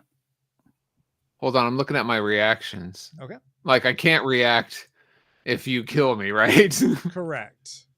Okay, so there's no point in me looking at my reactions. Okay. Then I'll use the 2 I just won. Yeah. Okay. And then I'm going to use 1. Yeah, because now we're up to the 3, aren't 2, we? Yeah, we are at 3. 2, 3. So now you're at 5. I'm at 5? Yeah. All right. Here's 2 plus 4, 5. Fine, I'm out. You're empty. So are you. All right, so these all go on the junk pile, and now it is Jeremy's turn. Whew, that was drama. That was entertaining. Man. Underling. I mean, equal. I mean, yeah, equal. Now this kind of makes me wonder. So you're the wind acolyte over there, right? Yes. So I can team up with Wind to do Riptide, and we have more potions than him. So could we actually do the Riptide action then? Yeah, we could. And we both get a knot today. You used your knot today, though, didn't you? You might have a knot. You might have another one, I suppose. I have 3 cards in my hand. Ooh. Oh, but we can't do that because I already used both my actions for my 2 characters. Oh, so we both have to have an action to burn. Exactly. Okay, so the only thing I can do is smack them. Yes. Okay, let's see. Well, I don't need to do a rapid repair. I don't really need to use a fairy aid, so I'm just gonna straight up smack them. So my attack is a total of 31 plus 4, so it's 35 that I get to attack now. So 31. Not enough to kill you, but it'll hurt. You mean 31 or 35? Oh, yeah, 31 plus 4. That's right. Yeah, 35. Yeah. Either way, it won't kill him. I'll take the hit. Okay. And are you going to counterattack Paul for 8 damage? I'm gonna dang it. Unless I do the speed shield, right? His speed's higher than yours, so you can't speed shield. Then you might as well, yeah. Okay. So then, I'll slap you back. Then you're gonna take 8 damage, Jeremy. Yep. Is it 6 or 8? 2, 3, Oh wait, 4, 6 is 5, 6, Highest 7, limb, highest arm, strongest arm. So it's your 8. Oh, so I'll eat that 8. Okay. Yeah. Yep. Because I guess I could have used the potion to stop it if I needed to, but yeah, it's not going to kill me, so I'll take it. All right. And now it is back to Paul. Okay. I'm going to. How much is your HP, Francisco? 7? It's 7,000. Yes, 7. 7. I'm gonna straight up slap you with my attack. And that gets rid of the acolyte, but I guess you still got the warlord living. No, it's he combined them. It's the same. Well, so it's all the same. Here's what happens. So when that's gonna take me down to 0. When your HP drops to 0, you and one Mageneer immediately take a card from the draw pile. Okay, so take a card. So Paul, you're the And by the way, you only have to defeat me. You have the right instinct, Paul. You only have to defeat me to win. You don't have to defeat Jeremy to win. Okay. Oh, because I didn't know that. That breaks the spell over him essentially. I see. So I still win because then I become a good guy again. Yeah. Awesome. Either way, he wins. All right. I win. So here's what's going to happen. On 3, we'll turn over our cards. Whatever this card is, I get plus the base HP of my acolyte, so plus 2. So if your card is higher though than my card plus 2, I am defeated and you win. Okay. So, all right. It all comes down to this. 1, 2, 3, flip. I'm still 3. alive. Dang it! Darn it, man! Who shuffled these cards? Hobart is dead. I sacrifice him. Get out of here, underling. You were weak to begin with. And then my HP goes back up to my my maximum, which was, what was that again? 20, 38. Wait, your HP goes up? Why? Because I sacrificed all that blood on the altar of the warlord, and I get all my HP back up to its maximum of wherever my limbs are. Yeah. You got rid of Hobarth, but the warlord still stands. Still on me because of my close proximity and all my HP goes up too? Not so much. Oh. 20, 38, 43, 51, 54. Now, had he got a higher number, that would have defeated the warlord completely. Yeah, the game would be over. You could have won the whole thing. Yeah. Oh man. All right. So that was your attack. Now it's my turn. How dare you kill my underling? You will pay the price, even though I didn't care about him anyway. Okay, I'm attacking you with Vampiric Clutch Paw for 59 damage. Oh, well, that kind of. I block it with a potion. A potion. Let me reset this. That goes up to 1. I'm going to use this. Even though it's 2 potions, it still counts as just 1. So now you're at 2 potions. 1, 2. All right. So now I'm at 3 potions, and of course I don't have 3 potions.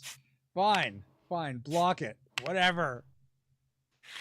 That's right. You should know when you're dead, Malcolm. He's holding on though. He You know, is. you got to give him credit. He's hanging in there. Yeah, and I don't get an extra action because I just have the act. If I hadn't been corrupted, we might have actually beat you. So now now it's your turn. I want to take this moment while I'm still alive to thank Jeremy for betraying us, even though we teamed up the whole game. We could have seen it through the end together. But may you live forever, Jeremy. That's what I was just about to say. May you live forever. Yeah. Well, let's see here, because I guess it is up to me, and the only thing I can really do is attack. Have I taken any damage? Am I hurting? Well, I'm not up. I'm not below my base yet. I don't think anyway. No. 19 plus 14 would be so it'd be like 33. And I'm at 36 still. Yeah.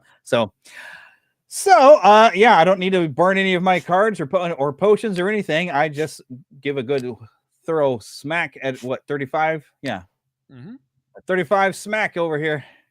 All right, eat water. What's your speed? Let's see. My speed was pretty significant over here too. 30. Oh, then I can't use my limb to block it, right? Yep. No, you can't, unfortunately. You dang it! You just killed Malcolm. You killed my brother, so I killed my other brother. Are they both named Daryl? And just as more barely than I was expecting, the warlord rules. And while Riviera is sleeping one night, he kills her so that she cannot have second thoughts.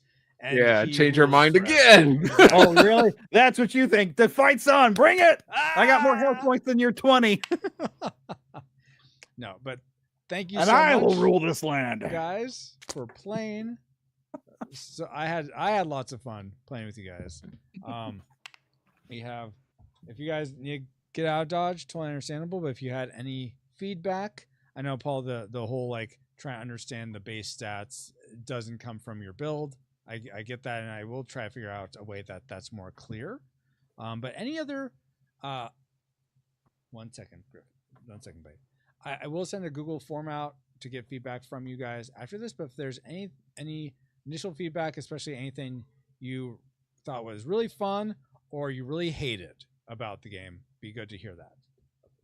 Yeah, I thought that was fun. I was a little overwhelmed when the warlord popped out and how powerful he seemed, but then I was like, okay, if you look at his health, you do have a chance to beat him. It just seems a little overwhelming at first. Yeah. But then I realized, okay, as the fight goes on, I'm like, oh, there's enough stuff in there to where you can hang in there. And all you got to do is, because like, if I hadn't corrupted, I think we would have beat you. Yeah. And honestly, I was kind of afraid for myself for a second. No, Jeremy, if he had done the same thing to me at that moment, I would have done the same thing. Yeah. So, it seemed a good strategic move. So I was like, okay. It was. I'm going to switch allegiance. Wow. So yeah, that's fun. There's a lot of strategy and stuff going on. And next time I think I do want to try to build that golden golem, because I want to see how that would have affected the battle with the warlord for some protection. Oh, yeah. Absolutely.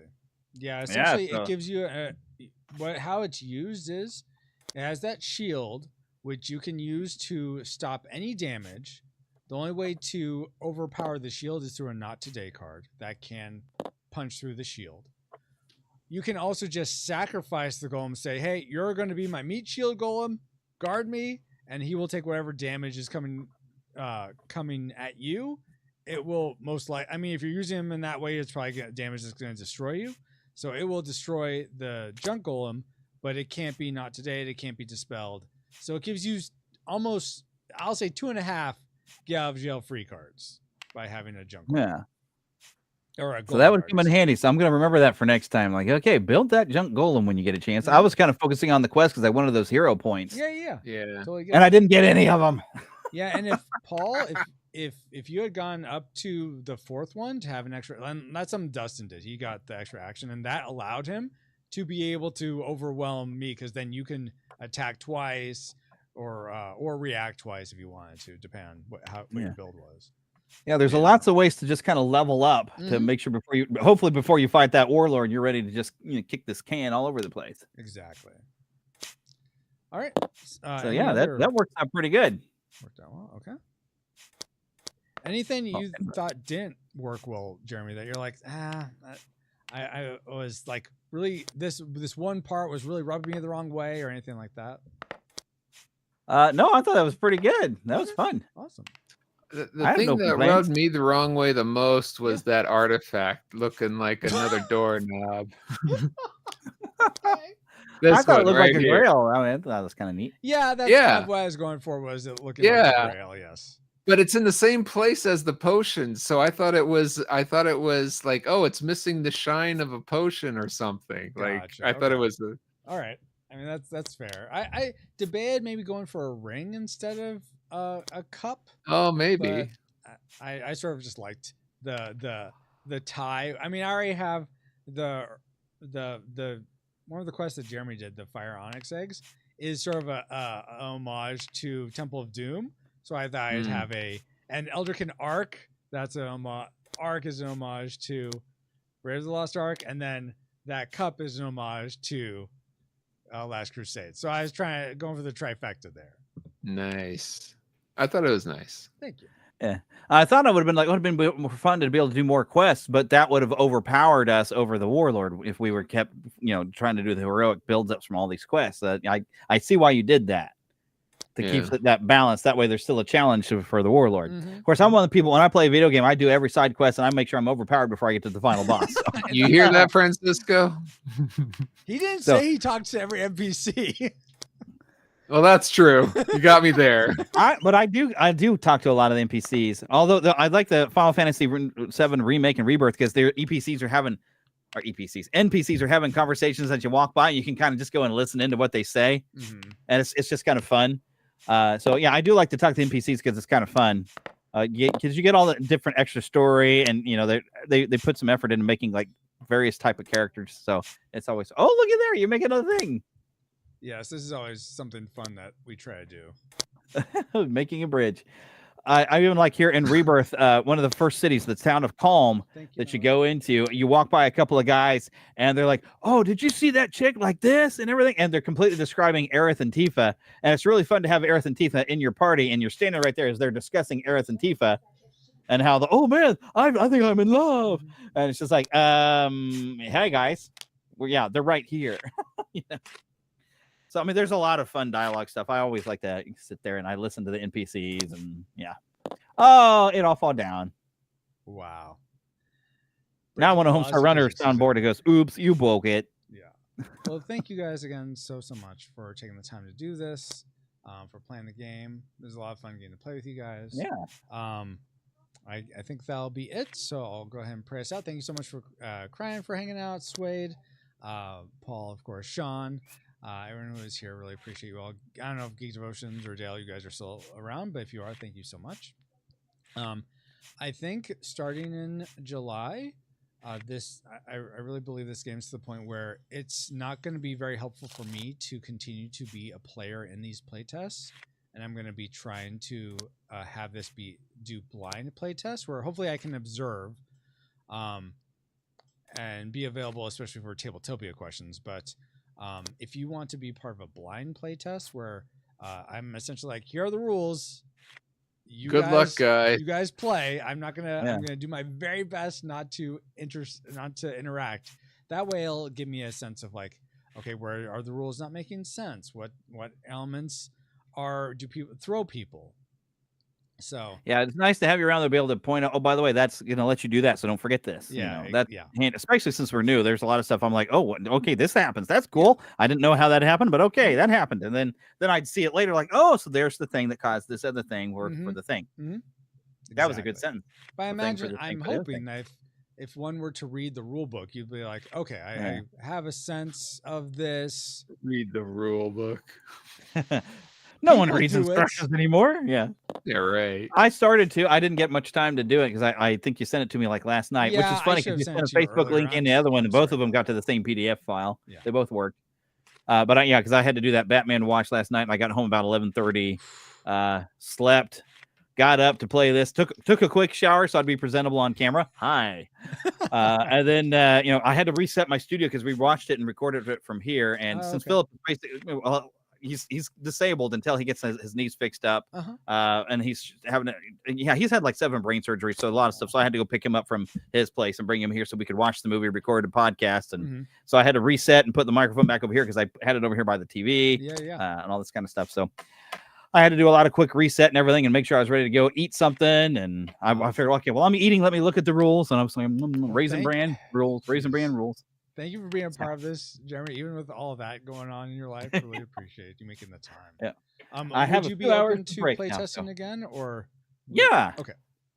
Awesome. That was fun. Yeah, and that's a good game. A lot of good RPG elements. Thank you for trying to get those other people to be a part of it.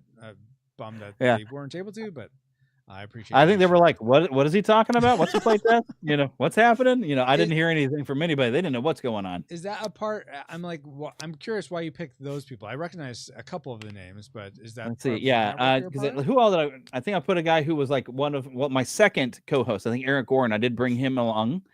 Philip is the guy who I recorded with. He's I've known him since I was 7. He's now my pastor. That's how I ended up working doing the live stream over at his church.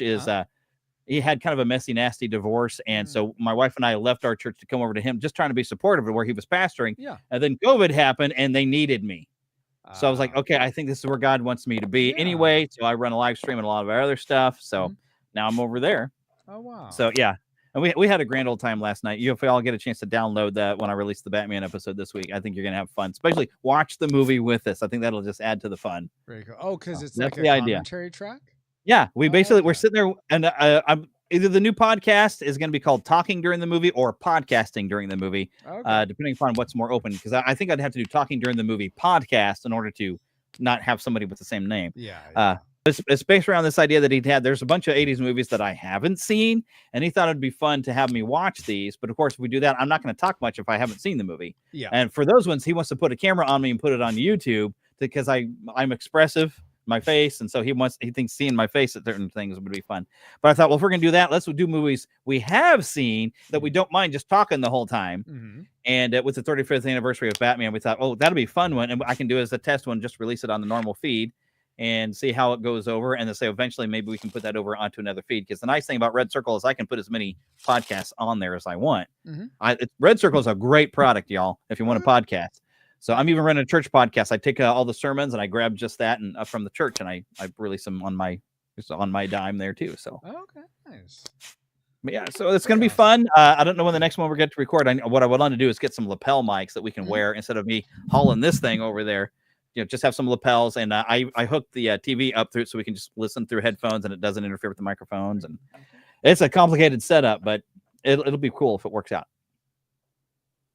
But yeah, so I was up late because we got late to watching it, and I had to run him back to his place, and it's complicated. It's a good thing God called him to preach because with how his body's been falling apart, so with the brain surgeries, and he's got knee surgery coming up in September. I don't think he could be able to do much of anything else. So, oh gosh, yeah. So it actually worked out pretty nice. So awesome. And let me we need to wrap up. But I do want to give you a chance. Where can people find you online, Jeremy? And also Paul, but let's start with Jeremy. Let's go in alphabetical order. Yeah, I guess I am alphabetically first. Okay. So, of course, the podcast I'm talking about is called The Fandom Nexus. You can find more about it at neverlandpodcast.com because we used to be the Neverland Podcast and it used to be a Disney show, but not anymore. We won't get into why. So I'm, of course, available on Facebook. We have both a group that I get to interact with a lot more because I don't have to switch out profiles. So, but there is a fan page to like. Also on X, as Neverland P Cast. You can also find me as the Spider-Pan on X, but I only really just post the episodes over there. I do have a Discord server. I probably need to do more, but you can probably find me on their Discord server. Who knows? Those are the main places. And I, of course, I'm on Facebook. If you learn my real name, which it was said that there, you can actually find me. But I've noticed Facebook will not let you friend people that it doesn't think you know. Oh, Really? Yeah, because I had some guy interacted with me and everything, and I was like, well, let me go friend this guy. We seem to have some similar stuff. And then it said, no, you can't be friends because we don't think you know him. So it only allows you to follow, which now explains to me why I've gotten some follow requests or whatever, or being been told that somebody's following me, because I guess there are people who don't know me. So, but I'm like, I was okay with this person, but it does help because I used to get, as a podcast, you start getting people with similar podcasts. Maybe will start trying to friend request you, and not all these people that send me requests, they're still stuck in the Disney world. I'm like, okay, you're trying to follow me for the Disney, but you'd be disappointed because I'm not that Disney guy anymore. So, and I was going to say maybe it's on the privacy settings. I wonder if that has something to do with it. Maybe. I'd have to look, but yeah, they keep changing those privacy settings. Yeah, and they might have all defaulted us to something to where you can't just get a friend request and stuff. Awesome. You might be right. Okay. I'll have to look at. Yeah, definitely check out the Fandom Nexus. Awesome podcast. Paul, where can people check out? Hear Francisco talking about the game a little bit on the currently released episode this Wednesday. Thank you for interviewing me about that. Yeah, that was fun. I was curious about the game. I'm glad I stuck around and got to play it. So. Me too. Okay, PaulJPowers.com. PaulJPowers.com. Not .org. That's not .net.com. Not .co. Not Exactly. Okay, I'm gonna end in prayer and we'll be done. Lord God, thank you so much for today. Thank you so much for Paul and Jeremy being so giving of their time to get this game in a place where I feel like it's going to be fun for multiple people, and ultimately I pray it glorifies you. Pray that you would bless us in our weekends and our coming weeks. Please may we experience you and your truth, love, grace, and beauty in a fresh new way. Pray protection and provision over us. Pray all this in the name of your Son, Jesus Christ, who left all majesty to come down to our depravity, live the life we wanted, taught us how we could, conquered sin, overcame death, being raised to you, the Father, making a way for us all to have a right relationship with you where there wasn't a way before. Amen. Amen. Amen. Right. I feel like I need to hit myself in the head with my Bible now. Bonk. So I usually end it with a silly face. Jeremy, until next time, here's your stream face.